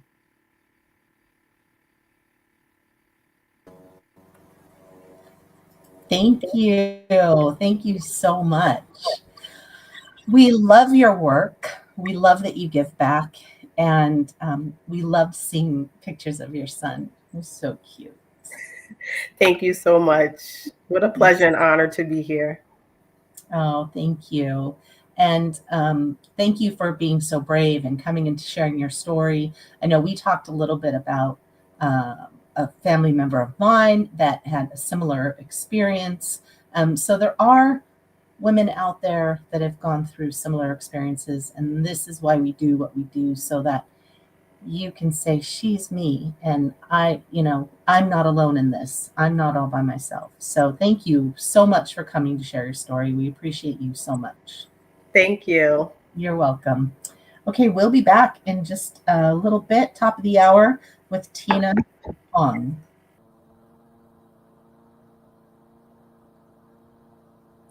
All right, we are back, and we are so happy to welcome Tina Huang.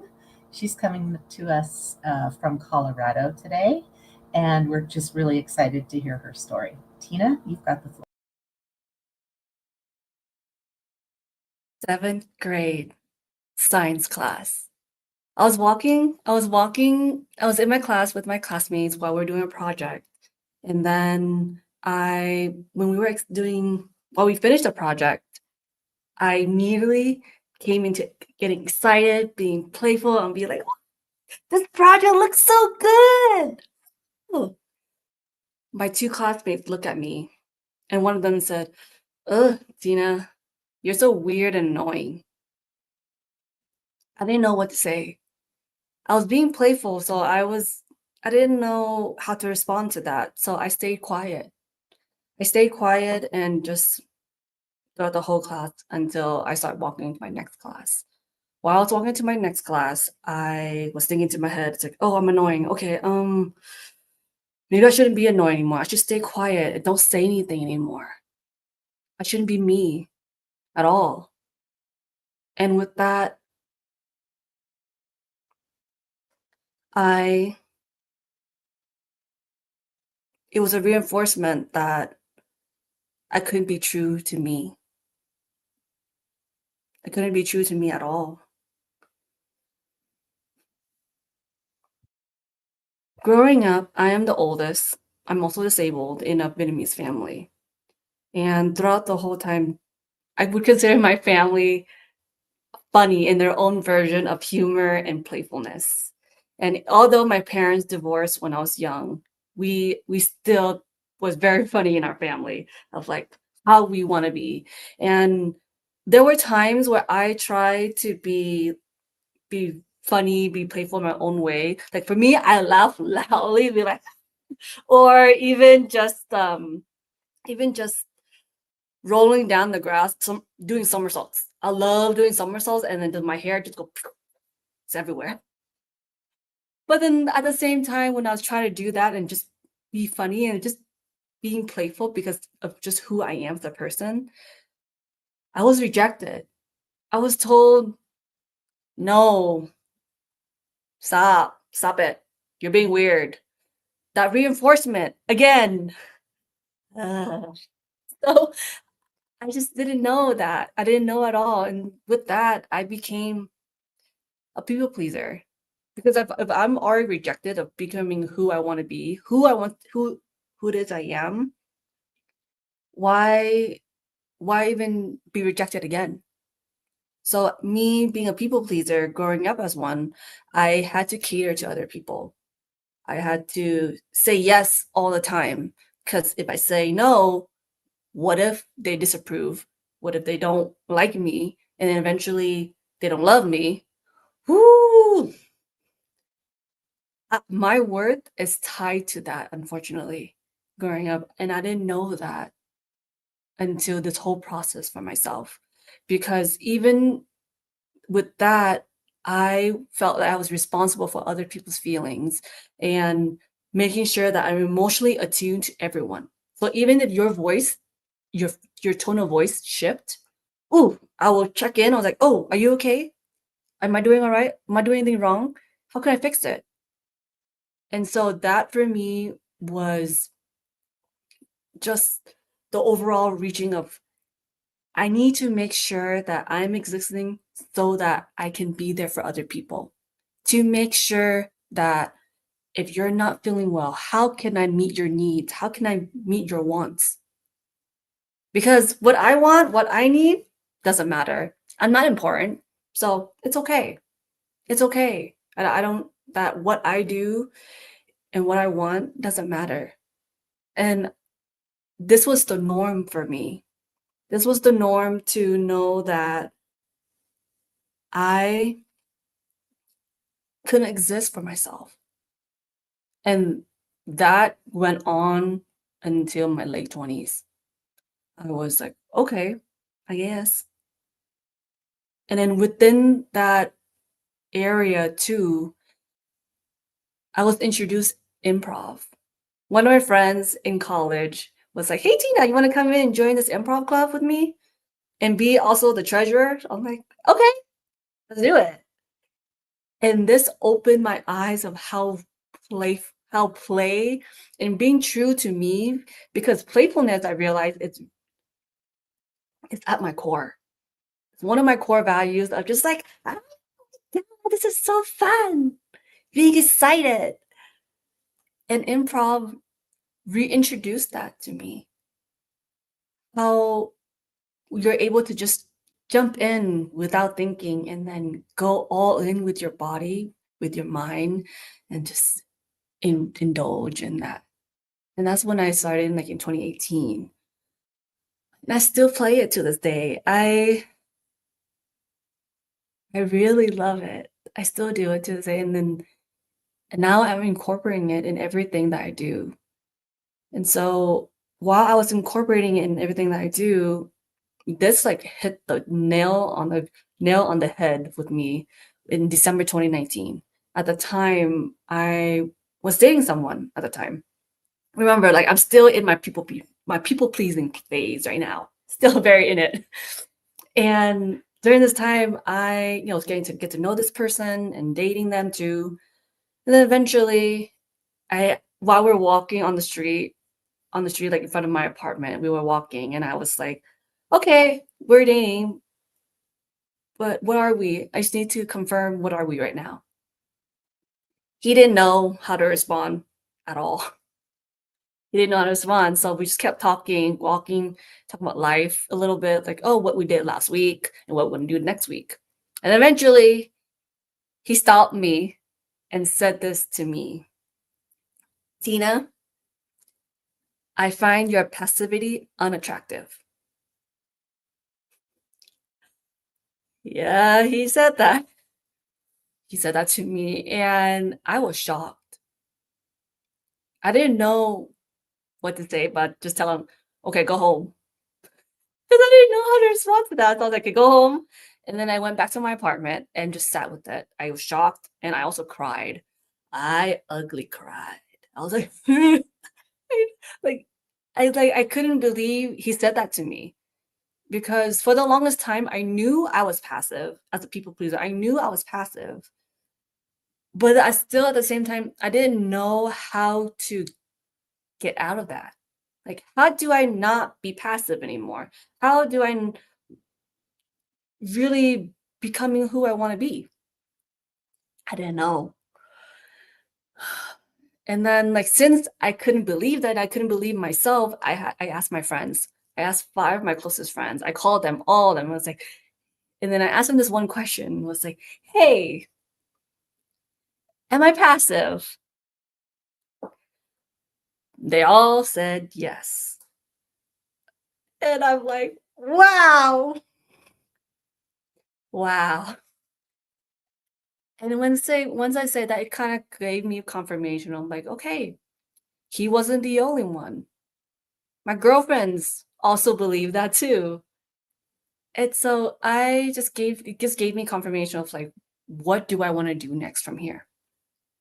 What do I do from here? So I gave myself a couple more days to really feel the emotions, feel that, okay, what are we going to do next to my girlfriend? So I gave myself 2 options. Option 1 was saying, yes, I am passive. I am passive. I will forever be passive. Will ever be a people pleaser because I am meant to exist on this earth to only cater to other people. Who cares about what I want, what I need? I'm not important. I don't matter. So who cares? Or option 2, saying, fuck no. I will not be passive anymore. I don't want to be. No, I want to be assertive and courageous because I deserve that for myself to live my life how I want to be.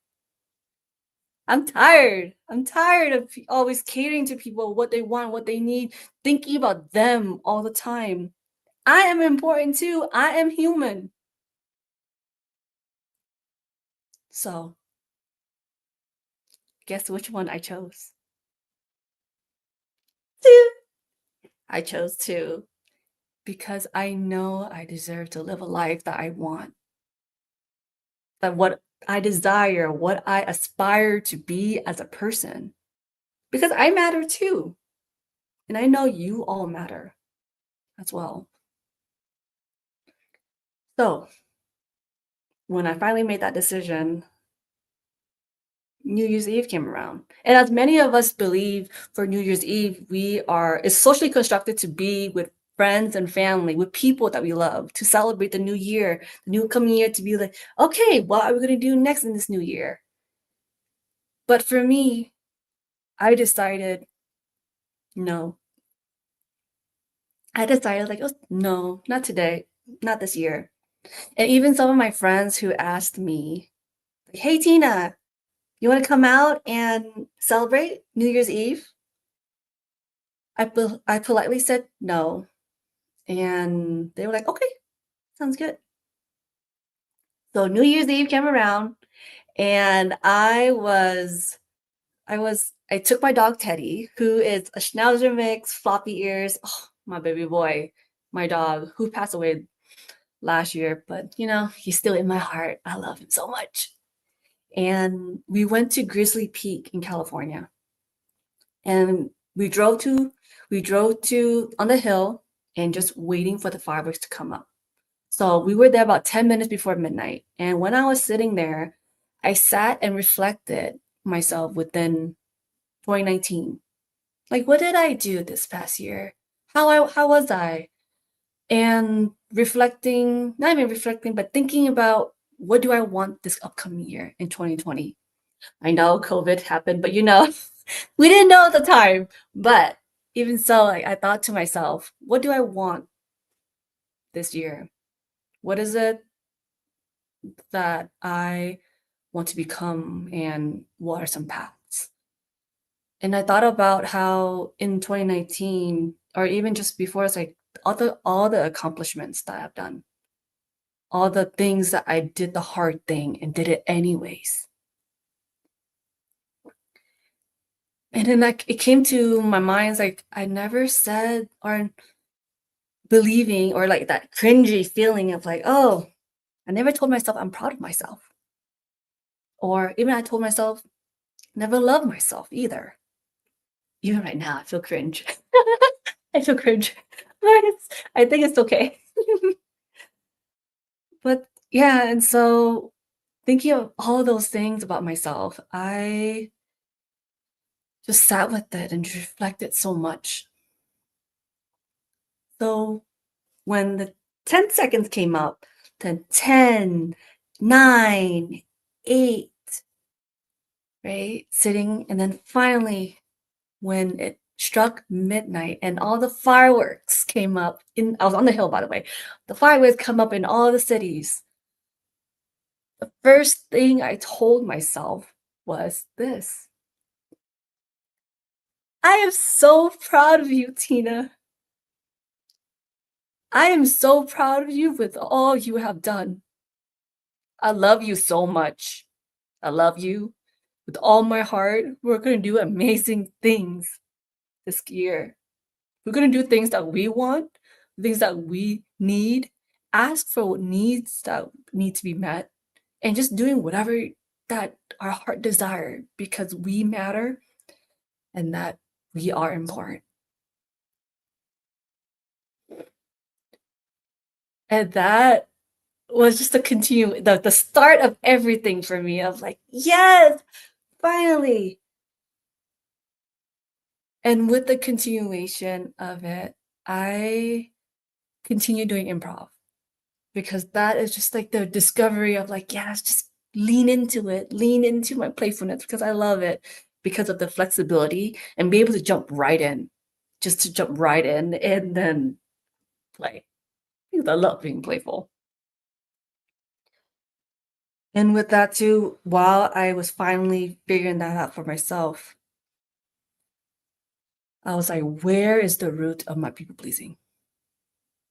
Even though I'm still playful now, I'm trying to get into it still. Where is the root of it? And I realized my family. My family, specifically my mom. Since my parents were divorced, I grew up with her. She raised me and my family and my brother. And so there was one moment when I finally had the courage to be like, okay, I'm gonna ask her for this one thing. And so what I did was I asked her, hey mom, by the way, this is all in Vietnamese, okay? In translation, it's like, hey mom, can you not open my mail, please? And at the time too, I was living with her. And it didn't go well. It didn't. She ended up saying how, what if the mail are important? What if it's important? And like she needs to let me know why I'm away, whether I'm on vacation for a little bit, for a couple of days or a weekend. Like she needs to let me know. And I just let her know it's okay. It's okay if I take the fall or something happens to me because I didn't open the mail right away. But even though the outcome wasn't great, that was the start. Another start, like another stepping stone to really getting out of my people pleasing. To finally like, I can choose me. I can have boundaries. I can say no to people. To really look at me and seeing how it is. Wow, like this is not just one time thing. Like I kept doing it. And it was terrifying and exciting at the same time. Terrifying. It was like, oh my gosh, my anxiety. This is new. I don't know how to do this. But exciting because I'm finally choosing me. I'm choosing me finally. And just to that repeat, like getting the reps in, to just repeat, and repeat. To really get out of that eventually, to get out of my people pleasing, and then finally leaning into my playfulness. And then there's still moments in my life where there was a moment where I was in a car. I was driving with one of my friends, and I was like, we were just listening to music, and I was like, what? This song is so good. Oh my God, it's so good. And then they were like, Tina, chill. You're so weird. And at the time, I didn't know how to respond to that either, because I'm still in that phase. I'm still in that phase of like, how do I respond to this? How do I do this? I don't know. And so I just like, it was kind of like a memory break. I was like, okay, I'm just gonna stay quiet because I don't know what to do right now. And I'm in that limbo area, like how to respond to this. But it was like a good memory to have, or not memory, but like just good data to have. And there was another moment where another friend of mine says, like, I was like, for me, I have a lot of energy. So I was like, hey. And then I'm like back to normal, like neutral, right? And it's like, hey, what's up? How you doing? And then the child is like, Tia, you have a lot of high energy and like low energy. Like, you don't know how to do this. I'm like, well, that's just me. That's just me how it is.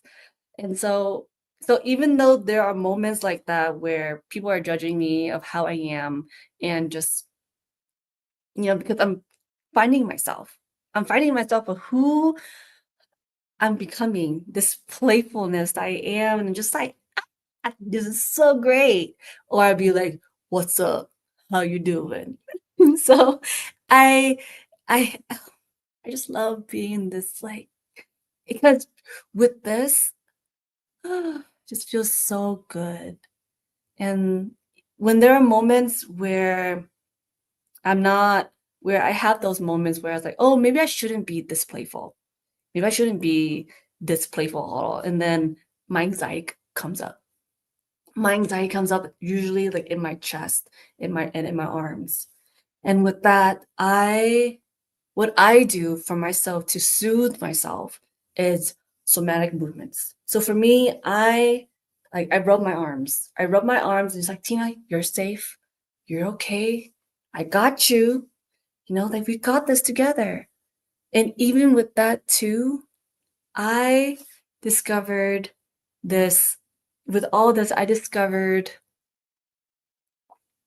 a dialogue within myself. I developed this internal dialogue of like my inner child, who I call Tiny Tina, by the way. Even though I'm already 5 feet, I call her Tiny Tina still. And and with this, like, I love it. I love how I've been able to develop this. And then I developed this honestly through utilizing the warm line and journaling.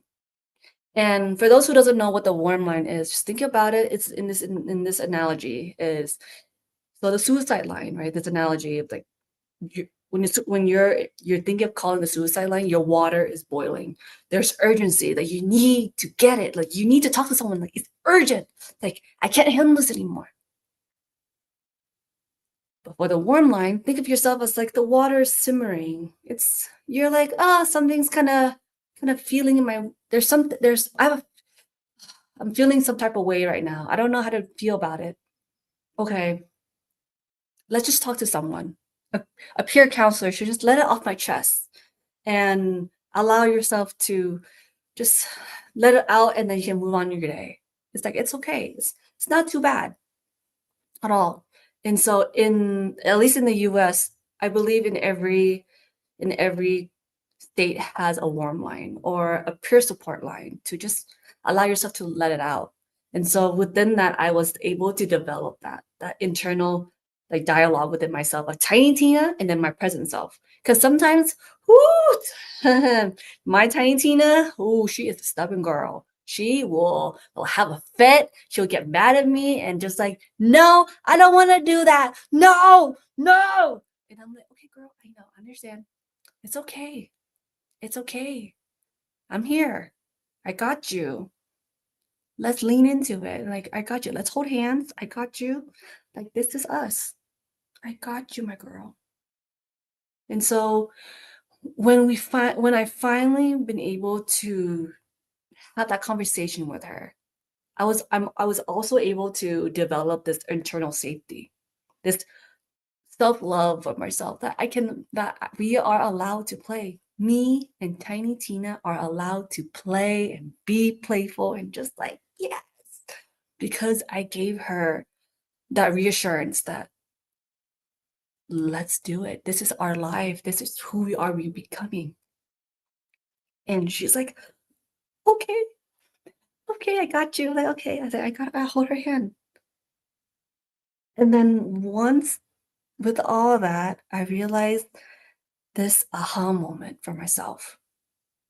This aha moment. It's so the power of choice. Meaning it doesn't have to be grand. It doesn't have to be like extravagant. I'm like, wow! It doesn't have to be like that at all. But just simply saying for just 5 seconds or 1 second, for me specifically, getting out of the people pleasing, instead of asking someone, where do you want to eat? I'm giving myself this 1 second of choice is, I want to eat ice cream today. That's it. That's all I had to do was just building that muscle of choice. Because growing up, I didn't get that choice. I was rejected constantly. I was rejected constantly every day of what I needed to do, like what I needed for other people.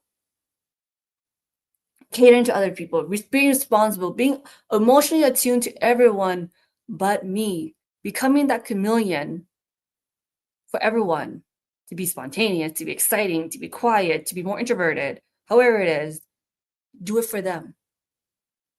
But now I have the power of choice to make something for myself for 5 seconds.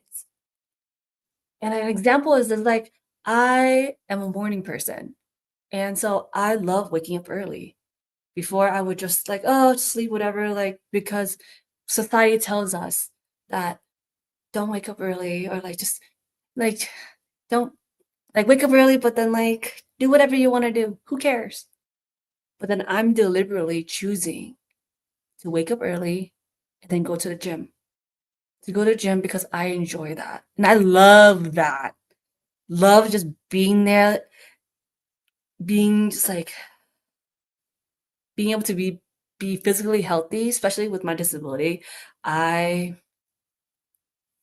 was I have cerebral palsy. So there's a point like my hand can't function very well. But now I feel so good. I'm at my best physical state right now, and I'm excited to keep going, And then also on top of that, like doing improv, continue doing improv, because that's where it is for me to have fun.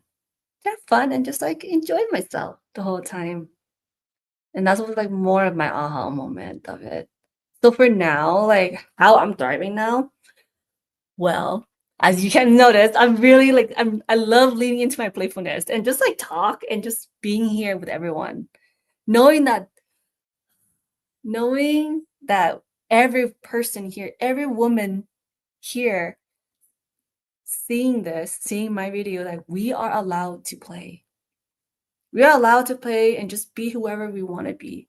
Be able to say no, setting boundaries, trusting yourself, despite how society and cultural beliefs tell us, like, no, we as women, no. Because society keeps telling us as women to like, oh, be ladylike, be proper, be poised. Oh, the amount of times that people tell me that constantly. And also telling me like, stop being so childish. Like, stop it, you're an adult. But why not? Why we as women cannot be playful too? I love being playful.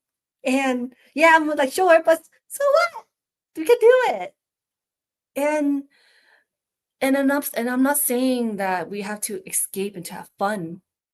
But what if we were to just incorporate that in our lives, in our responsibilities, to really just tap into it? Why not? Just like as you're doing something, like you're doing laundry, going grocery shopping, all that. So now, for me, how I'm helping others now is building that muscle of internal safety. to build that internal safety so that you are allowed to play. We are all allowed to play as women and just be playful and just like having that unstructured way of ourselves to find our own weirdness, because now I love my weirdness. I do. And I want you to find your own kind of weirdness, because honestly, being normal is overrated. And so with that too, building that internal safety, I also help others build that muscle of playfulness, utilizing to just show up for 5 seconds, show up for 10 seconds. And if you want to use I also utilize the 2-minute rule from Atomic Habits too. Atomic Habits of just give yourself 2 minutes to play, just enjoy yourself in the moment, to dance. And then for me, how I help now is to having more people have this unstructured physical play. Being able to be like, hi, what's up? And just like move your body and just like let ourselves move, because we can, and not be so rigid, because we are adults and we're supposed to stay tuned. We're not allowed, we're human. We're allowed to move. It's called human nature too. We're to be outside and just like move our bodies. And with that too, like how I help women now is really how can I encourage more women and more people to be playful every day, to really find those playful moments. And one of the first steps for me is how can we incorporate playfulness in our responsibilities? In our responsibilities, meaning like, oh, if we're doing laundry, right? We're folding laundry, we have our shirts, our pants, our dresses, or whatever it is, right? And then we think about, okay, I have the shirt. Okay, there's a certain way that we all have it away, right? But what if in this moment you're thinking of being playful, you create a burrito, a baby burrito with the shirt. I've done it. I've done it when I was younger. I don't know where I got it from, but I remember doing a baby burrito while I was doing laundry, and I'm just like, "Oh, baby burrito!" Like I make it, like I roll it up, and then I bring the ends into like a little hook like this, and then I'd be like, "Hi, baby burrito, how you doing? How you doing?"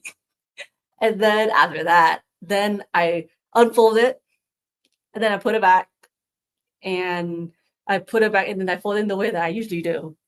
And so, and then another example is grocery shopping. I love grocery shopping. I could be in there for like 2 hours, just going to every aisle, going every aisle. I don't know why. I'm more of a grocery shopping person than a clothes shopping. So I could be in the grocery store for a long time. But even so, when I go grocery shopping, I would, just imagine there's intercom, or you're listening to your earbuds and listening to Backstreet Boys. I want it that way. And it has happened a couple of times for me where I listen to the songs and I'm like, you are my fire, the one desire. And so I just love being playful and just play, because life is not that serious for me. And I really want to encourage more women to that. Like, life is not that serious that we have to work all the time and have responsibilities. Because when I am playful, I gain this sense of freedom, groundedness, and clarity when I'm in it. Like, I just feel so much light in me.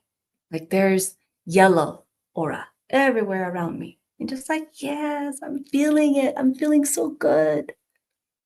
And I want that for all of you. I really, really do.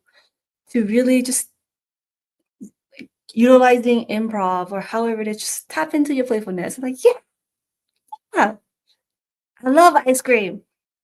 I'm gonna go roll down a grassy hill. I did that once, by the way. It was super fun. I did it twice, but I did it once. It was fun, and then the second time I did it, I got dizzy afterwards. But it's still fun. I love it. I love doing it. But yeah, it's throughout my story, I realized how, just reiterating now, like how playful I am. And I want that for everyone here to really give yourself permission to play freely because you deserve it at all times. And to find me, if you ever you can find me at Tina O Huang on my Gmail, my LinkedIn, and also on my Instagram, call it The Courageous Inner Beast. But thank you everyone for just being here and listening in. And again, play. As adults, we're meant to play until we die. Thank you.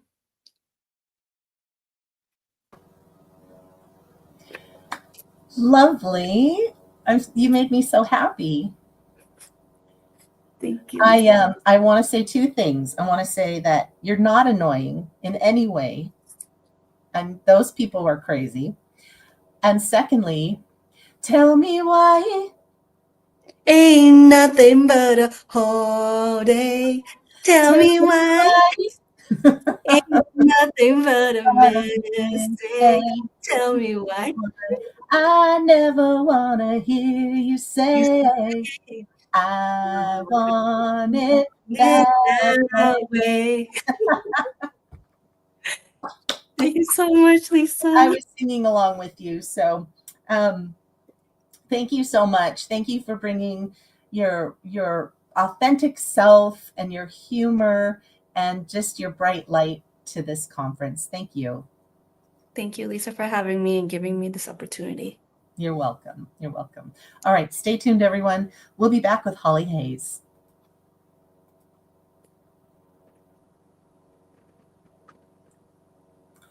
Hi, everyone, and welcome back. We are here with Holly Hayes, all the way from Melbourne, Australia, and she is the founder of the Up Level Academy, and she is going to tell you how she rose anyway. Go ahead, Holly. Hi, everyone. So she rises anyway. This is for the woman in the rubble who's whispering, "What now?" Because not long ago, I was her. And I want to remind you that this fall isn't your ending. It could potentially be your new beginning. It's a portal. We don't rise because we avoid the fall. We rise because we faced it head on. So, hi everyone. I am Holly Hayes, and I'm not here certainly because I have it all figured out. I'm here because I know how to begin again, and I feel like I have some powerful stories I can share with you today that you might be standing at a pivot point in your life, and you might be ready to start again or figure out what's next for you. So I've basically built my business from my rock bottom moment, and I'm currently building wealth while raising my son as a single mum. I'm living, working, and healing in a van at the moment. So I am now based in a caravan or a trailer, depending on where you're tuning in from today. And I'm really focused on building my business. So I'm a reinvention coach, founder of the Up Level Academy, author, speaker. This is actually the first time I'm speaking about myself. It's not the first time speaking on stage, though. I became a public speaker, a trainer in the global beauty industry many years ago, about 15 years ago.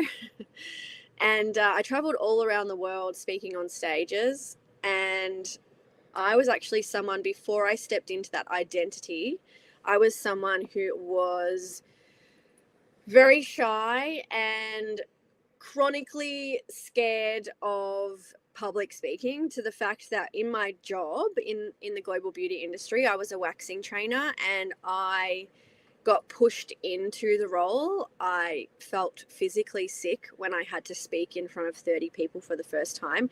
In fact, not only was I physically sick, but I actually called in sick the first time to try and get out of it. And then they said to me, my bosses said to me, "You're not getting out of this. There is no one else. You have to do it." So if you've ever been pushed into something, so whether that be your fall, your pivot point, or a boss or a family member or a friend that's pushing you into something because there was no one else, or you just had to do it, sometimes it can be your biggest blessing in disguise. And I hope that that's what you'll take out of some of my points today. So, sometimes life doesn't fall apart. It falls into place, but it rarely feels like that when you're the one falling. Do you relate to that? Because I certainly do. And this has happened to me a few times now. I've thought that my whole life has collapsed. But now I see each time I've had a tower moment. If you're familiar with tarot, the tower card is a scary one when it comes up in a reading. It basically means everything's going to be broken down to the ground and you've got to rebuild brick by brick by brick. But that's where the real work can begin. So if you're ready to embrace the next chapter and surrender, which is really hard when you're in the moments, and I'm gonna speak more on that today, but if you can surrender to what's going on externally around you and maybe step back for a second, think, if you reflect on other times in your life where things maybe haven't gone your way, but you were redirected, maybe for a reason. That's certainly what happened to me anyway. So basically, the fall. Well, so in 2019, I packed up my life in Australia and I moved to Vancouver. And that was when I was still in the global beauty industry, and I was going over there for career opportunities and also for a life opportunity. I've always wanted to live in another country, and Vancouver presented itself. If you had have said, "Where in the world would you like to live, Holly?" I would never have chosen Vancouver. It just came about, again, by chance. And when we surrender to those moments and we follow that curiosity, which is what I did, and I thought, I'll just apply for this visa and see what happens. And then slowly the yellow brick road, brick by brick, it starts to open up, and that's what happened. And then I was in Vancouver for a while, and then the yellow brick road opened up again, and it was looking like I was meant to go to LA. So at this time, 5 years abroad, it was really looking like I had a lot of success on the outside, but on the inside, I was collapsing. And so I ended up falling pregnant unexpectedly, alone in LA, and was told by my partner at the time, the father of my child, "You have 2 days to vacate." He did not want the baby. He no longer wanted to be with me because I had discovered who he truly was, and he was not who he said he was. So again, a moment of absolute collapse. I remember being in the shower when I received this text message. I actually popped out of the shower to check the text message, and it said, "You have 2 days to get out." And so I just remember collapsing to my knees in the shower and just crying and thinking, how am I going to help my baby, and how am I going to help myself, and where am I going to go? And if you've ever been in a moment of absolute dire straits, collapse, the fall, then it's very isolating. You can feel a lot of shame. That's how I felt. I didn't want to tell anyone what was going on. I felt like I had to carry the weight of the world on my shoulders and figure it out because I had put myself into the situation. Had I ever expected that it would end like that? No. So what ended up happening is I ended up barefoot in Texas because I surrendered to life. And I thought, okay, well, I need to get out of here. The path is going to open up, and a trusted friend invited me to Texas. And so I actually packed my bags. I was still living with my now ex-partner at the time. Super awkward. He's told me to get out of the place. Because of course everything's my fault as the woman. It's all my fault. And so I pack up while he goes to work. He has no idea I'm about to leave, and I leave a note on the bed saying I'm gone and I won't ask you for anything for the baby, and I'll take care of it myself, because that's what mothers do. That's what women do. When you're pushed into a corner, you will rise and you will figure it out. So I headed off to Texas, and then the next thing that was happening, I had, even though my whole life is collapsing around me, again, shame, isolation, I'm still keeping it together on the outside, because I actually had a really career high moment coming up, and I was heading to Dubai.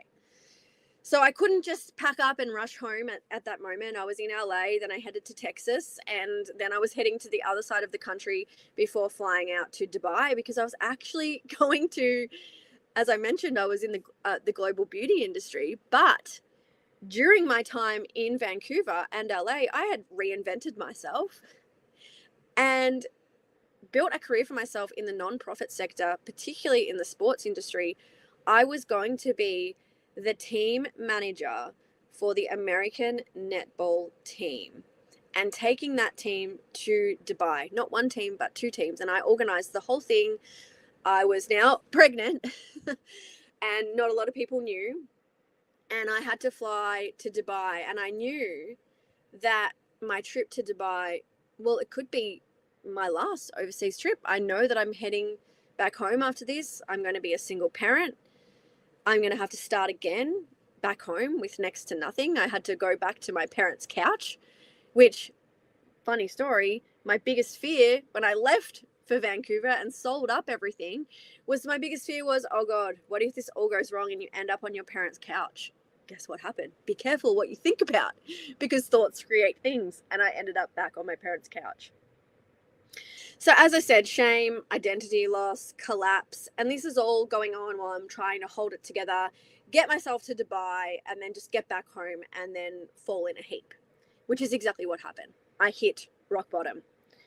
But I wasn't going to let that be the end of me, the end of this story, the end of my career. I was going to rise again. So just some reflective moments here. This is actually me at my gorgeous Vancouver apartment that I do miss to this day. Total beachfront there on English Bay. I manifested that apartment. Again, as I said, I had this persona that everything was going great. Dream job, dream opportunities. I had the time and resources in Vancouver to actually take a gap year during COVID. I quit my career. My work visa was running out. So I thought, oh, well, you may as well just be a student of life and take a gap year at 35. I was at that time. And so this is me. I think it was 2021 in this photo. Just, on my balcony in my apartment, just thinking, wow, I created all of this. Like, we really can create whatever we want when we think about it. It all starts with a thought. And then, obviously before the fall, I fell deeply, madly in love with the wrong person. And we traveled to a lot of places together. We went to Europe twice. So here's me. This is actually right before everything fell apart. I was very early pregnant here in Italy on the Amalfi Coast. Again, living the dream. Everything felt perfect on the outside. We had planned our wedding at this point. We knew that we were pregnant. I was going back to officially start living with him in LA. Like, everything was going great before it fell apart.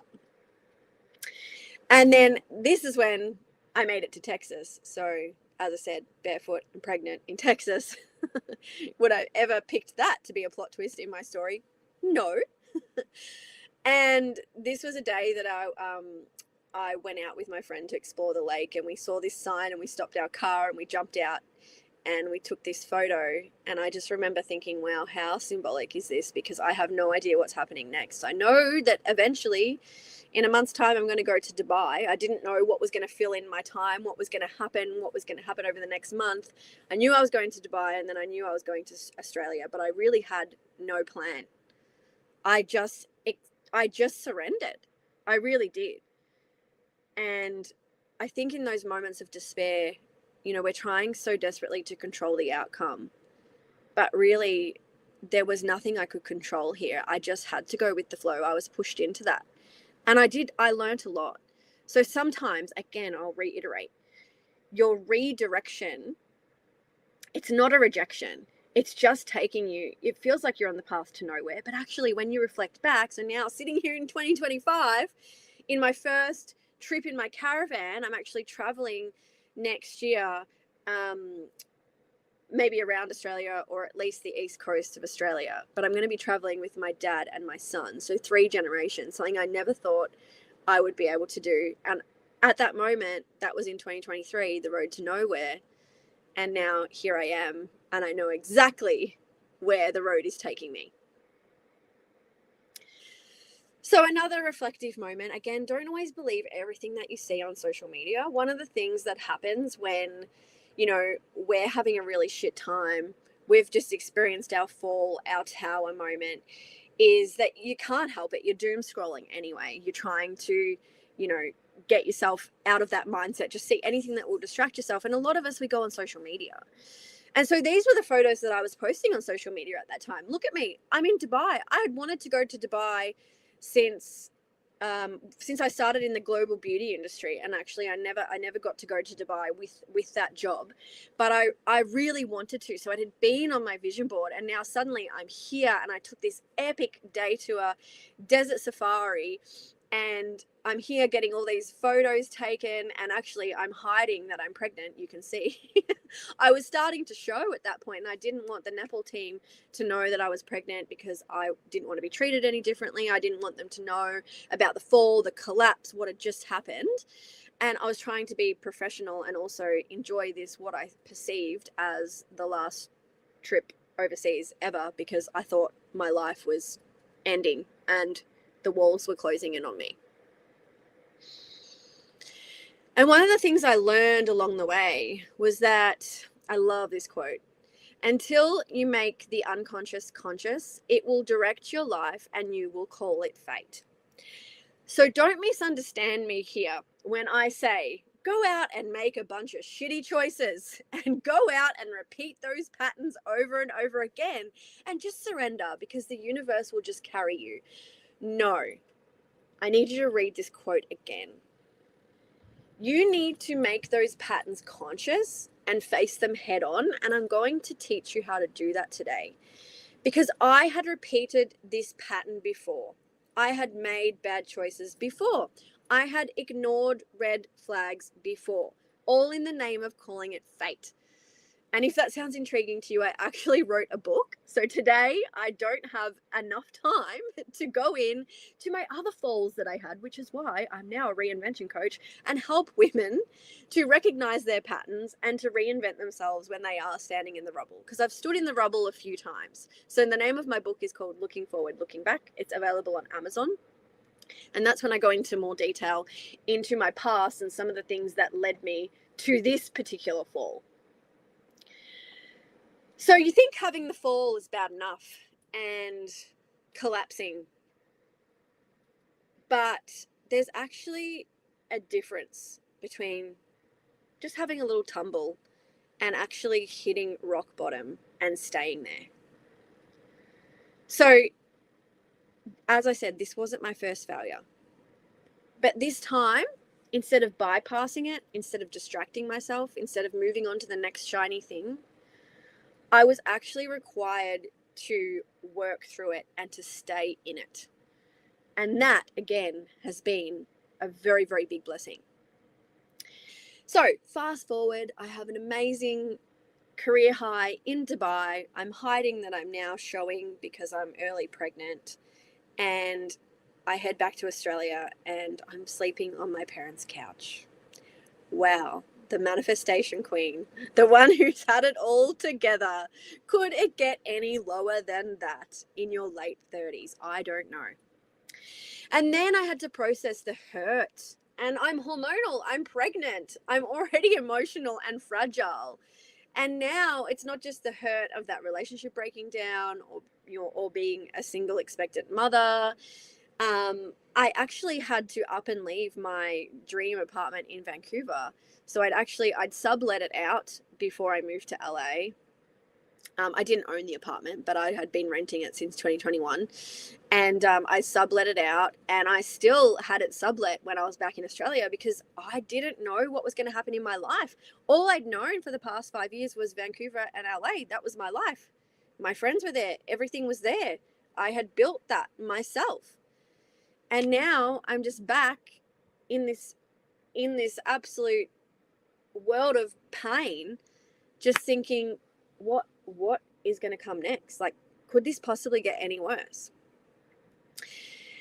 But I didn't have time to really think about that because now I've got a plan for, okay, where am I giving birth to my baby? What's going to happen? So, and I really wanted to have an empowering home birth. That was my dream.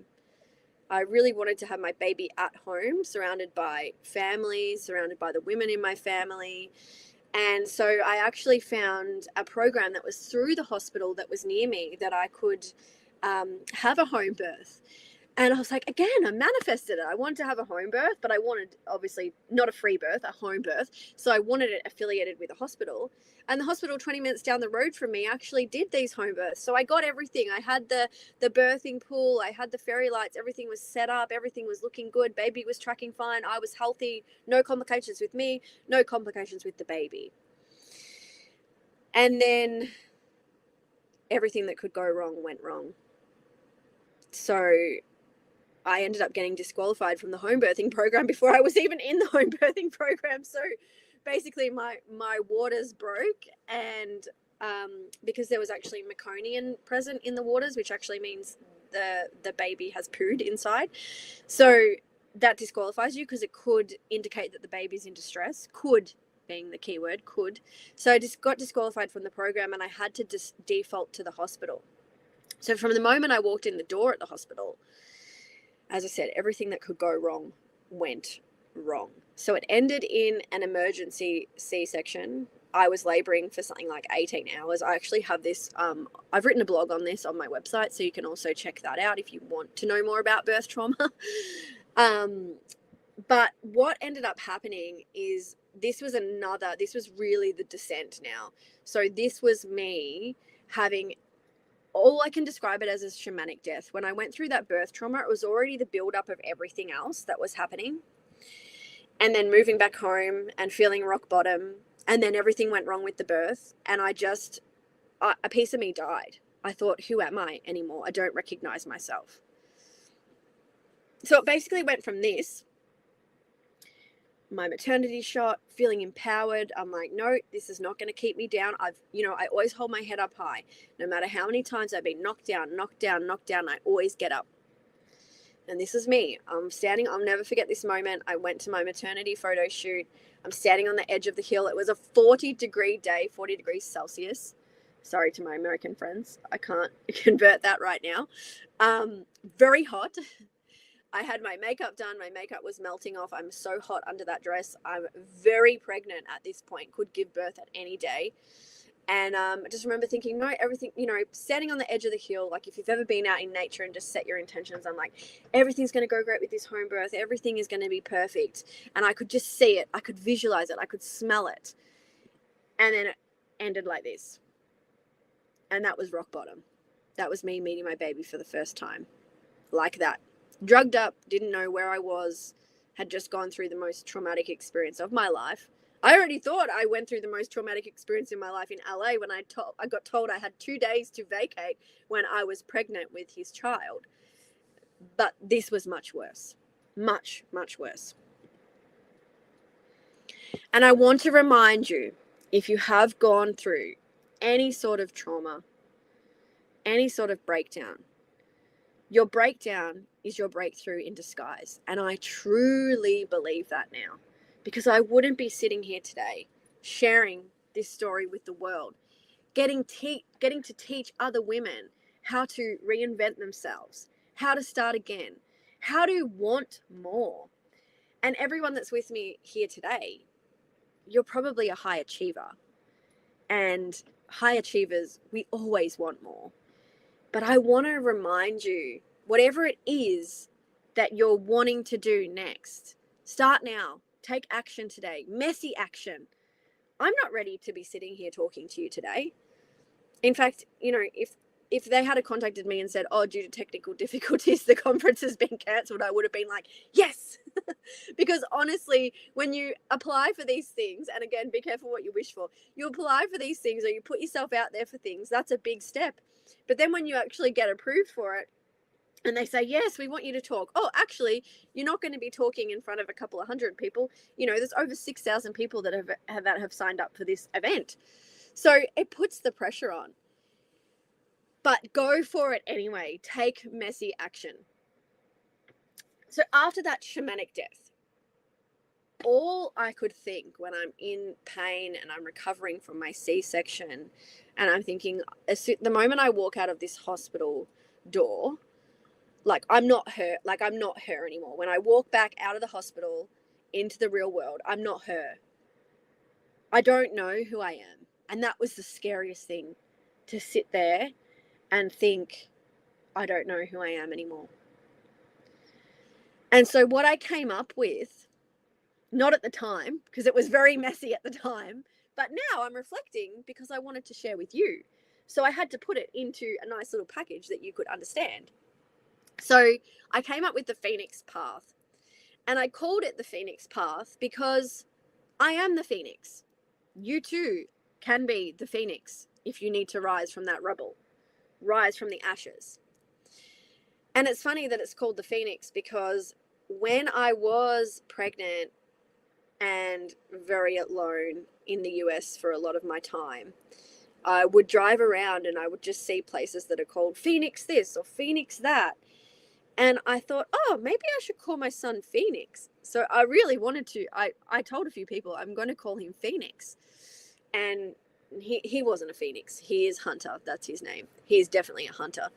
But now it all makes sense. So again, those moments, and I can think vividly back to them, the amount of times that I would drive around and see a sign, Phoenix this, Phoenix that. And now it makes sense. So sometimes things don't make sense until they do. And so here's what I want you to do. If you feel like you need to be a Phoenix right now, and you can, you need to fall. So stop trying to prevent that fall. If it's going to happen, it's going to happen. And honestly, that is out of your control sometimes. So it will feel like everything has collapsed. Maybe you suddenly lost your job, or a relationship ends, you're recently divorced, you're going through grief, whatever it might be. Everything is collapsing around you. That is correct. The walls are closing in. And what you need to do, you can't stop the fall. You cannot stop. There is no parachute. You're pulling the cord and there's nothing happening. So you need to fall. But when you fall and feel, let yourself actually grieve it. Ground in that feeling. Don't numb it. Don't bypass it. Don't just get busy on your next project. Actually sit in the pain and go through the motions. This is alchemy. This is how you alchemize it and turn your pain into your power, which is exactly what I'm doing now. And I will not be stopped. I will not stop until I reach every single goal that I've set for myself and for my son, which is my driving force. So the next thing you need to do when you're feeling it, you need to face it head on. What truth needs to be looked at? What role did you play in it? So again, sometimes things are out of our control, but did we ignore the red flags? Should we have left sooner? Should we have not waited to get fired, but should we have actually been applying for jobs 6 months ago when we had those indicators that this is not going the way I want it to go? Whatever it might be, face the truth. Journal on it. That is the best thing. Get it out unfiltered. And then you need to lean into faith. Once you've faced it, you may feel like I was feeling, that shame, that isolation, the guilt. But then I had to lean into faith because I was about to rebuild from the inside, my inner foundations. And I would not have done that properly. And again, as Carl Jung says, making the unconscious conscious so that you don't repeat it again. That's the point. Let's interrupt the pattern. Let's break it. Let's have faith that there is something better out there for us, and not repeat this pattern again. And then the final one is you've got to take flight. The phoenix is ready to fly. You cannot clip your wings. You need to rise into aligned action. Key word, aligned action. Don't get busy just for the sake of getting busy. Do not hustle. Do not feel like you need to be doing more for the sake of doing more. You will get the intuitive pulse when it is time to take action. But as women, we get stuck in this hustle loop and we think, oh, well, that's gone wrong, so I need to make a big change now, and I need to prove myself to everyone and prove myself to myself. You don't. My mantra has been, the less I do, the more I receive. The less I do, the more I receive. And the amount of things that have changed in my career, personally, professionally, I am receiving probably more than I ever have before. And my quality of life is wonderful because I'm not in that hustle culture anymore. So I invite you to lean into faith and rise into aligned action. You can write that one down. Aligned action. Not hustle because you feel like you need to hustle just for the sake of it. So what was my turning point? My turning point was realizing that I started to see these patterns because, as I said in the Phoenix Path, face it. What's the truth that you need to look at? I've got some patterns here. And instead of becoming a victim to those patterns, I decided to turn those into wisdom. I can now teach other women and help other women through my Uplevel Academy, through my blog, through my book, through just going online and speaking unfiltered, to showing up at events like this. I can help them because my hindsight can be your foresight, so that hopefully I'm speaking to you right now and you're realizing, yeah, there's a pattern that I've been ignoring and I need to face that head on. When you do, it's actually not as scary as you think. So my turning point really was, I just locked myself in the wardrobe to cry. I was dealing with a newborn. I had birth trauma. I had trauma from the relationship breakdown. And I had postpartum depression at this point as well. Like, you name it, pile it on. I had back pain complication from my C-section that went wrong. What else? Everything piling on top. So I realized, this was my aha moment, it actually can't get any worse. I actually have nothing to lose. So what if I start, which what I'm really good at, living in my mind? Visualization is our power. The subconscious does not know the difference between what is real and what is imagined. So I started to visualize this life and how I wanted my life to look, speaking on stage, seeing my name lit up in neon lights, being affiliated with brands like SheisMe, having a successful online business, being able to work anywhere in the world. I'm doing that right now. Everyone's texting me saying, how's your vacay going? How's your holiday going? Actually, this is not a holiday. To other people, it looks like a holiday, but this is how I choose to live my life now. I will be traveling in my van. I will have my laptop and my Wi-Fi, and we'll be working from some epic locations around Australia with the beach in the background, hopefully most of the time. But before that was actually happening, I saw it in my mind because I realized that if I just go on this experiment, literally shit could not get any worse. So why not just go on this trip in your mind and say, I'm going to do these things. I don't know how I'm going to do them, but I promised to myself that it would not be my ending. This was not going to end me. I was not going to just go into that hole, that life, the universe. It seemed like everything just wanted me to go into that hole and shrivel up and stay quiet and just be a broken woman. But I wasn't going to do that because I knew deep down what is desired by you is destined for you. You want it so badly. As I said, don't believe everything that you see on social media. Some people put a front on. We always see the highlight reel. We never see the low light reel. And I've tried to consciously share a bit more of the low light reel because I want to inspire people like you that you can have lows, but you can also have really high highs. And sometimes it's the low that leads you into the high.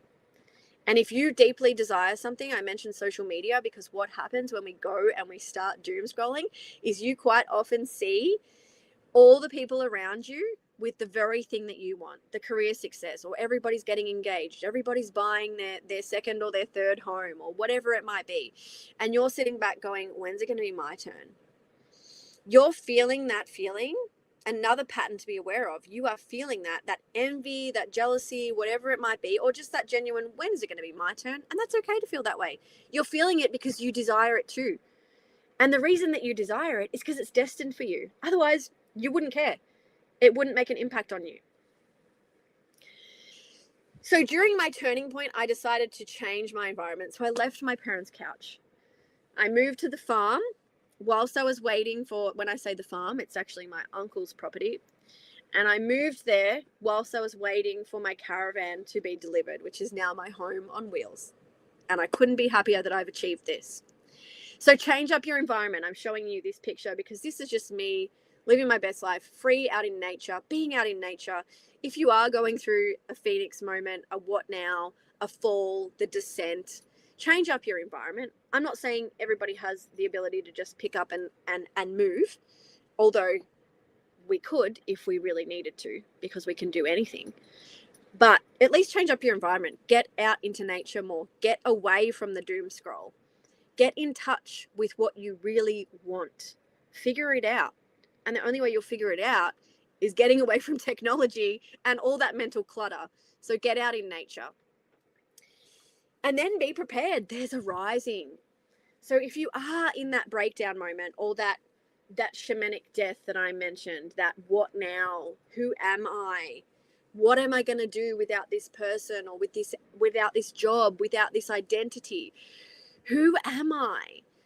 You're going to rise. You are ready to rise. I'm telling you, I'm speaking directly to you now. You are ready to rise. If you've come to that point of asking what now, what next, what about me, you're ready to rise.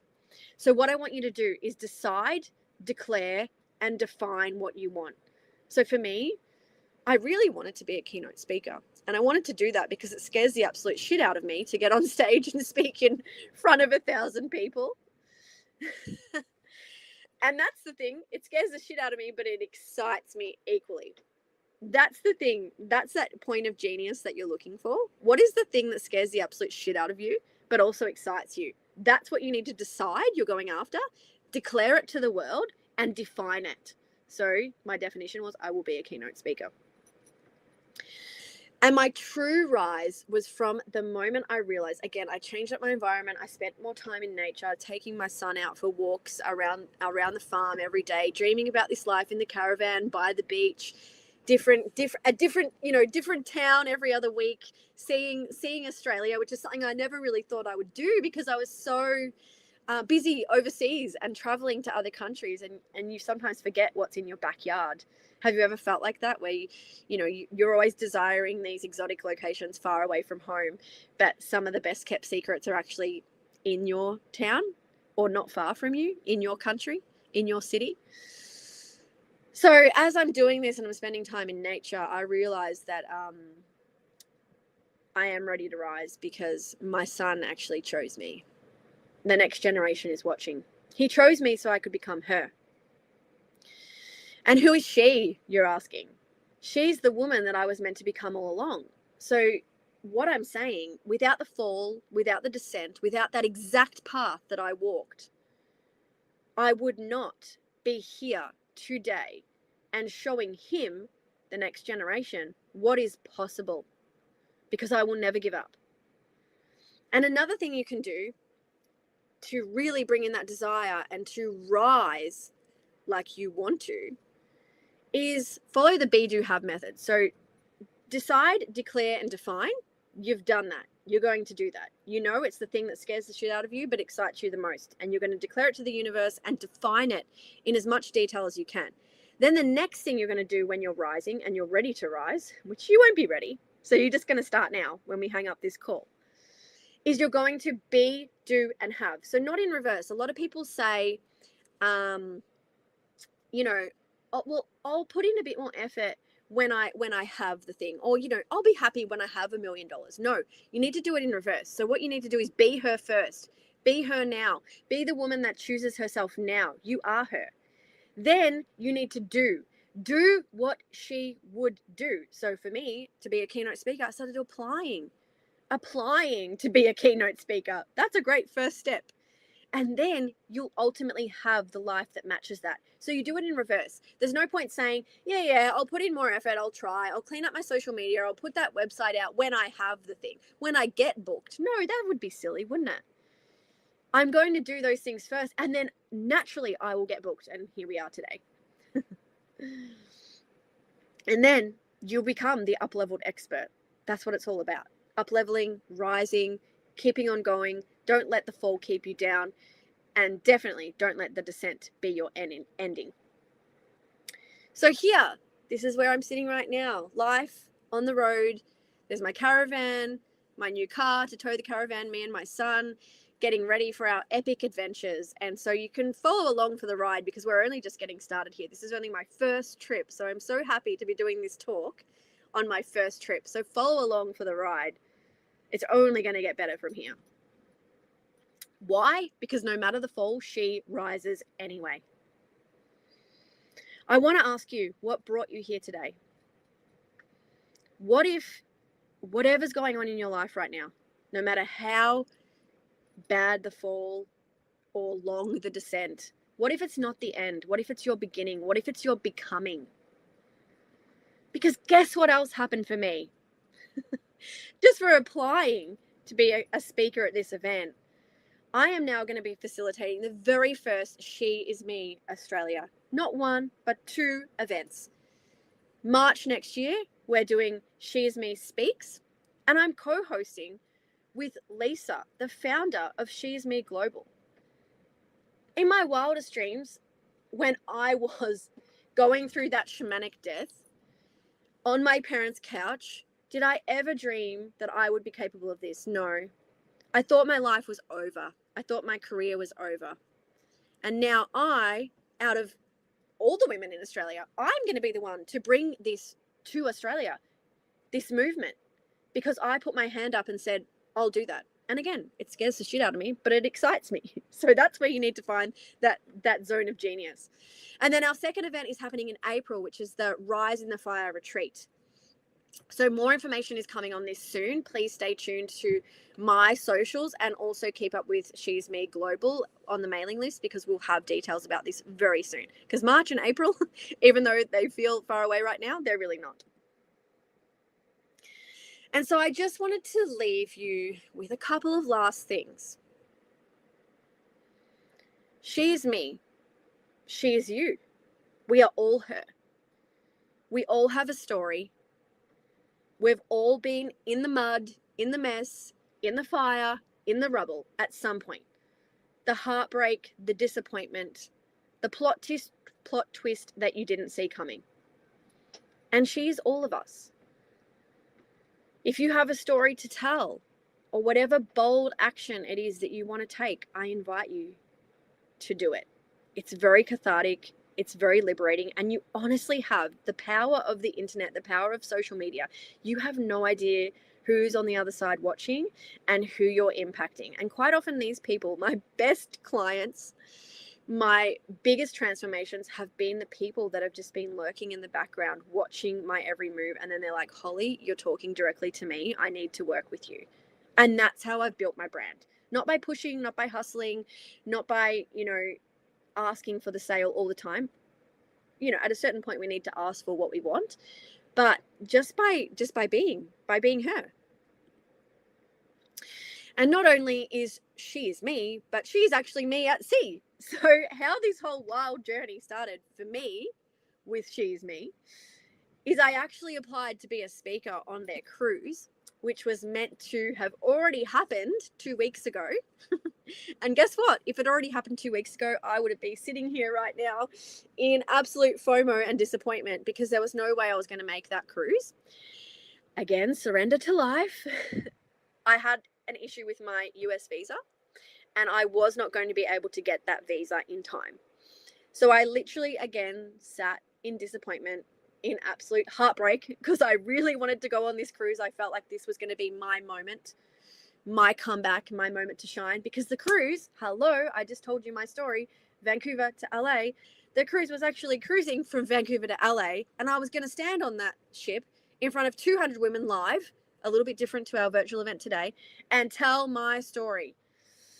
And I couldn't go until the entire cruise got changed. The dates got moved.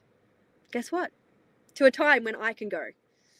So when you think the universe doesn't have your back, when you think no one's listening, no one's helping, I'm in despair, I'm in the rubble, the universe is always listening. It has your back.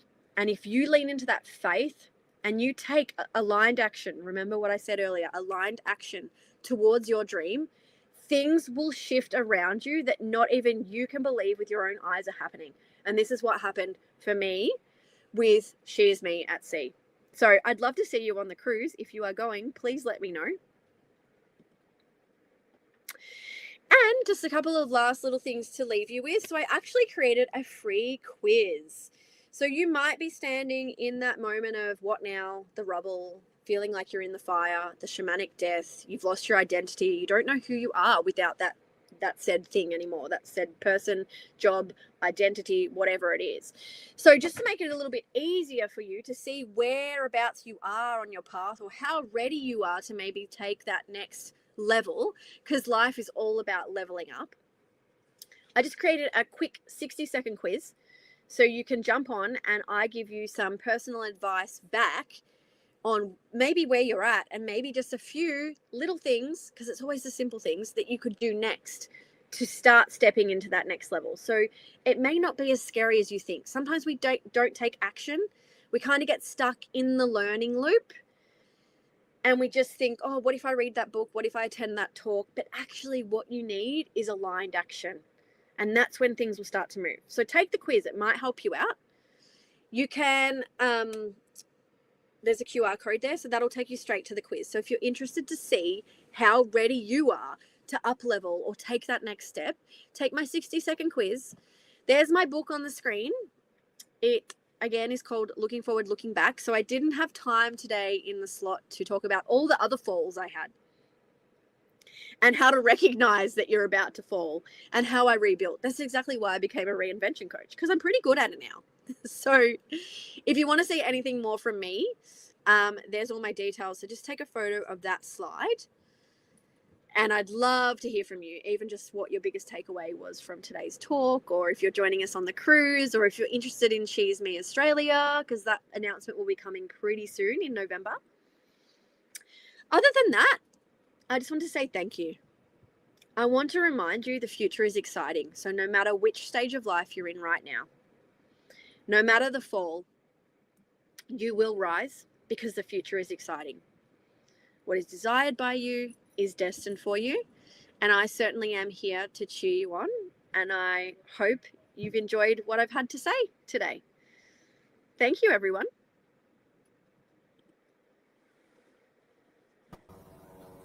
Woo! Thank you. Thank you. That was great. Stuck to my time. Bang on. Bang on. That was amazing. And wow, like all of the amazing things you manifested. And I know when we changed the dates, that was fun. Now that was really fun for me. Oh, that's great. The less I do, the more I receive. Mm-hmm. We as women just get so caught up in this, like we have to do more, try harder, hustle harder.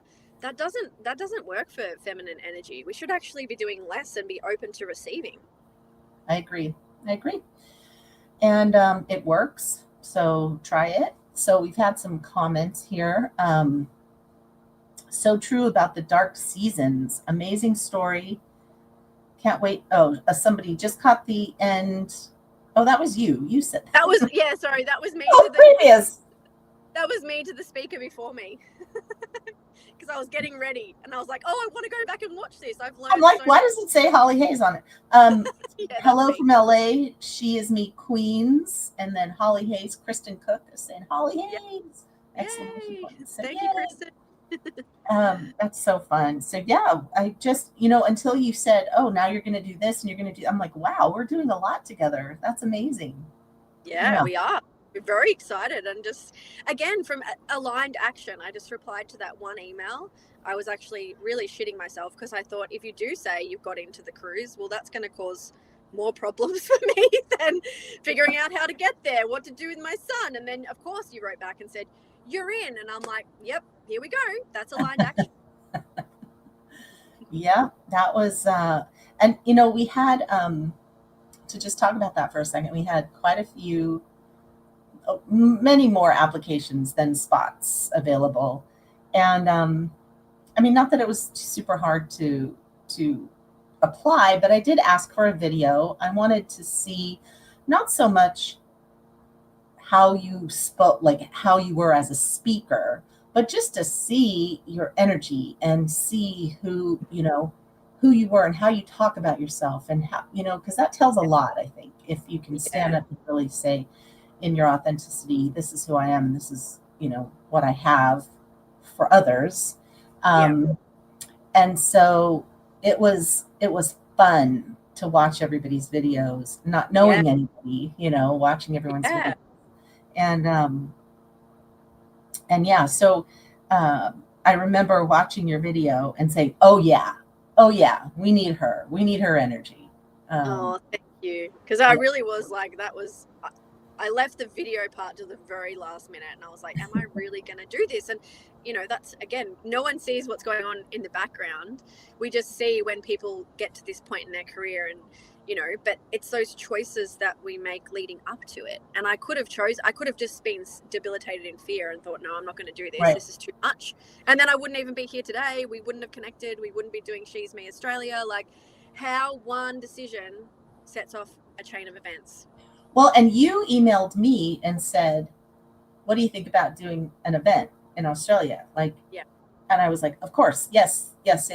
And I probably wouldn't have it probably wouldn't have happened this soon had you not prompted me on that. So yeah, sometimes we push from someone else. I know. Yeah, it's going to be so much fun. I can't wait. Yeah. Okay. Thank you, Holly. Thank you.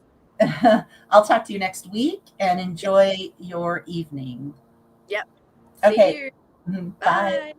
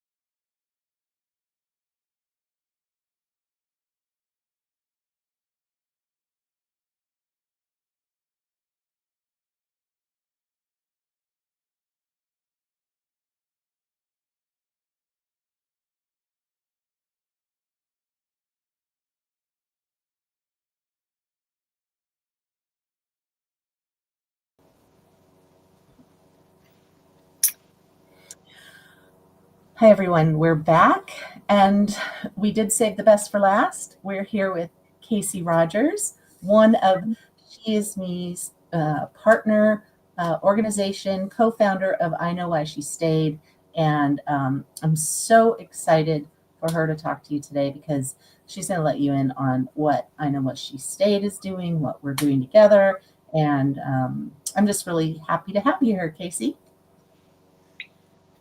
I am happy to make this presentation to all of you, and I am just thrilled about the transformative nature of I Know Why She Stayed and what we want to do in the future that's going to help women, and especially women that have been in domestically abusive relationships, whether that looks like emotional abuse, financial abuse, violence.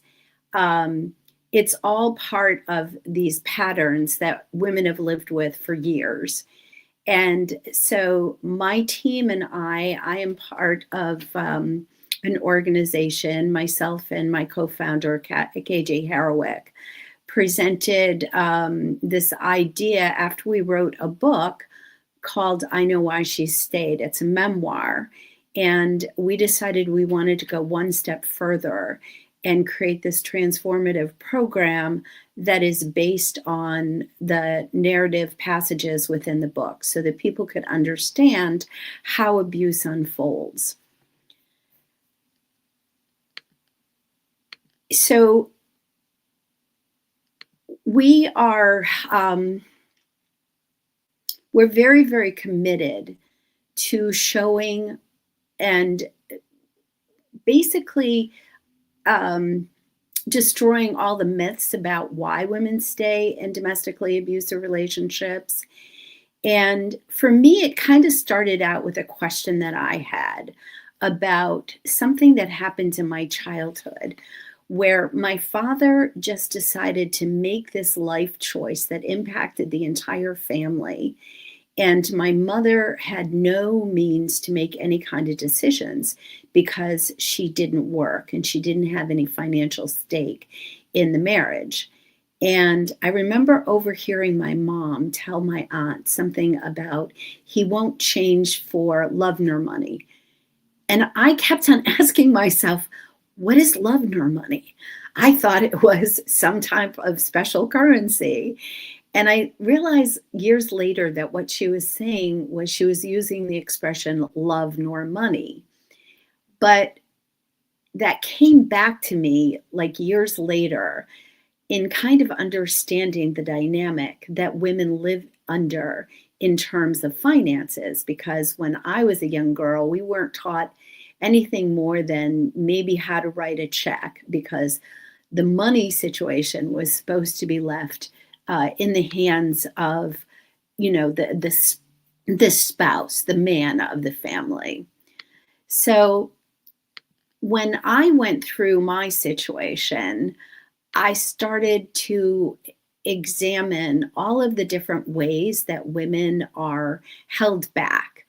I remember specifically, I had a job in the commercial film industry in New York City, and I was making a lot of money. And my husband was a freelancer, and he might work on big jobs a couple times a year, but he didn't have a steady paycheck. And I basically was the bread and butter.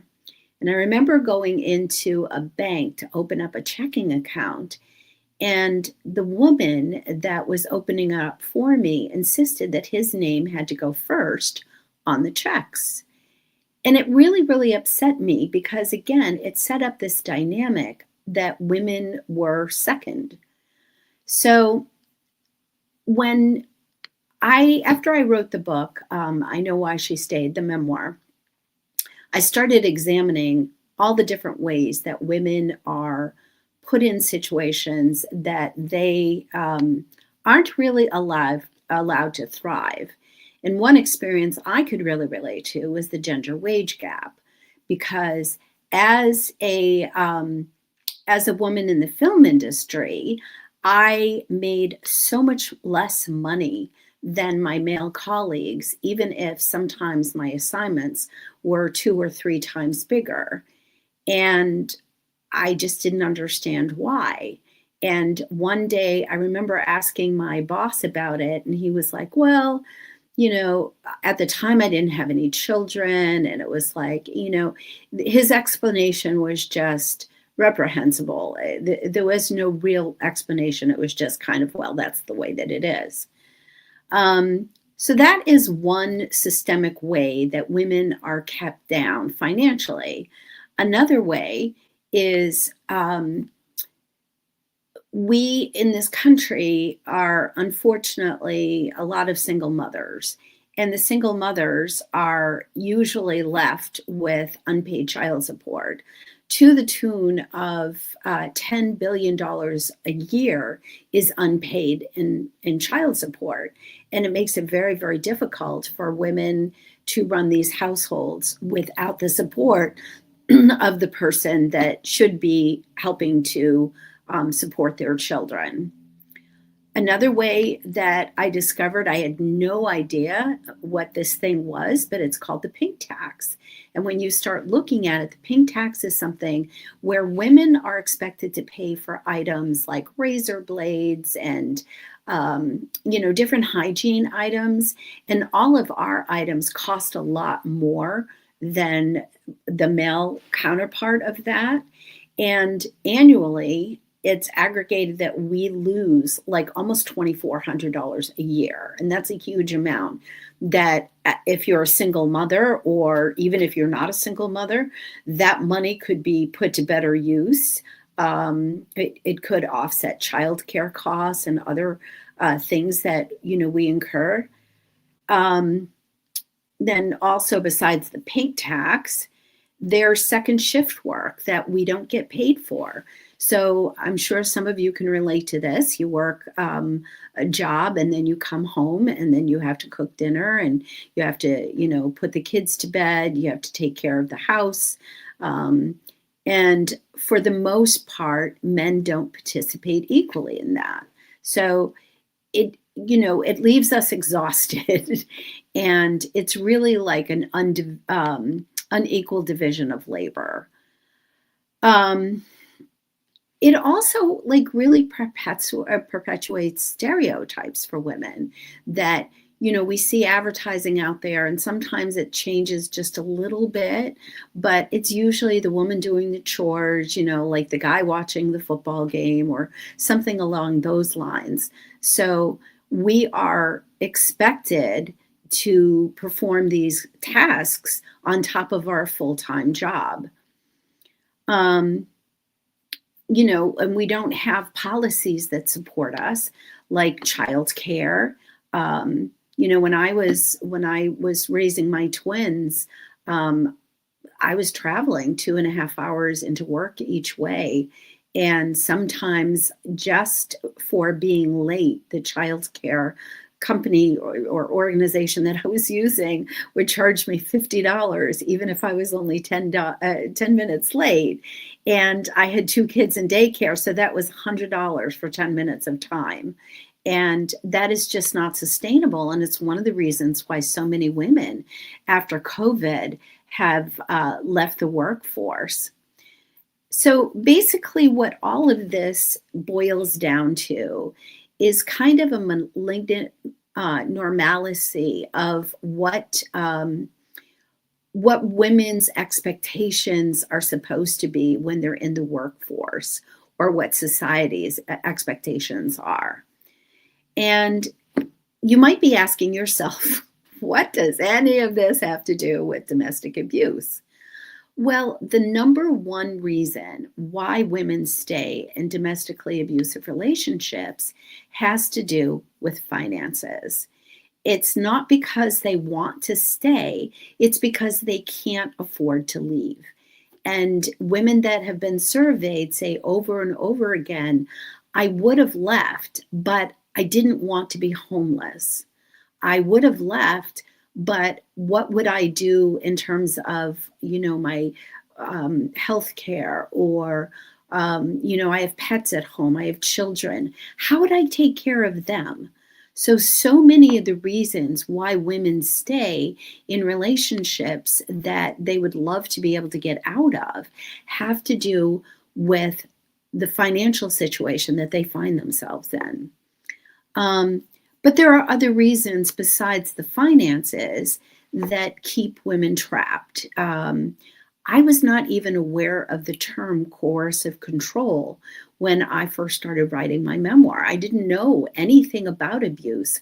I thought that that was other women's problems, and I would never be a victim of abuse until I was. And it's something that can happen to just about anybody. It's not something that just happens to poor people or people that are impoverished. It can happen to very, very wealthy people. So there are all of these myths that are associated with domestic violence or domestic abuse. And, like a lot of it has to do with isolation. That was something that my husband did.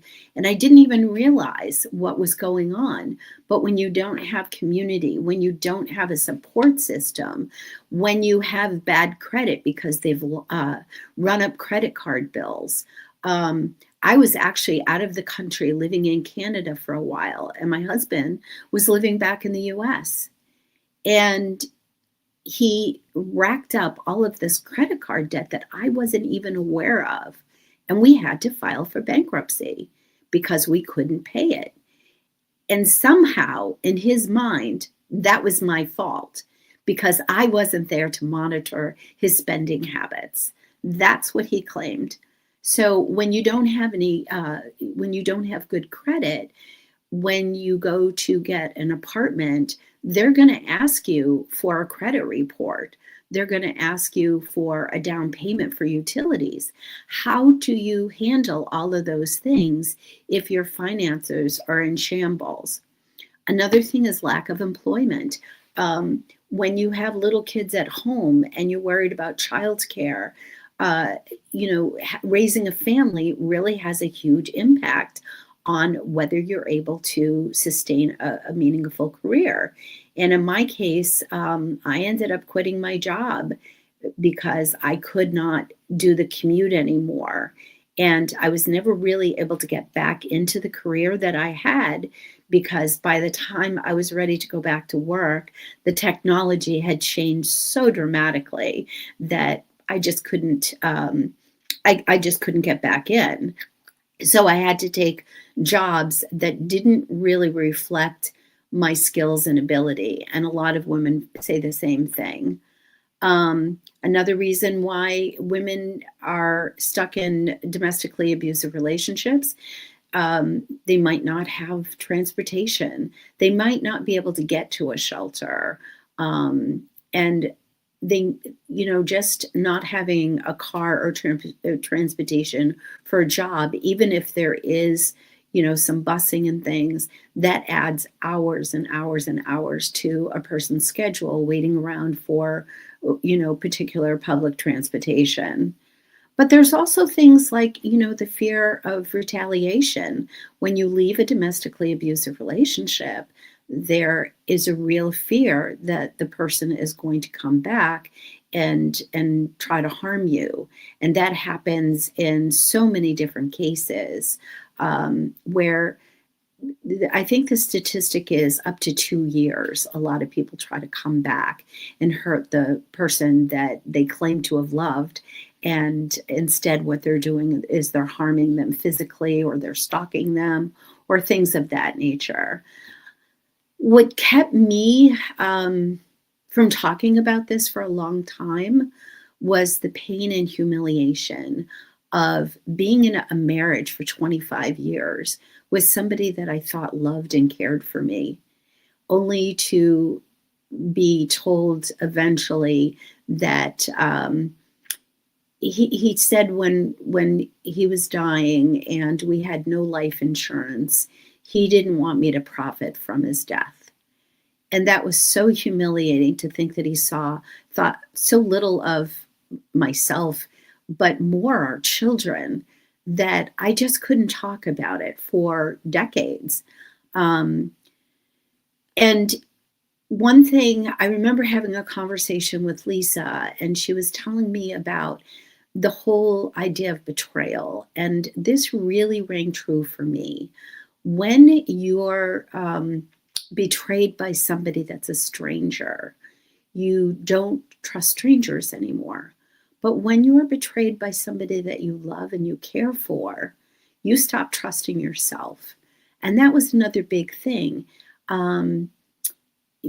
The words that my husband used to echo in my brain all the time. He used to say to me, "What's wrong with you?" And it destroyed my self-esteem. I had been a very confident business person, tackling jobs that, like I had no idea what I was going to do or how I was going to do it, but I did it. And I never lacked confidence until I heard those words over and over again. What's wrong with you? So I just kind of fell into this malaise and kind of a depression over it, where I couldn't really recoup for the longest time after he had passed away. The other thing that people don't understand about domestic violence and domestic abuse, because there is a difference.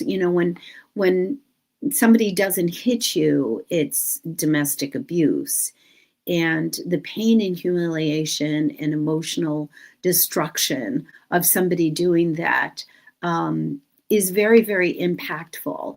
And one of the things that I've discovered is that so many people that I know that have been in domestically abusive relationships, emotional, sexual, what have you, they do have physical, abuse, because the pain and the anxiety, all of the mental things that women go through when they've been in these situations really has an impact on them physically.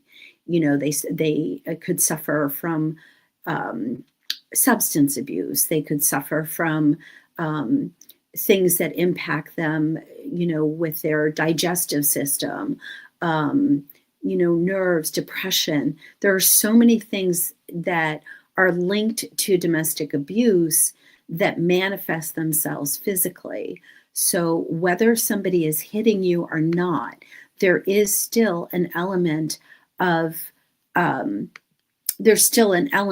physical abuse.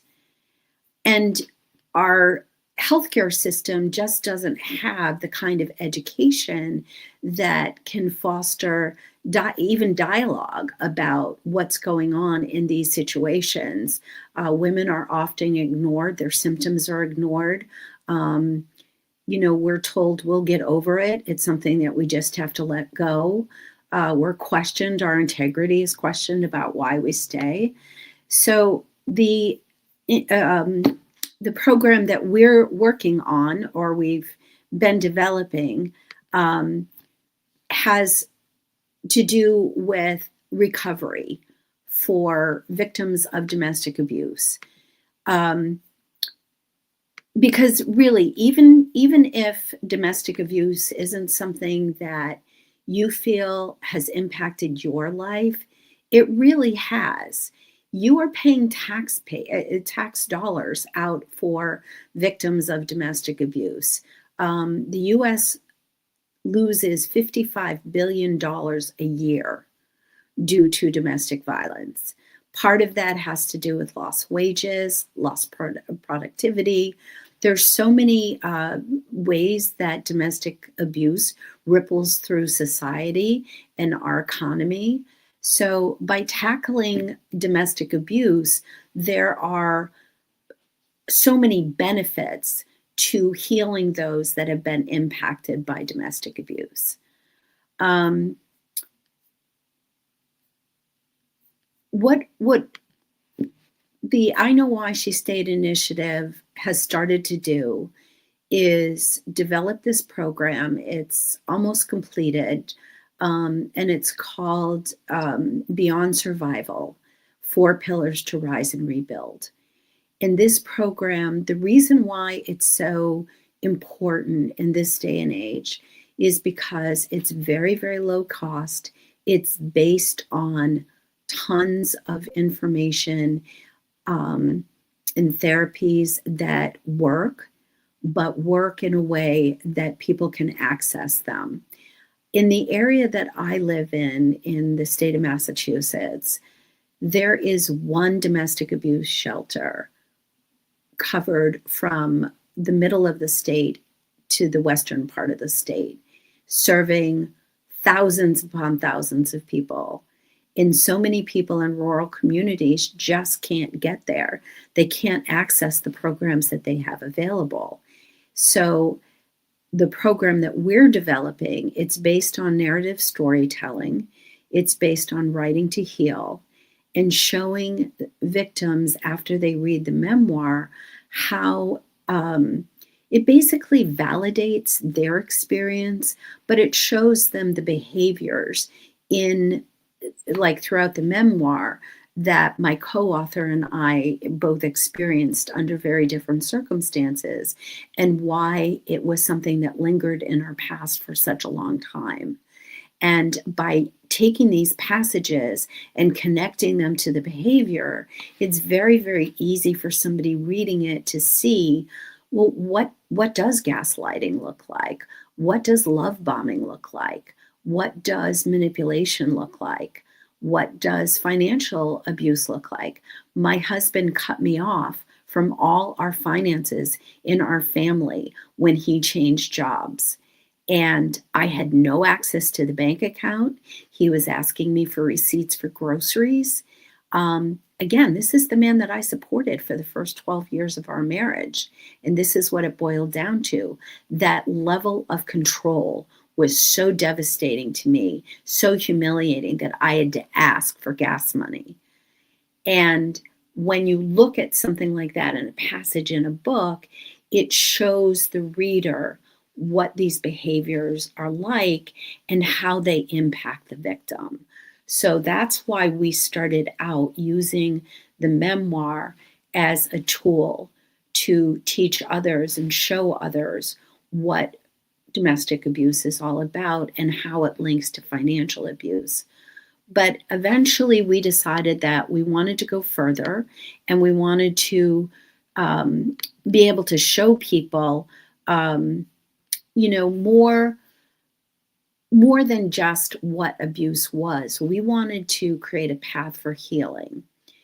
And what we did was the way that we're hoping people can move forward through the program is to start out enabling them to heal, enabling people to understand what it takes to remove yourself from the way that the abuser told you who you are. They try to define you with these false identities. My husband used to call me lazy. My husband called me stupid. Words that sank into my soul, and I started to define myself that way. I would call myself a dumbass. Oh, I'm such a dumbass for doing something. Or I just didn't have the confidence to even interact with people at some point because I wasn't sure whether he was right or not, that maybe I was all those things that he said I was. So what our program does is it gives people the space to start to heal in a very organic way, ways that are very cost effective. They don't cost anything really, but it's helping victims to reframe their narrative, to get out of the head, or get their abuser out of their head, basically, and stop thinking the way that their abuser thought about them, and telling themselves that they have value, that they have worth, and that they don't deserve to be portrayed the way that their abuser did. that's like the second pillar of the program. But the third pillar really uses, we have like a very dynamic approach, because we're using narrative storytelling or narrative therapy, which is a very, very successful form of therapy that is very standard. But we're also using Right to Heal exercises. And we've also integrated that with a book called The Art of Loving by Eric Fromm. So when you're going through the program, it helps you redefine who you are, like reframing those voices in your head. So you're not telling yourself that you're worthless. You're telling yourself who you are honestly and truthfully, and that you are a wonderful person. And it also shows people how they can have a healthy, loving relationship. They do not have to be defined by their past experience. And this is all crafted in a way that it can be put into libraries, it can be put into different domestic violence shelters. It can go into, we also have, secret devices or devices that people can take with them, and they can use them at their leisure, so that they don't have to have the barriers that some victims face for transportation. And it's very discreet, so they don't have to worry about erasing a browser history. It's something that they can also use to hold documents and things that they need when they are trying to leave. Even if it's just something like photographs, you don't want to lose your child's photographs when you leave. So the goal that we have at this point is to, again, get into libraries, get into places where everybody can access the program. And the other thing that we're trying to do is to get it translated into multiple languages. We have part of our program already translated into Spanish, and we've met with different organizations in several different countries that recognize the value of what we're doing, and we want to put it into, this is a global effort. Here in the United States, we do have a very, very high incident of domestic violence, but there are other places in the world that it's actually it's double what we experience here. So the idea is to get our work translated into multiple languages, but also to be culturally sensitive to people that they find, even going into a domestic abuse shelter, something that they don't want to do because they don't understand the culture that they're living in. They don't understand, religious, restraints or barriers that they might have. So, working with other organizations to show what they can help us to understand what we should not, or how we can make the program better by addressing the needs of individuals that want to use it but don't want to necessarily go into a standard shelter or care of that nature. The other thing that we're doing is, we're working with all of these other partners in different countries and trying to take what they're doing and amplify what they're doing. So we're supporting them while they're supporting us, because we have a very different approach to how most organizations deal with domestic violence. Most organizations either have a brick and mortar, place, or they have, like hotlines, or they might have there are some financial literacy courses out there, financial programs to aid people so that they can learn more about how to maintain their finances and how to recover if they've been financially abused. But again, it's very, very difficult for some people to access those programs if one of your barriers is transportation, or if the person is still living with their abuser. And that sometimes happens because they just don't have the money to leave. Our program shows them a step-by-step approach, how they can create an emergency fund, how they can, stash cash, how they can use, skills that will take to rebuild their credit, or what to look for in terms of things like if they're being followed online, their abuser is able to access their bank accounts and things of that nature. How do they get around, or how do they avoid falling into those pitfalls?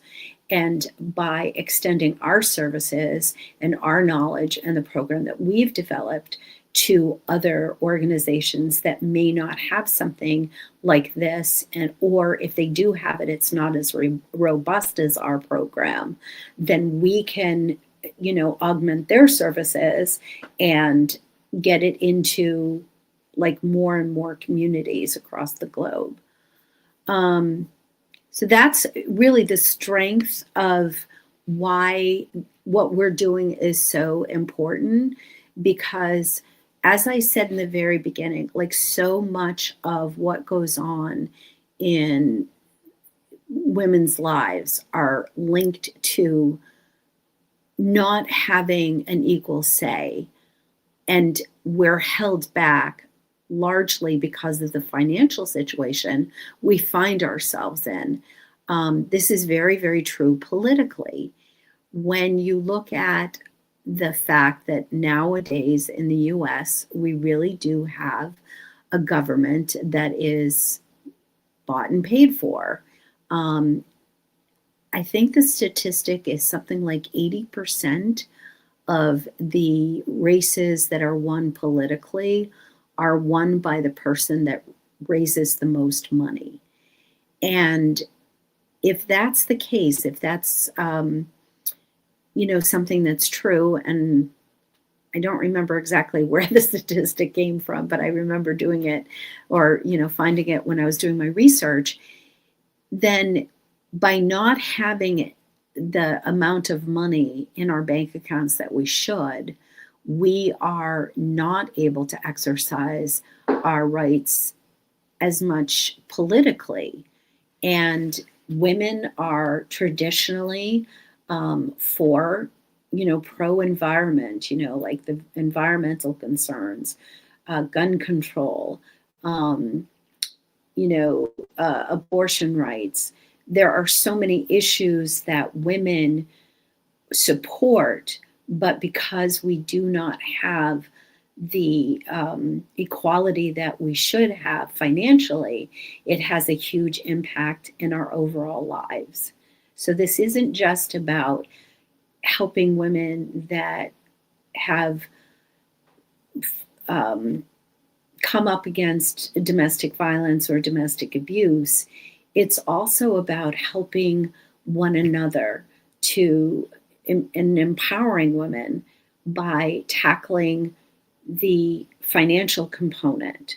So if we can heal all of these people that are in our communities that are wounded, that they aren't working up to their capacity because they can't find childcare, or they've run up against bad debt, or some of the other obstacles that leave them financially abused.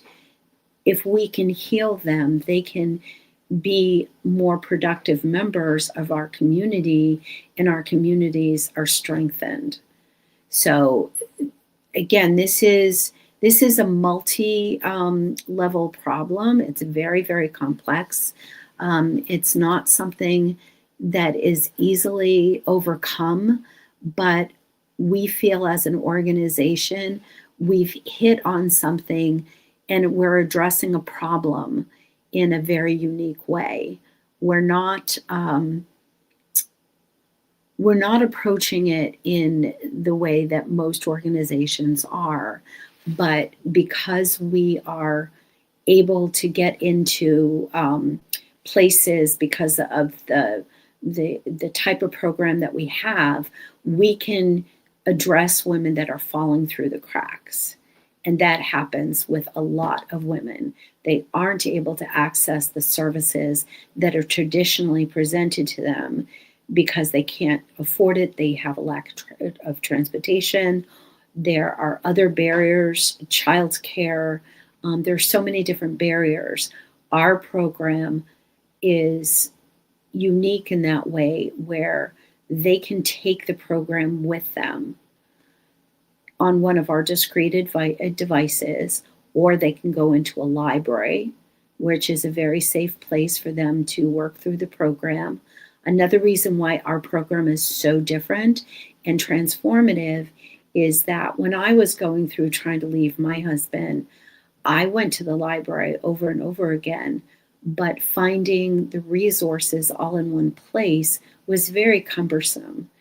You know, like if you're trying to learn about, say, for an example, surveillance, what my husband was like an electronics genius. He could set up anything, you know, audio wise or video wise. And I was always afraid that he was setting up secret devices throughout the house to monitor my behavior, because he did that a couple of times with my computer. And that was his way of isolating me or monitoring my activities. But to find out how to prevent that, or to even know whether he was doing it, I went to the library to try to figure it out. And I just couldn't. And our program outlines all of those different aspects. So it's wildly thorough. So somebody doesn't have to sit there and search through 100 different websites to get the information. The information is in one packet, and they can look for the information they need. They don't necessarily have to go through the fourth pillar, which is basically dealing with the financial recovery and leaving and things of that nature. They don't have to go through every single part of it to get the information they need, but it's there if they do need it. So again, that's another reason why our program is so transformative, that it gives somebody an opportunity to get all of that information in one place. And besides the 4 pillars, one of the things that we're doing is we're giving people information about how they can get employment, what, you know, if they haven't had a job in a while, what kind of questions might an employer ask, or how should they work, you know, to set up their resume. These are all things and obstacles that people face once they're trying to leave, or if they've left, and they might have to search through, again, like different organizations or what have you, to tackle that part of the problem. But in our case, they have everything in one fell swoop. They can go in, they can look, and they can get the information that they need. So we are very, very hopeful that this program that we've developed, Beyond Survival, Rise and Rebuild, will be very meaningful. And it's not something that, again, it's very, very low cost, very impactful, you know, dollar for dollar, because we don't have like a huge overhead. And beyond that, we're working with partners like SheisMe, so that when somebody has recovered and they're able to look to the future, they have the kind of like guidance and mentorship and opportunities to have more than just a job, but a career.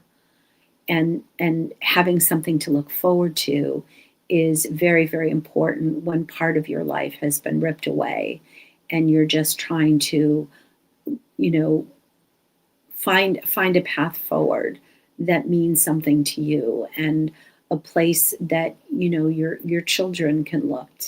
And if you don't have children or you have pets or you have a family or whatever, it's just so much more inspiring to have something that you can look forward to and you know that you can accomplish something that you've been trying to accomplish for a while. The things that I would ask if you are out there and you're listening to this, check out our website, iknowwhyshe.org. We also have a need for volunteers for a case study that we're doing. The case study is really, really important because we want to be able to get grants and things so the products that we have, we can give them to women for free. Because even though it's low cost, we don't want anybody to have the barrier of having to decide, do I buy this or do I put gas in the car or food on the table? So our goal is to be able to give the product to women for free. They can access it at like a doctor's office or a therapist's office or something like that. Even, again, going, like into a bookstore or something like that. So we are looking for people that would be willing to do our case study, and there's information on our website. We're also looking for volunteers. We call them our street teams, and hoping that people would be willing to distribute our literature in different parts of the country. We have a very impactful postcard that gives people information, and we leave them in bathrooms and in public spaces so that it starts a dialogue. So people are asking the question, well, why does she stay? So that we can break down these myths. The other thing that you can do if you are able to, we have a Patreon account, and we believe in trying to use the power and the strength of the masses, because we know that everybody's struggling financially right now. So we have a Patreon account that starts with just $1 a month so that people that can't afford a lot can still help support us in this program, but also it's not like a huge burden. It's $1 a month. So those are some of the ways that you can help.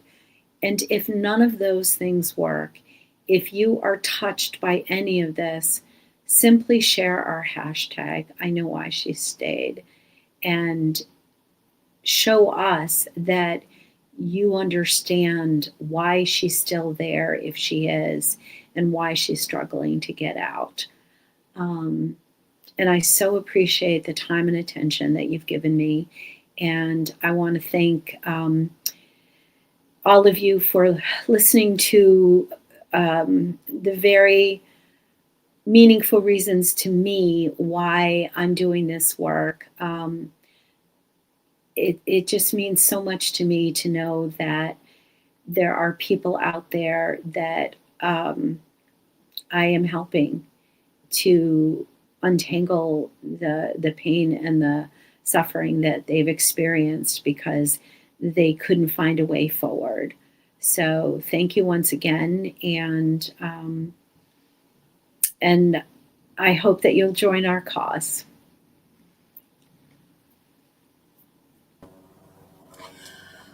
Thank you for letting everybody know. I have postcards, so get your postcards, everyone.